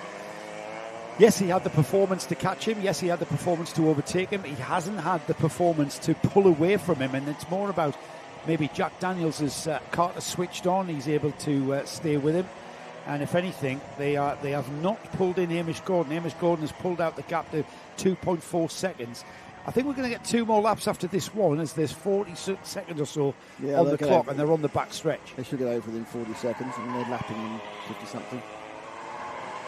Yeah, 57 seconds, there's plenty of time. So it's going to be 2 more laps for Hamish Gordon, our leader. The S-plate holder, the Scottish champion, recently crowned at the Bondi track up in Grampian. Not Bondi, no, Bondi. Bondi. It was a great meeting, that one. How were the pies? Yeah, it was good fun. With the macaroni pies. Good fun meeting. Jack Daniels dropping now off the back of Aaron Rigg. 2.3 seconds the gap.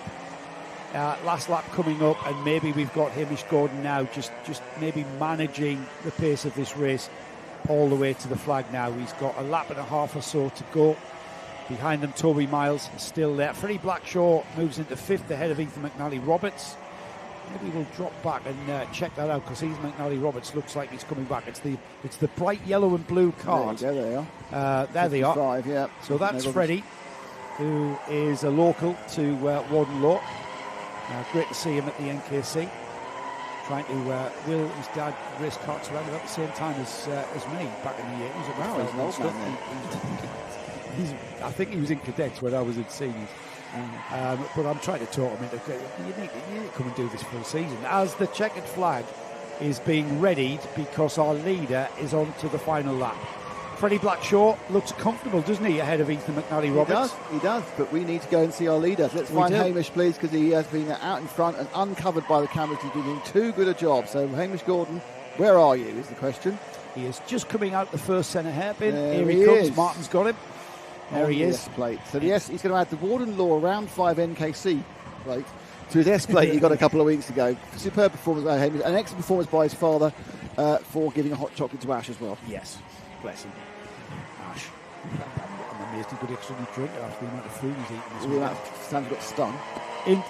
Into the horseshoe then for the final time. Hamish Gordon it is, who has led in kind of dominant fashion, hasn't he? He's really been unbeatable here this weekend, just leaning into the corner there. Acknowledges the checkered flag by just being composed, really. Aaron Rigg makes it a Scottish 1-2. Jack Daniels, championship leader, consolidates his championship and comes to win third. Toby Miles fourth. Now then, Freddie Blackshaw and Ethan McNally Roberts they have just crossed the line, absolutely side by side, and the gap at the line was 83 thousandths of a second.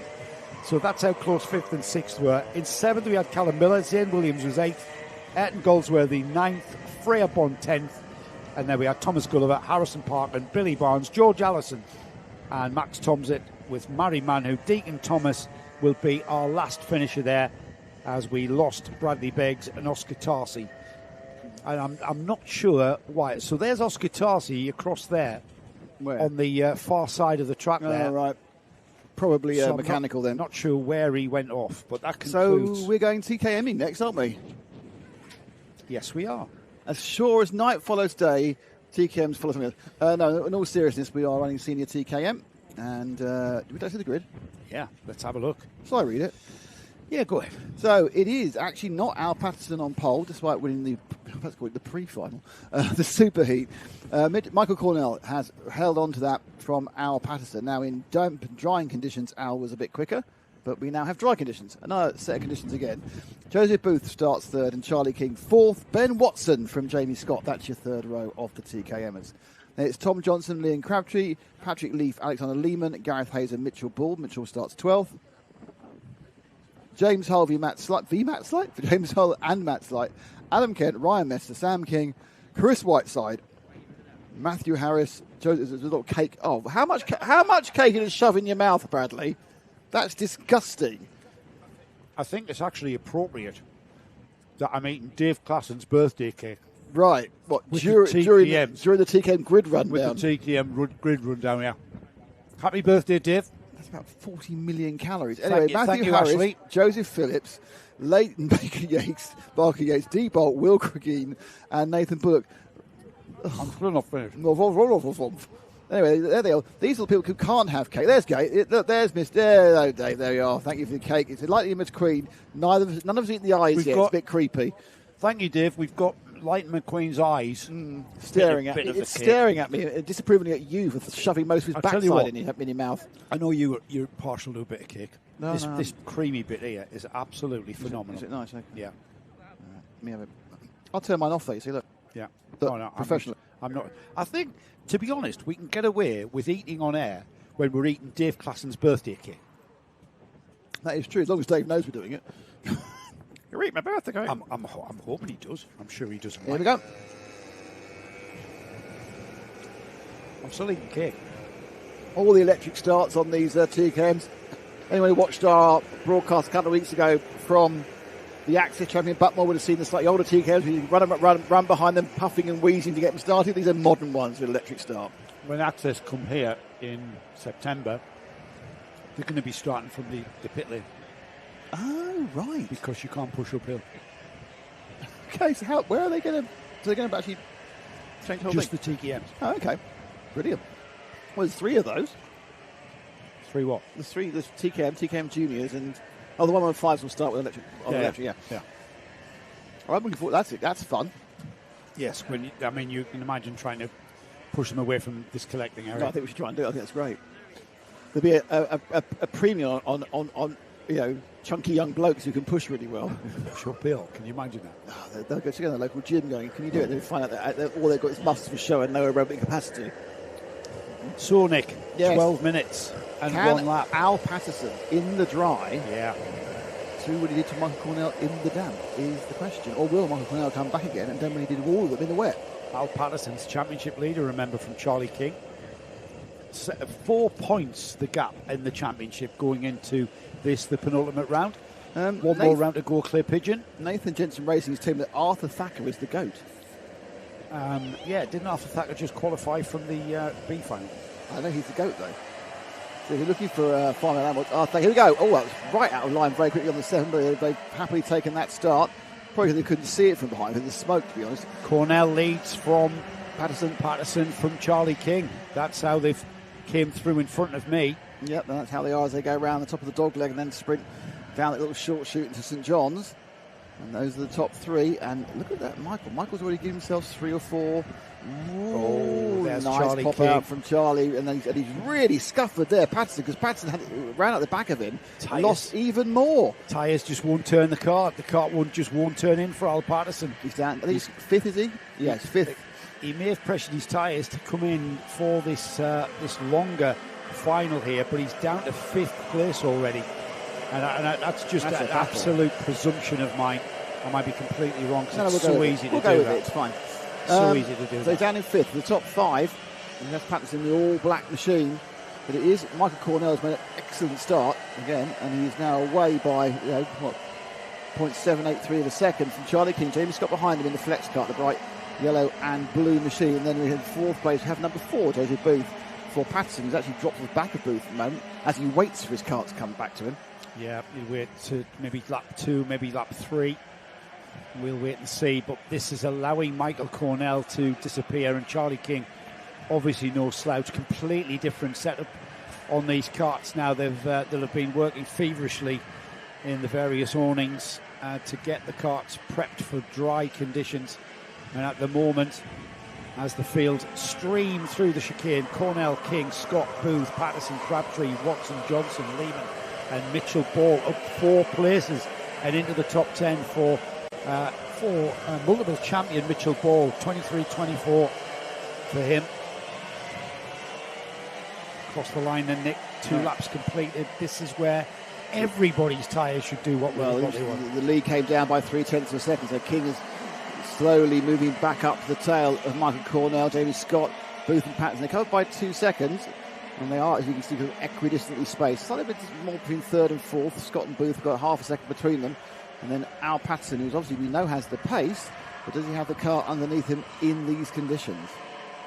We're going to find out, aren't we? This is a long, long race here, and at the moment we are. It's the first time I've used this one. It's a high-speed game of chess, everybody. Oh, I say. High-speed game of chess, because Cornell is not pulling away from Charlie King. They're on their tyres. I keep thinking we should get some merch done. It's a high-speed game of chess.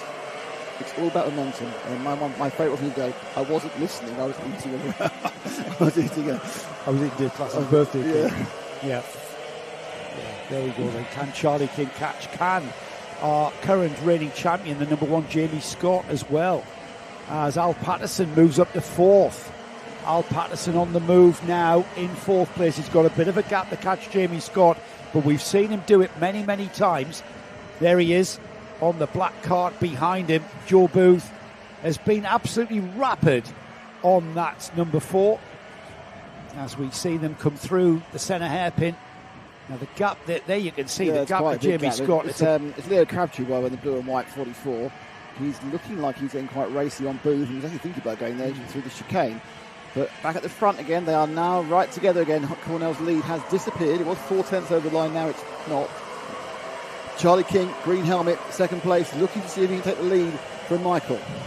He's caught him, hasn't he? And now he's challenging. We'll keep an eye on the Patterson to Jamie Scott gap as well. It was 1.1 seconds as he crossed the line. Cornell in the lead. Charlie King 2nd. Jamie Scott, Al Patterson 1.2 seconds So the top three pulling away from fourth place all plate holder Al Patterson here. Yeah, it's very, very close now. I'm not really sure with Charlie King. It's one of those things, do you actually want to go for it at this point, or do you let Michael pull you both forward and away? So in fairness, our number one, therefore our reigning champion Jamie Scott, is hardly being dropped. No, he's not. If anything, when they start when Cornell starts to having to defend slightly, that's going to allow Jamie Scott. If he defends once, they'll be together. Yeah, absolutely. It's only a gap of 0.7 seconds. It was last lap round now. Charlie King's absolutely shaped to that classic hairpin move up on the inside. Still works, even with the redesign. Yeah. And thank you very much. Let's work together now. Charlie, let's work together. Let's pull it up. Jamie Scott's catching. Michael Cornell wasn't silly though, was he? He didn't sort of argue the toss there. So Cornell with his sort of Italian flag helmet, isn't it? So it's Italian tricolour. So obviously, I take it there. He's got Italian heritage. I don't know. It's a good spot. It's a good spot. Yeah, it's what it is. So it's quite on the other side of it, it's like a kind of a. Who was the racing girl that had that sort of that look to the side of the helmet, the right hand side of the helmet, where it's kind of like squares? So you should know, you're into Formula 1 drivers and helmets. Yeah. Was. Charlie King. Now he's escaped from Coldridge. Yeah. Charlie King has pulled out 2/10 already out the chicane. Still not over though, is it? The top three not being caught by Al Patterson, who's pulled a gap to Leo Crabtree, who now has Mitchell Ball on his rear bumper, as Joe Booth has been demoted to 7th place. Just inside the top 10, Ben Watson, Tom Johnson and Gareth Haynes now having overtaken Alexander Lehman for that 10th spot. King is breaking away at the front. Was 0.2. It's going to have at least doubled. Yep, 0.5. Patterson, I think, is probably as surprised as we are. He's making no impression whatsoever on Jamie Scott. That's just is inching out by about 0.1 of a second each time. That's our O plate holder. He's moved out now 1.7 behind Jamie Scott. You're looking at the battle between Mitchell Ball and Leo Crabtree, 5 and 6. Crabtree, blue and white, Ball with the flex colours of yellow and blue. Oh, it's been, thank you very much. It's been lens cap. Lens cap. Lens cap. The camera's not working.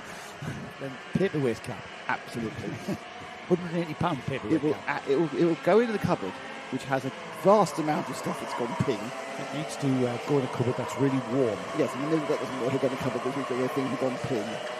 So Cornell not got any performance to recatch Charlie King, and he's coming under pressure now. He can hear Jamie Scott's TKM engine buzzing away in his peripheral here. He gets his head down. He hasn't given up on this. He's going to continue trying. He's going to continue pushing. Want to keep Jamie Scott away, and 2 to catch Charlie King, or maybe the other way around. Could be, yeah. Yeah, absolutely. Looking at the sky, Nick, it looks. It looks a little threatening. Get your thing out and tell me. Yeah, I'll get But by that, I mean your app. My app, I know what you mean. I mean your app. Yeah, it's not that sort of broadcast booth, I can tell you. Right, so leading and pulling away is Charlie King now. He had 3/4 seconds. That looks like more now as it goes through the chicane for the 8th time with 4.5 minutes to go. Just coming up to 2/3. Now the battle here is second place. Absolutely can Michael Cornell hold back Jamie Scott. Patterson falling off the whole time. He's 2.2 base. Hasn't got the pace in the dry weather. So Patterson obviously made a setup error on his car. He's obviously not the sort of you expecting up there if that wasn't the case. So the 5 and the 1, they're second and third, and then he's lost the place. Mitchell Ball has taken out Patterson during that lap. So Patterson drops to 5th. Ball, and then Leo Crabtree's had a nightmare. Leo Crabtree and Tom Johnson have had a nightmare as well. It's been a big shuffle out the back there. The main thing is Mitchell Ball now in 4th place. Great stuff, this, isn't it? Perfect TKM racing here.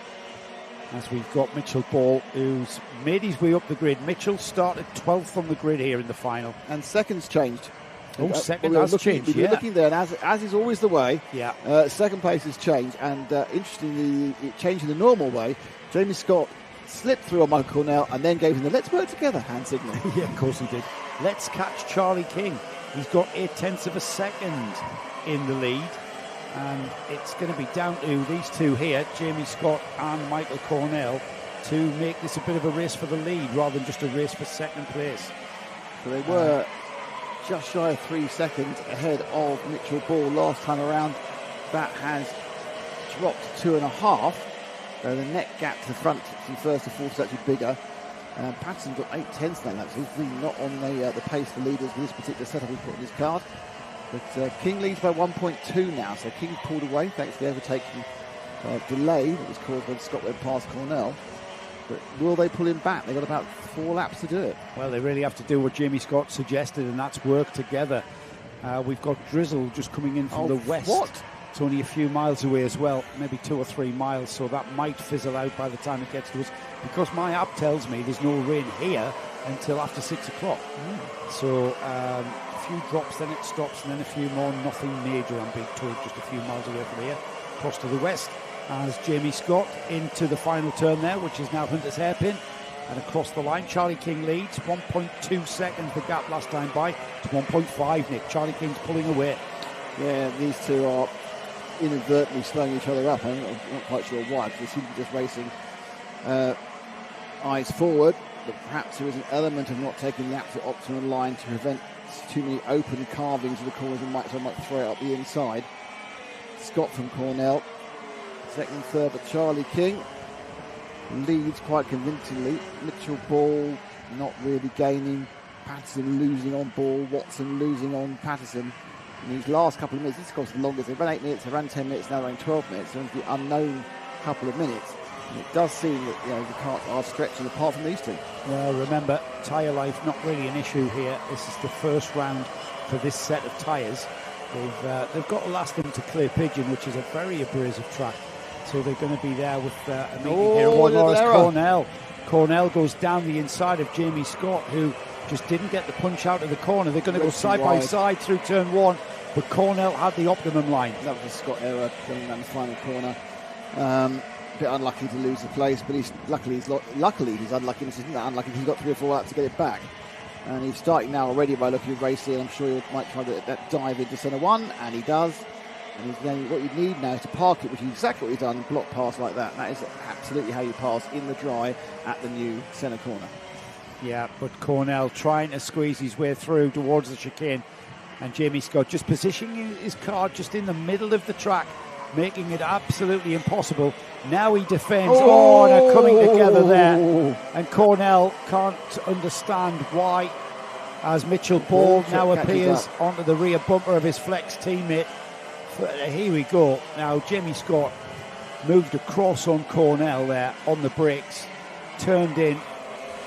You could see turned in early. Michael Cornell not happy with that, hand in the air saying, what are you doing? Yeah. So a little bit of a disagreement of opinion there. Mitchell Ball now all over the rear bumper of his teammate. Of Scott, yeah, but it's been good news for Michael. Good news Charlie King has got a 4-second lead almost, and good news for Michael Cornell. He's now pulled away, and it is a flex on flex, bit of action here, and a lovely line there for Mitchell. He should just probably, not fought by Scott. They've got to live in the same flex awning. I don't know what it is, but Scott's kart seems to be not gripping as well, and he was across and onto the mud, and then on the outside of the dogleg. By the time he got to St John's, the mud was still on his tyres, and he didn't have the grip through the corner. That allowed his teammate Mitchell Ball through, and Mitchell Ball is through onto the third and final step of the podium, Nick. As we head towards the final lap, it's the leader Charlie King who comes out of the final turn there, sees the last lap board heading towards us now. He can manage this all the way to the flag as he goes through turn 1. Michael Cornell second, and then we've got Mitchell Ball. Mitchell Ball has got Jamie Scott absolutely with him. Yeah. Last lap, Charlie King. Klassen, one of the Klassen drivers. Thank you to Klassens for the cake. Yeah, happy birthday, Dave. Happy birthday, Dave. It's a great birthday present. Charlie King giving Dave Klassen the 5th round win as a birthday present, no doubt. And he has driven absolutely superbly. We've come to see this from Charlie King.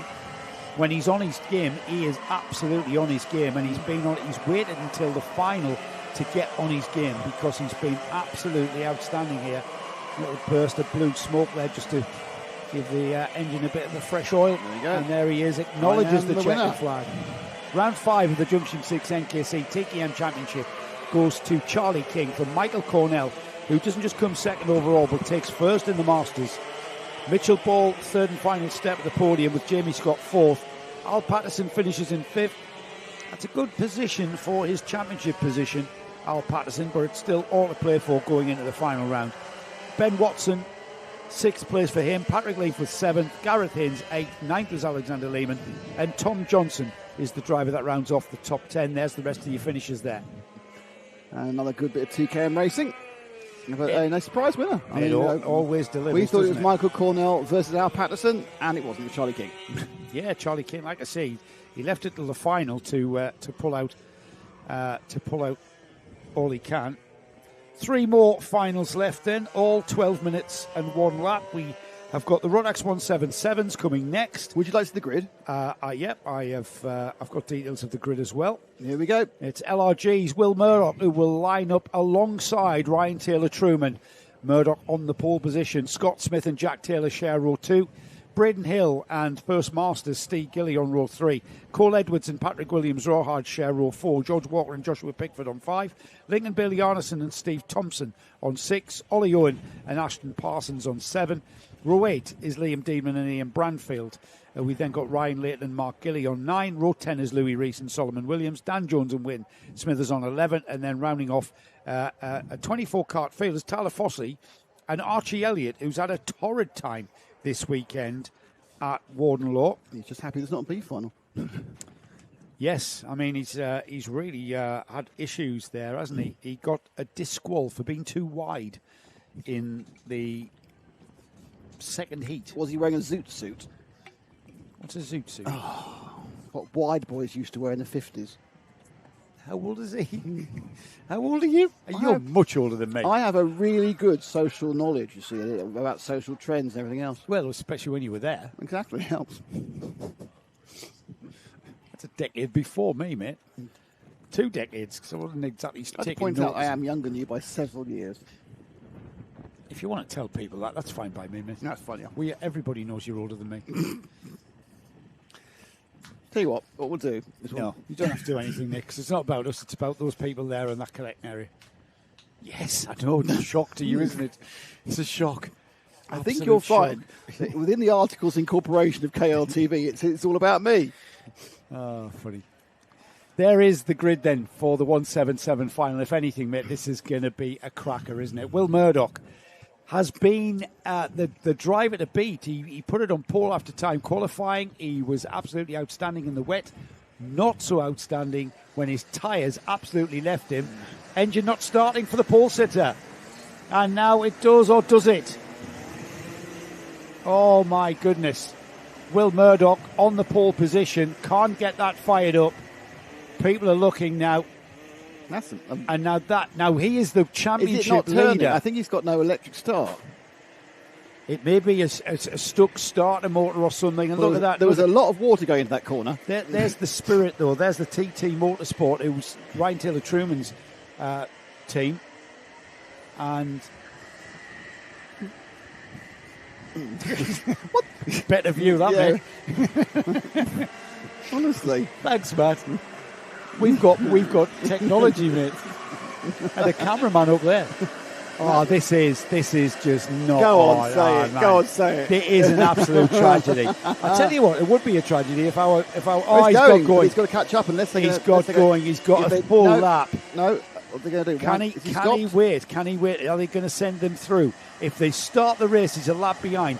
They're going to let them come through. They're rolling through. And I'll tell you why. It had nothing to do with Will at all. There was lots of stragglers. Well, he's going to be straggling soon because they're going fast. He's not going to catch back up again. He's going to have one less warm-up lap on his tyres, but he is going to be able to join. At the back. He is where he is. He's not at the back. He's at the front. Oh, which is where he needs to be. He's on the pole. So he's going to sprint off and get some heat into those tyres. He's going to be slightly disadvantaged, but not as disadvantaged as he was sat in that collecting area. That's very disadvantaged. I didn't notice what they did there to get that away, but thankfully they've got it away. From what I could see, the start button wasn't turning. Yeah. So it was an electrical connection, wasn't it? Yes, something like that. Yeah. I can vouch there's been a lot of water going over that area of the card. You know what? The spirit of this NKC paddock was right there. Taylor-Truman's mechanic, I don't know if that was his dad or whatever, but Taylor-Truman's mechanic was right there to help if he could. How can I help? How can I help you get that cart on alongside my driver? And this is going to be a ding-dong, isn't it? Will Murdoch, championship leader, twice champion, consecutive championships for that red and white cart there of Ryan Taylor-Truman as we get this race underway with 12 minutes and 1 lap for the 177, I should say. As Will Murdoch, we've got an incident there. Cole Edwards gets spun round. Yeah. And he got hit. He got hit massively hard, which put him sideways. Murdoch leads though as we go to a replay. It's happened to him looking back again. No, did he get hit? Might have been a slight waft across the back by the dark blue and the yellow. Must have taken him round. You wouldn't kind of spin like that any other way, but it is still Murdoch leading from Ryan Taylor-Truman. Now, Ryan Taylor-Truman will be fully aware that Murdoch's tyres have not had 2 warm-up laps. This is where he's got to pounce, because Will's tyres are not going to come in as quickly as that second place kart there. But it looks like they're beginning to come in already, because Will has pulled a cushion and doesn't look like Ryan can maybe challenge, or can he? He's going to have to be right on his rear bumper coming on the straight here. 1 lap completed, Nick. This is going to be a cracker. Yeah, Truman glances over his right shoulder, sees there's no one close. They've pulled a 2.3 over Steve Gilly in third, then Pickford, Bailey Arneson, that's top 5. But it is a 2-horse, a 2-kartist event, and it's Will Murdoch trying to hold back Ryan Taylor-Truman. He's doing all right now, but I feel there's a waiting game ensuing here. Both drivers just managing. Steve Gilly, massive respect for Steve. In third place overall with a bit of a cushion. First in the Masters as well. He's ahead of Josh Pickford. Lincoln Bailey Arneson up to 5th. Moving up 6 places, Lincoln Bailey Arneson. Moving up 7 places was Ollie Owen. And that is purely down to that massive incident involving Cole Edwards, isn't it? Yep, that's taking a big real shuffle about that, so the lower top 10 reaches. You've got someone facing the wrong way, someone got a car that had in some way been involved, not saying instigated, had been involved in some way. And they go round, and the lap is now, it's gone to 2.27 hundredths of a second, but I'm not sure that's really any issue for RTT. You can only be so close if you're trying to relax to come from the dog leg down the short chute to St John's. And it looks to me at this point like Murdoch is relaxing into this race. Yeah, he is. And both these drivers very, very quick. Another mover, Archie Elliott, has moved up to, or he did move from 24th. He was up to 15th, but the recovering Cole Edwards has just gone by. So they're having a bit of a midfield scrap of the seeded numbers between the number 4 and the number 2. As Will Murdoch continues. He's gapped him, hasn't he? He's 4 or 5 corners. His tyres have switched on. His tyres have come on. I think RTT's tyres should be somewhere there, and he's not exactly a slouch, is he, Ryan? No, not at all. You don't win 2 championships, back-to-back championships in the 177 class in the NKC without knowing what you're doing. But Will Murdoch's having a great season so far, dare I say it. Came into this one leading the championship from Scott Smith and Cole Edwards and Archie Elliott and Lincoln Bailey Arneson. And he's had a great day consolidating points hauls as Steve Gilly now comes under pressure from both Joshua Pickford and Lincoln Bailey Arneson. Bailey Arneson down the inside, the number 9 goes down the inside of Joshua Pickford. Or does he? Ends up on the outside. Used literally all the track and the grasscrete on the side. Got just about enough drive, but the big winner out of that was Steve Gilly, who was being closed down. Steve Gilly is now broke free. Yeah, now it's a several kart lead because they were fighting amongst themselves as always. Once the fight breaks out, the winner is the person not involved in it. Yeah, Lincoln Bailey Arneson, like I say, 5th place in the championship coming into round 5. He's now got to focus on that rear bumper of Steve Gilly. Steve running his and his brother's Mark's kart, Steve Gilly Racing. From Coles Racing from Origin, the Joshua Pickford driver there, the Joshua Pickford kart, I should say, is that black and white kart. The distinctive Coles livery there, easy to spot, of Lincoln Bailey Arneson, who's now chasing down and indeed catching Steve Gilly ahead of him. Yep, they'll work their way back towards the back of the Blue Helms with Steve Gilly quite quickly. But obviously, as we always say, catching is not necessarily going past. They do seem to have quite a bit of excess speed. Murdoch, by the way, in the background has pulled up over a second now on Taylor-Truman. And these 3 are in 3rd, 4th, 5th. And there's another trio who are, of course, therefore in 7th, 8th and 9th. Oh, Steve Gilly going really wide at the Gasworks hairpin there, just missing his turn-in, ending up on the outside, the dirtier line, and losing out massively. That allowed Lincoln Bailey Arneson to just move ahead of him. And now he's under pressure from Pickford. Pickford looking like he's lining him up. Steve Gilly positioning the kart in the middle of the track to make that hard. It's 3 by 3 at the moment, isn't it? as we watch Cole Edwards moving further up the order there and recovering back up to 11th now ahead of Ian Brandfield. Archie Elliott up to 13th, following him through. Gilly's another place. The 56 of Pickford just swept up the inside. In fairness, Gilly really, of course, isn't really competing in many ways with these drivers. He's competing with other masters. And the next master is that... It's Thompson isn't the next master, so he's down in 10th. So Gilly a long way ahead in the masters. The master being over 35. How old can he be? There's more track time in the middle of the field. I'm just keeping a wary eye on the lead battle. And Will Murdoch he's got a gap of 1.4 seconds last time by. He's going to, I think he's extended that. Let's have a look. 1.9 seconds.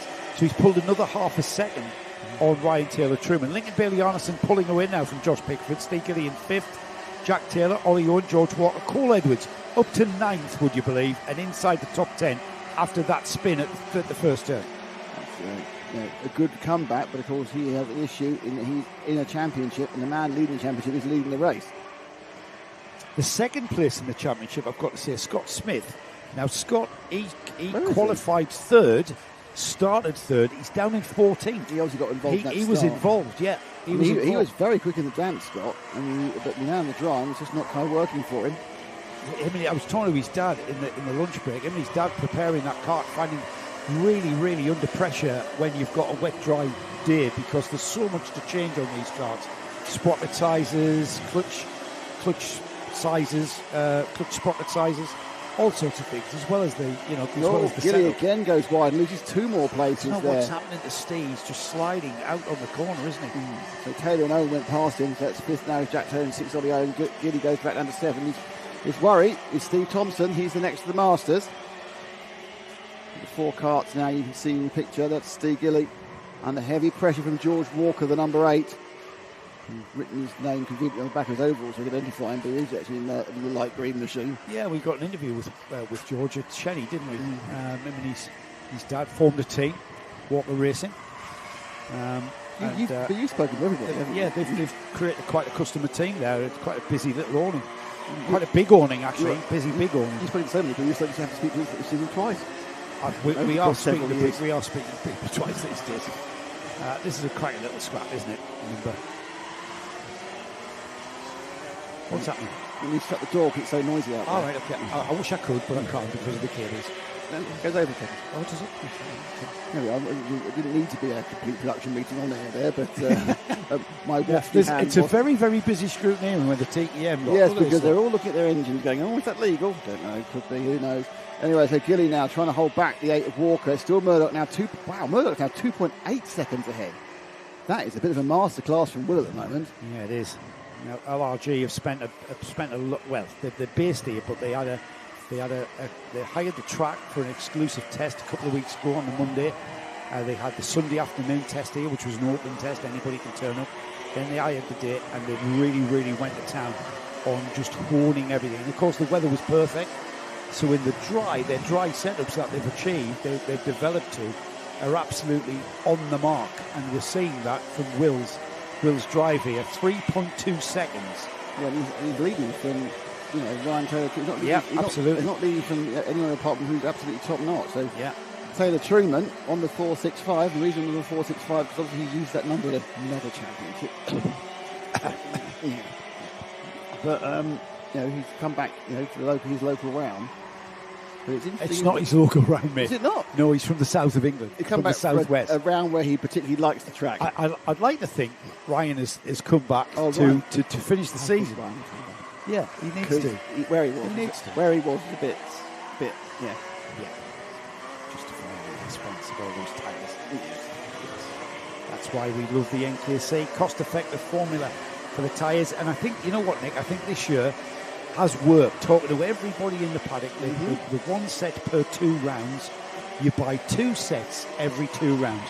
One's your practice set, one's your race set, and you use them in the practice, obviously, at the same wear rate, especially when you've got a dry summer. I've loved the mix. Like this morning, you mean? Yeah, I've loved the mixed grids and the time qualifying. That's a bit of a nice mix. And I think everybody in the paddock has been very positive about just gives them a bit of a varied weekend. It's not all the same. It's Well, not it's all true, mixed yeah, grids, it's good for not all- competitors. you get a variation. Ollie Varney was one of the drivers who we interviewed earlier in the season, and he said exactly that. It's a different challenge. So the next round is a different challenge, and that's what the enjoyable thing is. Mixed grids at Clay, so it's going to be a really interesting race meeting.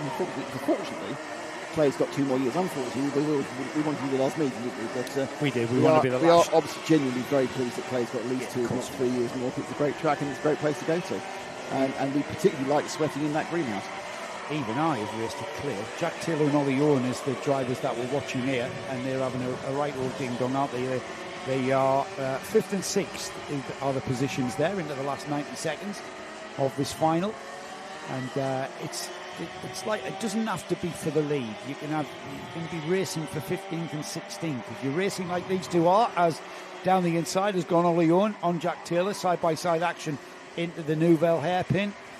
As the number 73 has finally made... now he's coming back. Oh, look at that, man. That's You have to wait stuff. until about there before you can say what's happened on that is on the brilliant centre. stuff. But working really, really hard to retain that. And now it's going to go again. And the 99 of Taylor had it, lost it, lost it. Now he's got no couple of corners that need... There is a prime example of what... And I hope Matt Hunter's lying at home on his chaise long watching this. Did he fed grapes by a serving Probably, person? by Deb, yeah. I hope he's watching this, because this is a prime example of how well this track now races with those changes, opening up the entrance to the gasworks hairpin. Who did the redesign? Matt did, with input from me, Paul, Reese, Bob Shipman, who else was? Pretty much everybody who walked in the cafe. Darren Large, right. Is that okay? Louis Large, yeah. Everybody who walked in on a Wednesday afternoon and said, "No, you want to do this." There's been some crazy ideas. We have got 0 time on the clock. So about to start the last lap. So last lap board. Let's pick up. Will's crossing the line now. There's the last lap board there. Will's going to be underneath Martin's camera in a moment as he continues to head off onto his final lap there. Will Murdoch has been... He was only really challenged in that drying superheat, wasn't he? His tyres went off or weren't in the right window at all. But the Louis Large driver... I mean, he was lining up alongside Ryan Taylor-Truman, and I said to him, "You've got to think championship, really, haven't you?" And he said, yeah. That's him thinking championship. Well, winning is the best way of winning championship. He's got, you know what, all credit to HRS Engines, LRG, Nigel Horner, the engine builder, on that kart. They have put, around Warden Law here, they have been unbeatable this weekend in this class. He has been absolutely a class act. Well done to Will Murdoch. It was just by pure chance as well that we put our camera on that kart. He is delighted. He is delighted. He's been feeling the tension coming into this final, especially when he got. Sorry, Paul, what you saying? Yeah, exactly. I mean, look at that. I mean, that's why. That's a good point. Our producer Paul points out. Remember, because I forgot already, Paul. His engine wouldn't start. He wouldn't start. He was tense going into that. You're obviously tense. You're sitting by a double champion in Ryan Taylor-Truman. You know you've got a job on your hands. Then your car doesn't fire. Then it fires and you're able to join it. And the tension there. The tension was released when he crossed the line, wasn't it? Great stuff. Cracking. And well done to everybody in 177s. We've had some good, clean racing, haven't we? We have had some good, clean racing, given the fact we've had so much slippery stuff. It's been clean the whole way through, really. A couple of nudges, but that's nothing compared to what you normally get. We kind of did the result's kind of gone. Here's your top 10. Will Murdoch, Ryan Taylor-Truman, Lincoln Bailey-Arneson third. That's your podium then. As we've got Joshua Pickford in fourth. Jack Taylor, Ollie Owen sixth. George Walker, Cole Edwards recovering to weight. What a great drive. Stiggerly takes Masters honours from Ian Brandfield. That's your 9th and 10th. And Archie Elliott, he started 24th. That's a recovery drive from the number 2, the vice champion from 2025, finishing just outside the top 10 in 11th. And Scott Smith, who started third, ended up down the field. He's recovered with a great drive there to 12th and secured some championship points. But Will Murdoch, with that strong strong weekend he's had, he's consolidated his position going forward into the final round. He has, but as sure as night follows day, another final follows the previous one. And we are now underway. The next final out will be the Senior Rotax A final. And we have Joey Brown on pole. Another LRG pole position, by the way. Blake Ticehurst, who's not LRG because he's down from the he's southwest. called. He's called. Boy Rosier in third. Kazui Wizardek in fourth. It is Sam Wyatt in fifth and Ollie Varney in sixth. I'm sure Ollie's pleased it's dry. It wasn't working quite well in those damp conditions. Kieran Gifford and Riley Thatcher, that's your row 4. Then James Philip King, who'll be significantly higher up, who haven't been for some coming together with Oakley Garthwaite, who's behind him actually in 11th. Whereas 10th and 12th are Rafi Celentano and Taylor Dixon.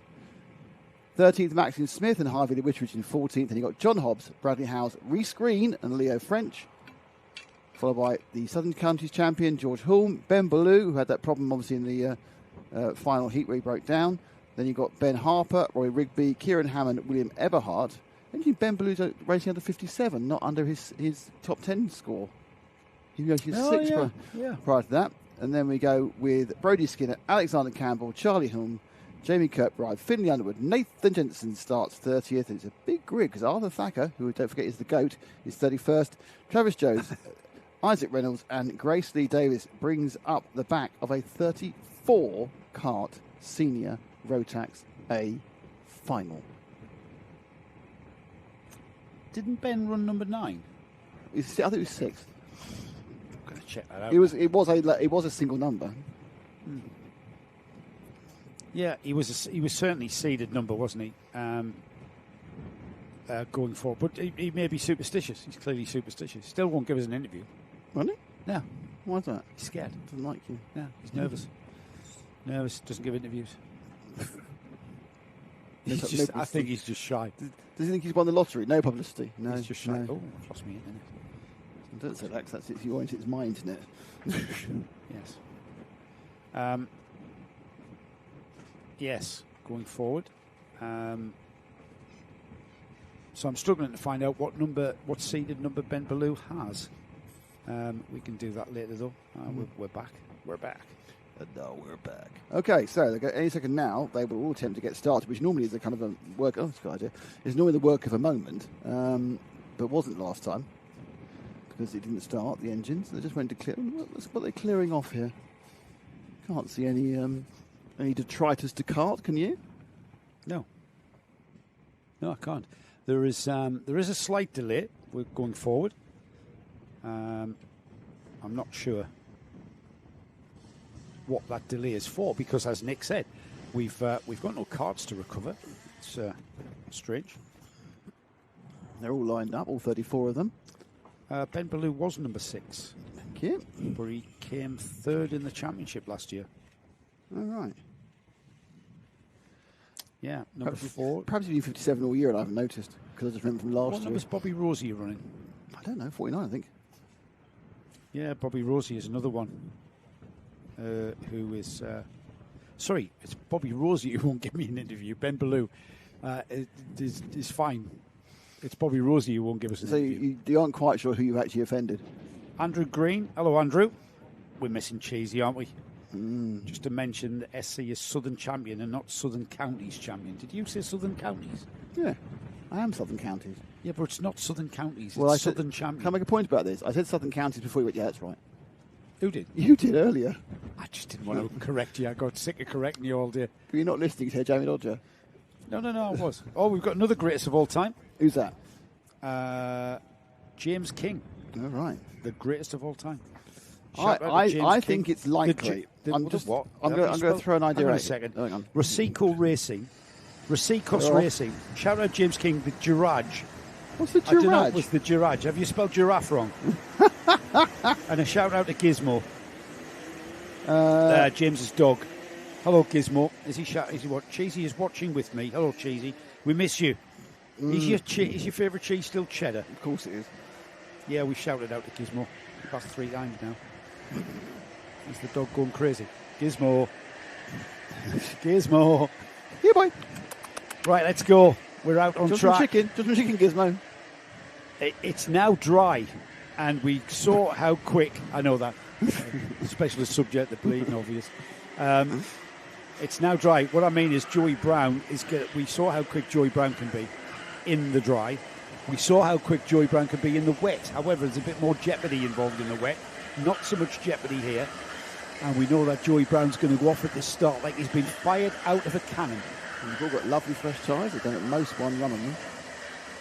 That's right. That's right. They've been well. They did a heat yesterday, didn't they? Yeah, I said one run. Yeah, yeah. But of course, that's apart from the 4 at the back, who've done 2 runs. Yeah, they've done a B final, of course. The 4 at the back. So Joey Brown, lost me grid. Joey Brown and Blake Ticehurst head off towards the tram lines. It's a little bit disordered. They get underway. It's very disordered. We've got a cart off, and he's going to get. Check this. Whoa! Sorry, Visserek, the number 45 has broken his axle. And it's broken. It's Oakley Garthwaite's cart's broken as well. Oh, that's a tragedy. As we've got carts hitting one another.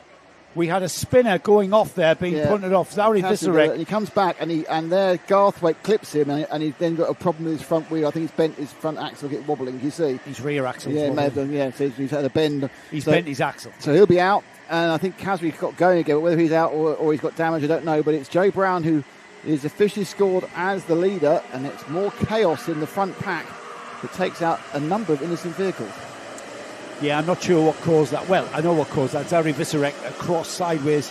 I don't know whether he got hit. It looked like he might have got hit, which put him sideways. And then he was just a passenger across the grass there and across that puddle. As we've got the leaders coming through now. Joey Brown, Bobby Rosier, Blake Ticehurst, Ollie Varney, Sam Wyatt, Riley Thatcher, James Philip King up 1 to 7th. Kieran Gifford down to 8th. Taylor Dixon up 3 to 9th. Rafi Salentano. We have 5 movements, 5 places for Ben Ballou up to 13th. Yeah, you can see Garthwaite's cart has been parked on the inside of the dog leg, and there's a little bit of a challenge there, and a kind of a stop challenging me. It's a very kind of unhappy Blake Ticehurst. Has been kind of attacked on all four sides. I mean, there's only 2 of them, and he's lost a lot of time on the top 2 due to that kind of coming together. So it is Brown from Rosier in the green and the blue machine, and he's running really quite tightly, but Ticehurst lost a lot of time being kind of gradually assaulted by various other carts, but he has still remained in 3rd place.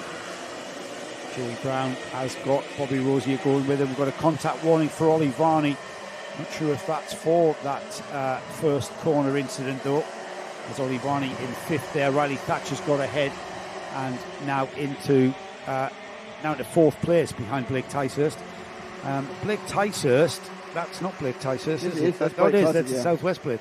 So that's Ticehurst, Thatcher, Ollie Varney, James Philip King, Sam Wyatt. This is a cracking battle there as Rosier looks like he's about to maybe just line up a move on Joey Brown. We'll wait and see because the action is for 3rd place down over. And the first 2 are right together as well, so they're throwing us a little bit of a feast of potential action. But certainly Rosier now right on the tail of the 16 of Joe Brown. Now the question is though, he's on the tail, but has he got any sort of overspeed to get past him? Nudge to get the inside there. Full screen, fastest lap of the race on lap 2. He's on a charge. He's down the order from where he is as the challenge comes from Rosier, and Joey Brown has to make room.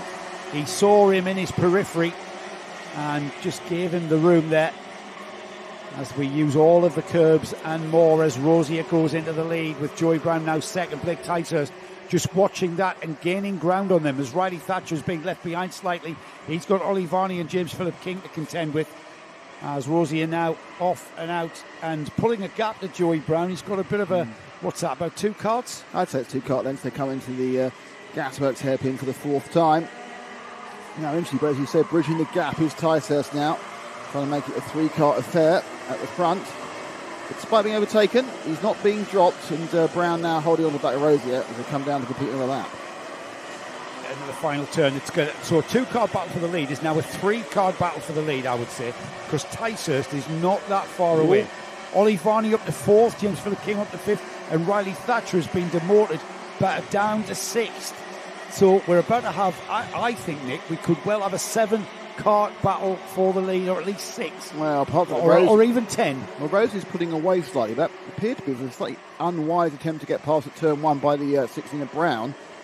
Back on the trail again now, dragging Ticehurst into it. So it's definitely a top 3, and that's the gap to make it a top 6. Yeah, absolutely. Here we go. That's the top three, about to become, like you say, the top 5 or 6. If those carts behind can catch up, and we're relying on Ollie Varney, James Fuller-King and Riley Thatcher to do that, and really will liven this up somewhat. I say liven it up, it's not that it needs livening up, it's lively indeed. Bobby Rosier, Joey Brown, Blake Ticehurst now nose to tail. Yeah, the three of them come down the main straight. And this is the point where Joey Brown thought about it last lap. No, not this time. I'll just follow Bobby Rosier around. Behind them, the Southwest champion, Blake Ticehurst. And they are taking all the curb in the world. When I came back from doing some camera faffing about with at lunchtime, you could see how the curbs all retain the water. And you think, oh yes, must be a curb. But of course, I think now, even that retained water's gone. Looks like we might be getting one of that drizzle. Just touch wood. Yeah, Chris Madison, who's 3 miles away or so, said he had drizzle in his garden and it's heading this way. Is that because he couldn't wait? There's Joey Brown down the inside of Bobby Rosier. Rosier coming back side by side into the horseshoe. Joey Brown has now got Blake Ticehurst latched onto his bumper and moves through with him. This is intelligent driving, because now we've got Ollie Varney making the 4-car battle of James Fuller-King about to join in as well. Yeah. Top 3 into turn 1. Joey Brown throws it in. Blake Ticehurst can't match his speed through turn 1. He matches his speed through Brian's Bend, though, and back on his bumper out of the dog leg now and into St John's. Like I say, Nick, when these 3 start squabbling, they're going to be joined by those 2 there, and they're already being joined. Yeah, this is going to turn into a 5-cart train. Rosier was happily in the lead, then found himself 2 corners later in third. He's not out of it. There's half the race to go. Exactly. It's just under 6 minutes left. We are now 5 carts in a row. So Varney and James Philip-King have really joined the party. Here we go. There's going to be a move for third, is there? Ollie Varney getting involved as well. Bobby Rosier very composed there. He was looking like might have a go at Blake Ticehurst, but he had Ollie Varney very much, if he had mirrors that is, very much in his mirrors as the leaders come through then. It's going to be 7 laps completed this time by. We've still got 5.5 minutes. We're just inside the second half of this race. We've had our orange juice, we've had our sliced oranges, half time's over. Excellent. Yeah, we're into the second half. And it's very definitely a 4-cart field. King dropping off at the back of that pack in the last lap, but the 4 of them going together pretty much as one. And up the inside goes Ticehurst. It's going to be his first chance to lead, but it's turned the other way, and now Rosier picks up 2 spaces. So Rosier, who was himself done from first to third, now goes from third to first, and Varney now pushing for second, side by side, going into the hairpit, the chicane, but no. And he even goes a little bit up the back as well. Yeah, Ollie Varney trips over Ticehurst. He's not finished though. Joey Brown finds himself in 4th and wonders how that could have even happened. They are falling over each other. They're tripping over one another. There's been a change there as Joey Brown nudges Ollie Varney out the way. Who is that? That's Doug Riley Thatcher getting involved as well. It's incredibly good news for Bobby Rosier, who's now suddenly found himself the best part of a second lead over Ticehurst. Third place now is 1.4 seconds behind. So they've lost a fortune of time by scrapping during these last few corners. But Rosier finally has some breathing space. Here we go then. Can this lot behave themselves and catch back up to Bobby Rosier and Blake Ticehurst? Varney locked out the inside. There's all sorts going on there. This is going to be a very busy steward's office, I think, as we've got carts contacting one another. I'm not sure who's at fault. I'm not going to even suggest who's at fault, but there's carts making contact with one another, and that has allowed Ollie Varney. Oh, sorry, that's Bobby Rosier and Blake Ticehurst, is it? No, they've gone. That's Varney. Brown's long gone. Brown's dropped back due to what happened during the comings together. That's Ben Balloon who's joining. We'll have to wait. Kieran Gifford. That's Kieran Gifford. They are a KGR driver, yes. They've had an absolute scrap. I'm not quite sure what happened to Brown. He only got one place. At one point, like he was going to drop out 4. But Joe Brown's been parked on people's back bumpers and front bumpers. I'd be very surprised if he hasn't got a bumper penalty. Yeah, it's going to be it's very much going to be a provisional result. Well, I think first and second should be fine. There's just over 3 minutes remaining here, and Bobby Rosier very much in command with half a second gap to Blake Ticehurst. And there's 2.5 seconds of the pack. So this scrapping has completely taken any of these out of contention, anything apart from the lowest step of the podium. But most of them in contention for the lowest step of the podium. Yeah, there's Riley Thatcher, Ben Ballou and Taylor Dixon. Down the inside of Dixon has gone the number 113, Harvey Lee Winteridge, side by side. Very robust driving here pretty much all the way down the field there. As John Hobbs joining in as well. He picked the position up there, 66. Yeah, they're both teammates. The orange and black helmet. But you can just see listen to how far ahead Rosier. Well, Rosier and Tysus are together now. So let's get back to the first two, Paul. The first two are right together. There we go. Great shot move change there. And this is your lead, Rosier, who had a lovely little cushion. That's gone now. And Tysus, with 2 minutes and 21 seconds, is coming up and seeing if he can gain the victory in the Senior Rotax A final at round 5. Let's see who it can be. Will it be Rolf Racing in the form of Bobby Rosier, or will it be Coles Racing in the form of Blake Tysus? That takes overall honours here in round 5 of the Junction 6 NKC as they head to the gasworks. It will be 11 laps completed next time by. Bobby Rosier still pushing on. Personal best lap time last time by. Still not enough to break free of Blake Tysus, who positions himself right on the rear bumper. Now it's about the slipstream, onto the straight here.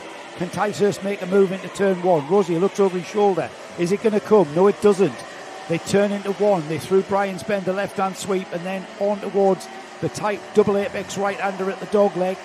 Out of that one and towards the infield now, Nick. Is that move going to come soon? Well, the favourite place is dive up the inside here at centre, but no, Tysus not interested in that one. So where is he going to make his move, or is he going to try and do it right at the end to prevent the chance of a comeback? We've got a minute and 20 to go, so they're going to get this one and 2 more, I think. So they get this one and 2 more as they sweep round the top of the track now and come down the gasworks hairpin. And again, not looking for a chance, not even shaping for a move. And Rosier wasn't defending the optimum line through the gasworks hairpin. The door is wide, the track is wide there. So if you've got momentum out the chicane, you can pull alongside into the braking area. You've got to be last to the late breakers a little bit as well. This is a potential as well. Slipstream coming into action. Tysus just dropping off the rear bumper of Rosier there, so not in any way positioned to maybe pull alongside even. Not being able to use the slipstream as effectively as he perhaps wanted to. And with what is going to be the last lap or next time by, 30 seconds. Yeah, it's got to be, hasn't it? They're not going to, or it might not be, that is right on the cusp of half a lap. No, 55-second laps now, 52 seconds left before they pick it up. There'll be 3 seconds. They'll go over they're only at the chicane. They'll go over at 12:03. It's fine, but now it really is a lap and 2 corners. Or 2 sections of corners, for Blake Tysus. I mean, he's obviously going to make the move at some point, because why wouldn't you? You're not going to sit there and just enjoy coming second. He's got a chance of being the winner. He might not have the performance or momentum, I should say. He's so close, you've got to give it a go. He is, yeah. So he's going to have to be last to the late breakers here. Now we've got defensive driving coming into play. Rosier, he's going to have to be very careful here on this part of the track here. He needs to be clean. He needs to be very fast through this bit. He needs to be very fast and clean through the left-hander, because the move can come at the centres. So it's massively wide here into the entry to the left-hander. Tysus not quite in position enough to challenge, but this is a defensive move there. And that's lost him all the momentum defending into the Nouvelle hairpin. And that's allowed Tysus to just move alongside and go alongside and indeed into the lead by the time they've even got to the chicane. Will it be over and under? Can Rosier get back? He's got 2. He's going to have to do the tin opener job. Tysus now just needs to run his lines, and he should be able to take the Senior Rotax final in the Junction 6 NKC round 5. What a great performance by Tysus. Comes over the run, does the 2-arm thing. He's very unpopular. Have we got the replay of him going past? This was all about Rosier defending tight into the Nouvelle hairpin. And Tysus, seeing what he was doing, and cut back inside him coming out of the hairpin. It's now a slower corner, Nick, so it's all about acceleration towards the chicane. So a very fine win from Blake Tysus. Bobby Rosier second. Behind them, this is provisional. Ollie Varney, Kieran Gifford in 4th, Joey Brown 5th, Ben Ballou 6th, Riley Thatcher 7th, John Hobbs 8th, 9th is Taylor Dixon. And look at that from Reece Green, 17th on the grid. He's found his form again this weekend. He comes through into the top 10. Outside the top 10, there is your result. Oh, it's gone. Where's it gone? Sorry, it's there, mate. Yeah, I know that, but I thought I was going to point everybody towards the timing bar. It only lasts a certain amount of time when the race. I know it does. It's to avoid being there for too long. Right, everybody, we have got our final race of the weekend coming up next. It is the Junior Rotax A final. And I guess there's going to be a little bit of a delay because they've got to rescue several carts from the top of the track. They have. There's going to be There's about 1, 2, 3, 4 carts who got round the first corner in bits, but finally got to the end. So what we really need to do more than anything else is read out the final grid. I realise that. So the final grid of the day, the Junior Road Tax A final, as brought to you by Joseph Bradley. It's Sunday, isn't it? Charlie Vary for ST Racing on the pole position from Jensen Hookie, who joined us in the commentary booth. That's a battle. It is going to be a cracker. Hector Sadalowski and Daniel Minto share row 2. Daniel Minto, the trophy stealer in the NKC, came out at Wilt Mill and stole the O plate in fine style. Hugo McCluskey, his teammate, is starting 5th with Logan Hartshorn alongside. We've got returnee Alfie McBain alongside Jack Dimbleby on row 4. Sam Green Gomez and Benjamin Lawn share row 5. Ewan Scott and Jake Walker on 6. Harry Harvey and Eden Salvage on row 7. Row 8 is Nico Webers and Jesse Whitmore. Harrison Matthews and Freddie Wall share row 9. Row 10 is Tyler Rackham and Jacob Jarman, with Elijah West and Leighton Kelly on row 11. Row 12 is Cody Longdon and Fenton Roderick, with Samuel Yeadon and Alex Roach on 13. 14 is Jack Gibbons and Ryan Sadlier. Iris Crease and Ethan Hunt are next, with Callum Wilson, Lucas Hilton, Leonardo Palaggi and George Theobald. Callum Wilson, of course, Lucas Hilton, Leonardo Palaggi and George Theobald were our B final qualifiers. Well done to our novice drivers. Jack Gibbons getting into the A final in 27. That's no mean feat. And Iris Crease also getting into the A final in 29th place. So well done to them, just finding their feet, of course. Nick's picking up a message, the same one I have picked up as we the are same person. With this little bit of a delay, Nick, it's probably an idea to remind everybody when Karting Live TV brings us our next broadcast. We have a break. You are going to the 5-star hotel in Morocco. I'm going to an Airbnb in North Wales, believe it or not, for more relaxing time. Perhaps less alcohol, but more theatre visits. But we are not. The next karting on Karting Live TV is not until the next round of the Junction 6 NKC at Clay Pigeon. But if you want to see us or members of the team, at the end of August we've got an RC event, me and Ash, and the following week you and I and some others are going over to Spa for the Porsche 12-hour special rent championship thing. 12 hours of Spa. It's the 992 Endurance Cup. I'm going to have to do some revision, aren't I? You are. You're going to have to do some work. I'll have to actually work out what's going on. Yeah, Nick and I are going to Spa for a sports car race. You could have just said that. But it's a bit deeper, right? And obviously after the NKC at wonderful Clay Pigeon, we're here back at wonderful Warden Law, the Access Championship. And after that, we begin our winter sojourn over to the UAE. Yeah, I'm just looking at that calendar, actually. We've got a message about it. That's how high up we are. Look at that. The windmills of my mind. That's obviously that must have made Hamish feel very much at home. Yes, there are a lot of windmills around the there are lots of windmills windy track. Yeah, sky has looked a little bit threatening, but the rain has kept off. The rain was forecast to stay away till we tear it down, till we're taking everything apart. So we'll be getting wet when we're bringing our cameras in. I hope not.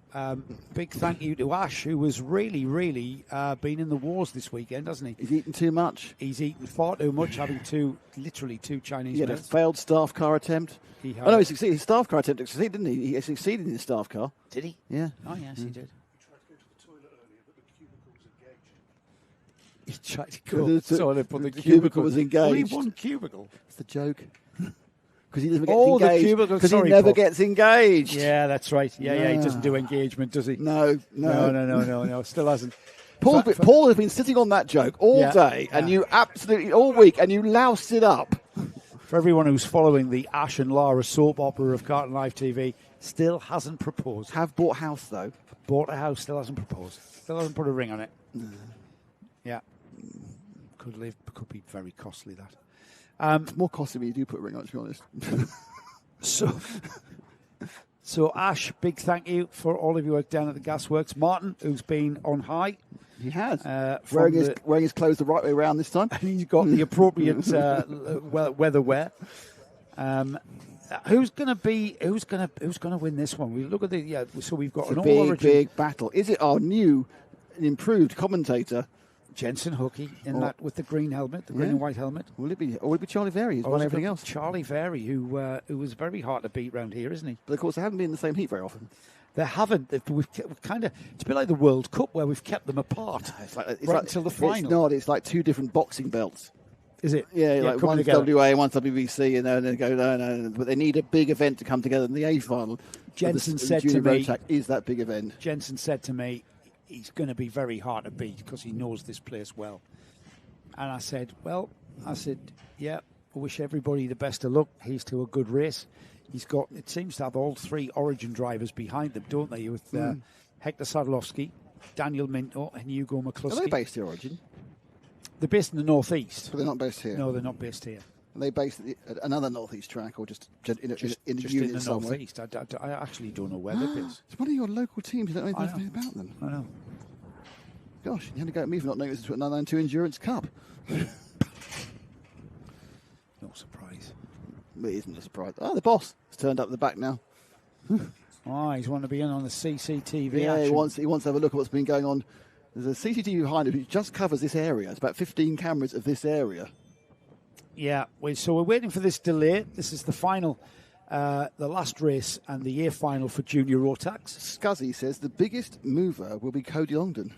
Big Cody Longdon fan, let's be honest about that. Yeah. Let's go Freddie Wall, says Carl Mills 7901. And good luck Nico Verburst, goes Ricardo Oradinho 155. I really wish they hadn't changed. I think I've said about 8 times. I really wish they hadn't changed the way the names come up on YouTube about a year ago. I know, it's become very hard to read when it's just letters and numbers, it's like your sub sign-on. Yeah. It's like binary code.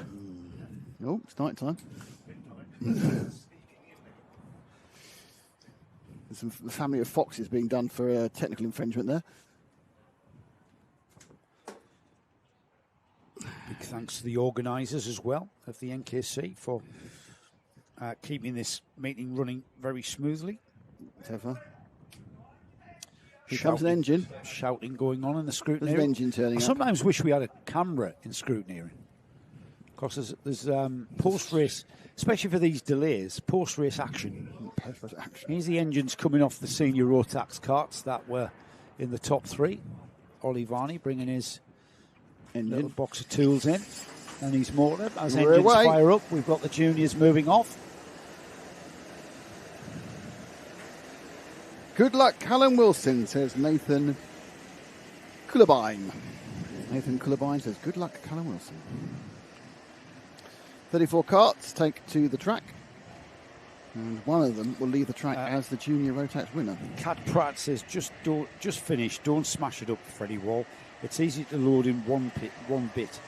Good point. Yeah, Andrew Green. Joe, we will say, Cheesy's going to pop in with his mum and dad, Andy Green, and at Clear, which is where they are. Well, his mum used to be our timekeeper. We spent a lot of time with his mum. That's right, Sue next door, especially at Forest Edge, where we're all stuck in a hut we can't get out of. Did I give her that dish back? I don't think so. 2 years ago? Probably not. No, I'm sure I did. Please tell me, Sue, if I've still got your casserole dish. It was full of cheesecake, wasn't it? Mm. Yeah, we were eating that a week later. The White Helmet has spoken and wants to speak. I don't know if I can repeat what he's going to say. I'm not sure. I'm not sure is the answer, Paul. Seems happy enough. Might have been. Yeah, how exciting. What went on track? Come on, they waved them round. And Callum? They waved them round. Not a massive surprise. Not a massive surprise. They were nowhere near ready. I mean, Jensen Hookie is down in 5th place there on his formation lap, and he's on the front row.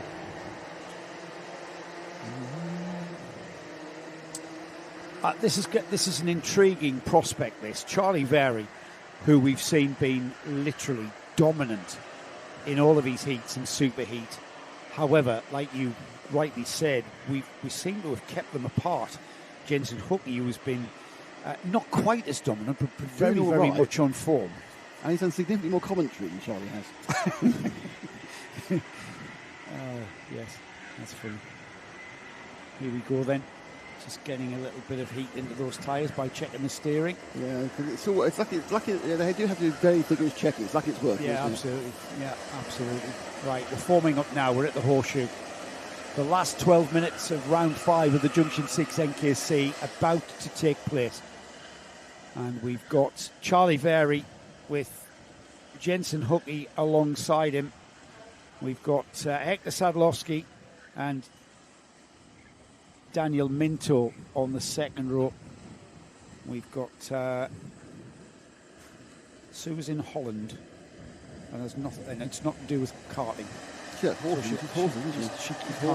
we go then. Here we go. Lights go out. We are racing. Hookey's in the lead. No. Hookey's in the lead. Chops across the front of everybody. That's all going on. Bangs off one of the Origin carts and ends up in second place. And Charlie Very just sat there and watched that all happen in front of him. Well, Charlie Very in the lead. He took it first because Hookey came across his nose and moved him around. But then in the absolute speed that Hookey took in the first corner, he then got confused with conflated with some of the other carts. As two of the Origin carts go past, it's a terrible start for Hookey. He's down in fourth. His main rival's got a gap, and he's struggling. Yeah, the two Origin carts took advantage of the situation. It's Sadlowski and McCluskey. Hookey's got one back straight away. One of them back there. He's through on McCluskey. Day, isn't it, for Hookey? Yeah, he keeps waving, let's catch them. Daniel Minto's coming as well. So he's in amongst an inter-team battle there as Minto goes down the inside of his teammate McCluskey as they cross the line for the first time. Then Charlie Very, Sadlowski, Jensen Hookey, Daniel Minto, McCluskey, Hartson, McBain, Lorne, Sangrin Gomez, Jack Dimbleby, Jake Walker just outside the top 10. It's all about to kick off, I think, because tyres are not quite up to optimum and drivers... What, sorry? I think it's kicked. It's not about to kick off. I think it kicked the first well, corner. It really has, There's hasn't Minto it? in the O-plate under immediate pressure from the 111 of Logan Hartshorn. Hookey now has got himself into a comfortable third place, but that's not where he wants to be by any means. And the incident is Hector Sedlowski, who's doing particularly well, but they all ended up over a second behind Very after one lap. Alfie McBain gets eased out by Benjamin Lorne, who moves into seventh place. Benjamin moving up the order here. He dropped the second place coming into round 5, didn't he, to the championship? He's wanted to catch Jensen Hookey at least and consolidate that championship. As we watch the pink and white cards of Logan Hartshorn, we've then got it is Hugo McCluskey down to 6th. Alfie McBain is in 7th, Benjamin Lorne 8th, Jack Dimbleby 9th, Sandrine Gomez in 10th spot. So McBain came back at Benjamin Lorne. There's McBain there with the white helmet, the white overalls. Benjamin Lorne in the bright yellow helmet there at the back of that picture. Yeah, back into full dry, so my expectations Lorne should be able to move up a couple more places at least and score a reasonable amount of points for his championship. But don't forget, you can drop rounds, so it's not the end of the world. You have a particularly bad day. But further up, this is the 4th place Origin machine of Daniel Minto, the O-plate winner. Hartshorn behind him, McCluskey behind him, and then it's Lorne. Top 4, Very, Sadlowski, Hookey. They were second apart. First and second ahead of second, and second ahead of third. Makes sense, doesn't it? I don't even know what you said there. But it's all the same. First was the second ahead of second, and second was the second ahead of third. It's like a Marx Brothers sketch, this. Who's on first? I have no idea. And that wasn't the Three Stooges, wasn't it? Oh, no, it was Abbott and Costello. And that's 3 sets of people that most people have never heard of anymore. No. There's the O-plate holder, Daniel Minto, who is chasing after Jensen Hookey there. He's managed to stay ahead of Logan Hartshorn, who's challenging. So these two need to work together to catch Hookey, who has got Sadlowski ahead of him. Sadlowski having a great drive in second place. He's about a second behind. Oh, and there's the challenge on Minto. Hartshorn down the inside of Minto and into 4th place. Yeah, 111 there, beautiful move by Hartshorn. And that effect here, so basically Very has a lead of a second over Sedlowski. They're going across the lead now, and it's still a second. And Hookey's a second behind, so there's been absolutely no movement in those top 3 for the last 3 laps. Look who's put the fastest lap in, though. Look who's pushing. Charlie Very, not just happy to be at the front, he continues to push and extend that lead. 55.056 is the fastest lap of the race so far. And it's from the yellow and blue ST Racing machine at the front of this field. Obviously, we are not that far in the race. We're just 1/3 in, so there's a chance that various carts will come in or go out based on where they are with the setup. But at the moment, Very's doing a very, very good job indeed. And in fairness, surprisingly, Sadlowski, he's got Hookey in his pocket. Yeah, he really has. He's having a great run. There's down the inside has gone Alfie McBain demoting Hugo McCluskey to 7th, moving up to 6th now is Alfie. Remember, he's the driver that's come back to karting after an 8-month layoff. Hasn't done any karting in 2026. How old is he? Actually, don't know, maybe like 13, So maybe 14. So won't be a fitness issue then? Oh, no, not They're all fitness. fit in anything, No, the not kids. at all. McCluskey there in the bright green helmet has had a great day here. This is probably the poorest we've seen him out there, and he's been running in the top 3. He had a top 3, certainly a top 3 finish at least once, as he continues on, trying to get back on terms. Behind him, we've got Benjamin Lawn, who's wanting to get by, no doubt. Benjamin will want to improve on his finishing position. Just having a look down the inside at the chicane there, as McBain, his old Hunter Motorsport teammate ahead of him is Daniel Minto, as McCluskey down the inside. Lawn moves alongside. Yeah, so there's no real room to get past the 265 of McCluskey. So Benjamin Lawn, the blue and pinky red, remains in 8th place. He's got kind of stalled that position, but he is now side by side. They look to go through the first corner, up through Brian's Bend and into the dog leg. He's beginning to stretch out in front of him. I think Lawn can see if he's going to get himself up to some reasonable points, he's going to need to dispatch the 265 of Hugo McCluskey. I did think he was going to pull alongside.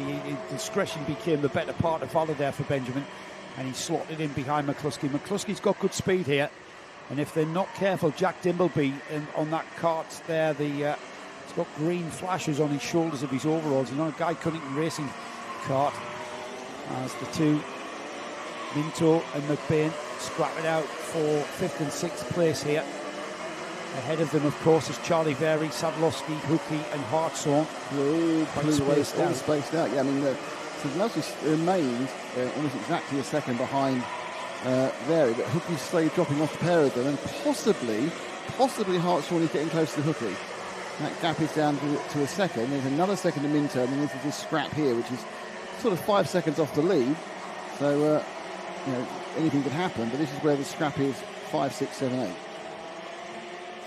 It's it really is a high-speed game of chess here, as Benjamin Lawn looks again at the rear bumper of McCluskey, and McBain looks again at the bumper of the O-plate holder, Daniel Minto, as they go in. There's still plenty of time, though, Nick. We've just literally, we're about a minute inside the second half of this one.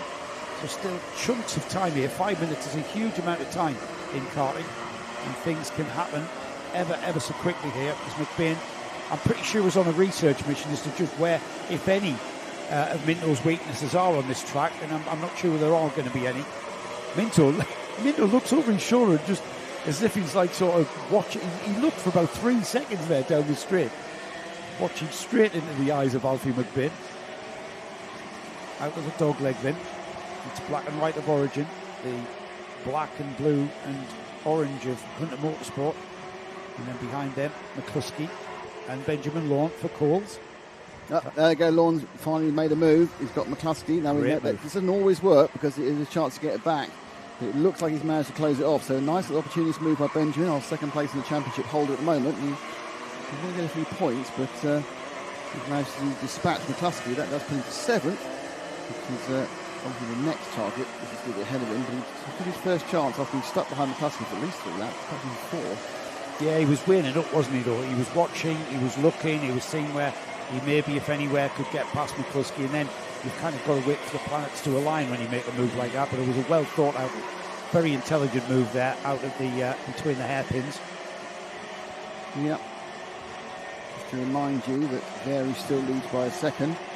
Sadlowski is 1.8 seconds, he's 2 seconds ahead of Hookie. Hookie remains a second ahead of Hartshorn. Hartshorn is a second ahead of Minto.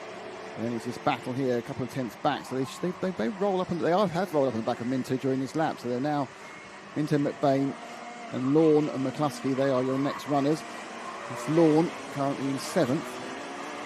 We're about a minute away from what I call the metaphorical 2-minute bell, where everybody switches it on because time and opportunity to begin to run low. Switched it on.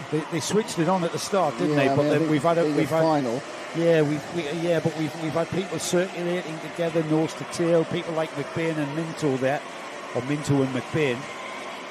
Whether or not Alfie's got anything in his toolkit to to challenge Minto's. We're going to have to wait. But who's coming onto the rear bumper of Alfie McBain? Benjamin Lawn is catching McBain, and Hugo McCluskey is going with him. There he is, Benjamin Lawn. That Coles cart lifting that inside rear wheel lovely and winding that axle nicely for him to keep the engine revs rising. And with 10 seconds to go before the 2-minute bell, Minto just keeps looking over his shoulder to see where McBain is. There's going to be people who expect to hear that. I know, there isn't an actual bell, that's why I say metaphorical. Will you go ding ding ding ding ding ding now? Yeah, well, you just have there. Oh, yeah, you you just have. I've Well, done it. it's when the drivers come underneath the start gantry, they'll see the time, and they'll see that they're under 2 minutes. And they start really, really pushing on and trying to maybe have you need to make some crash. moves. But no one's really sitting right on someone's bumper at the moment. Lawn's trying to get up to McBain. McBain, in fact, has just dropped big off Minto this time. And so, yeah, Lawn's got quite racy as far as 6th place is concerned, and that's 67, the man with the white helmet, Alfie McBain. And he very racy, but he backed out of it.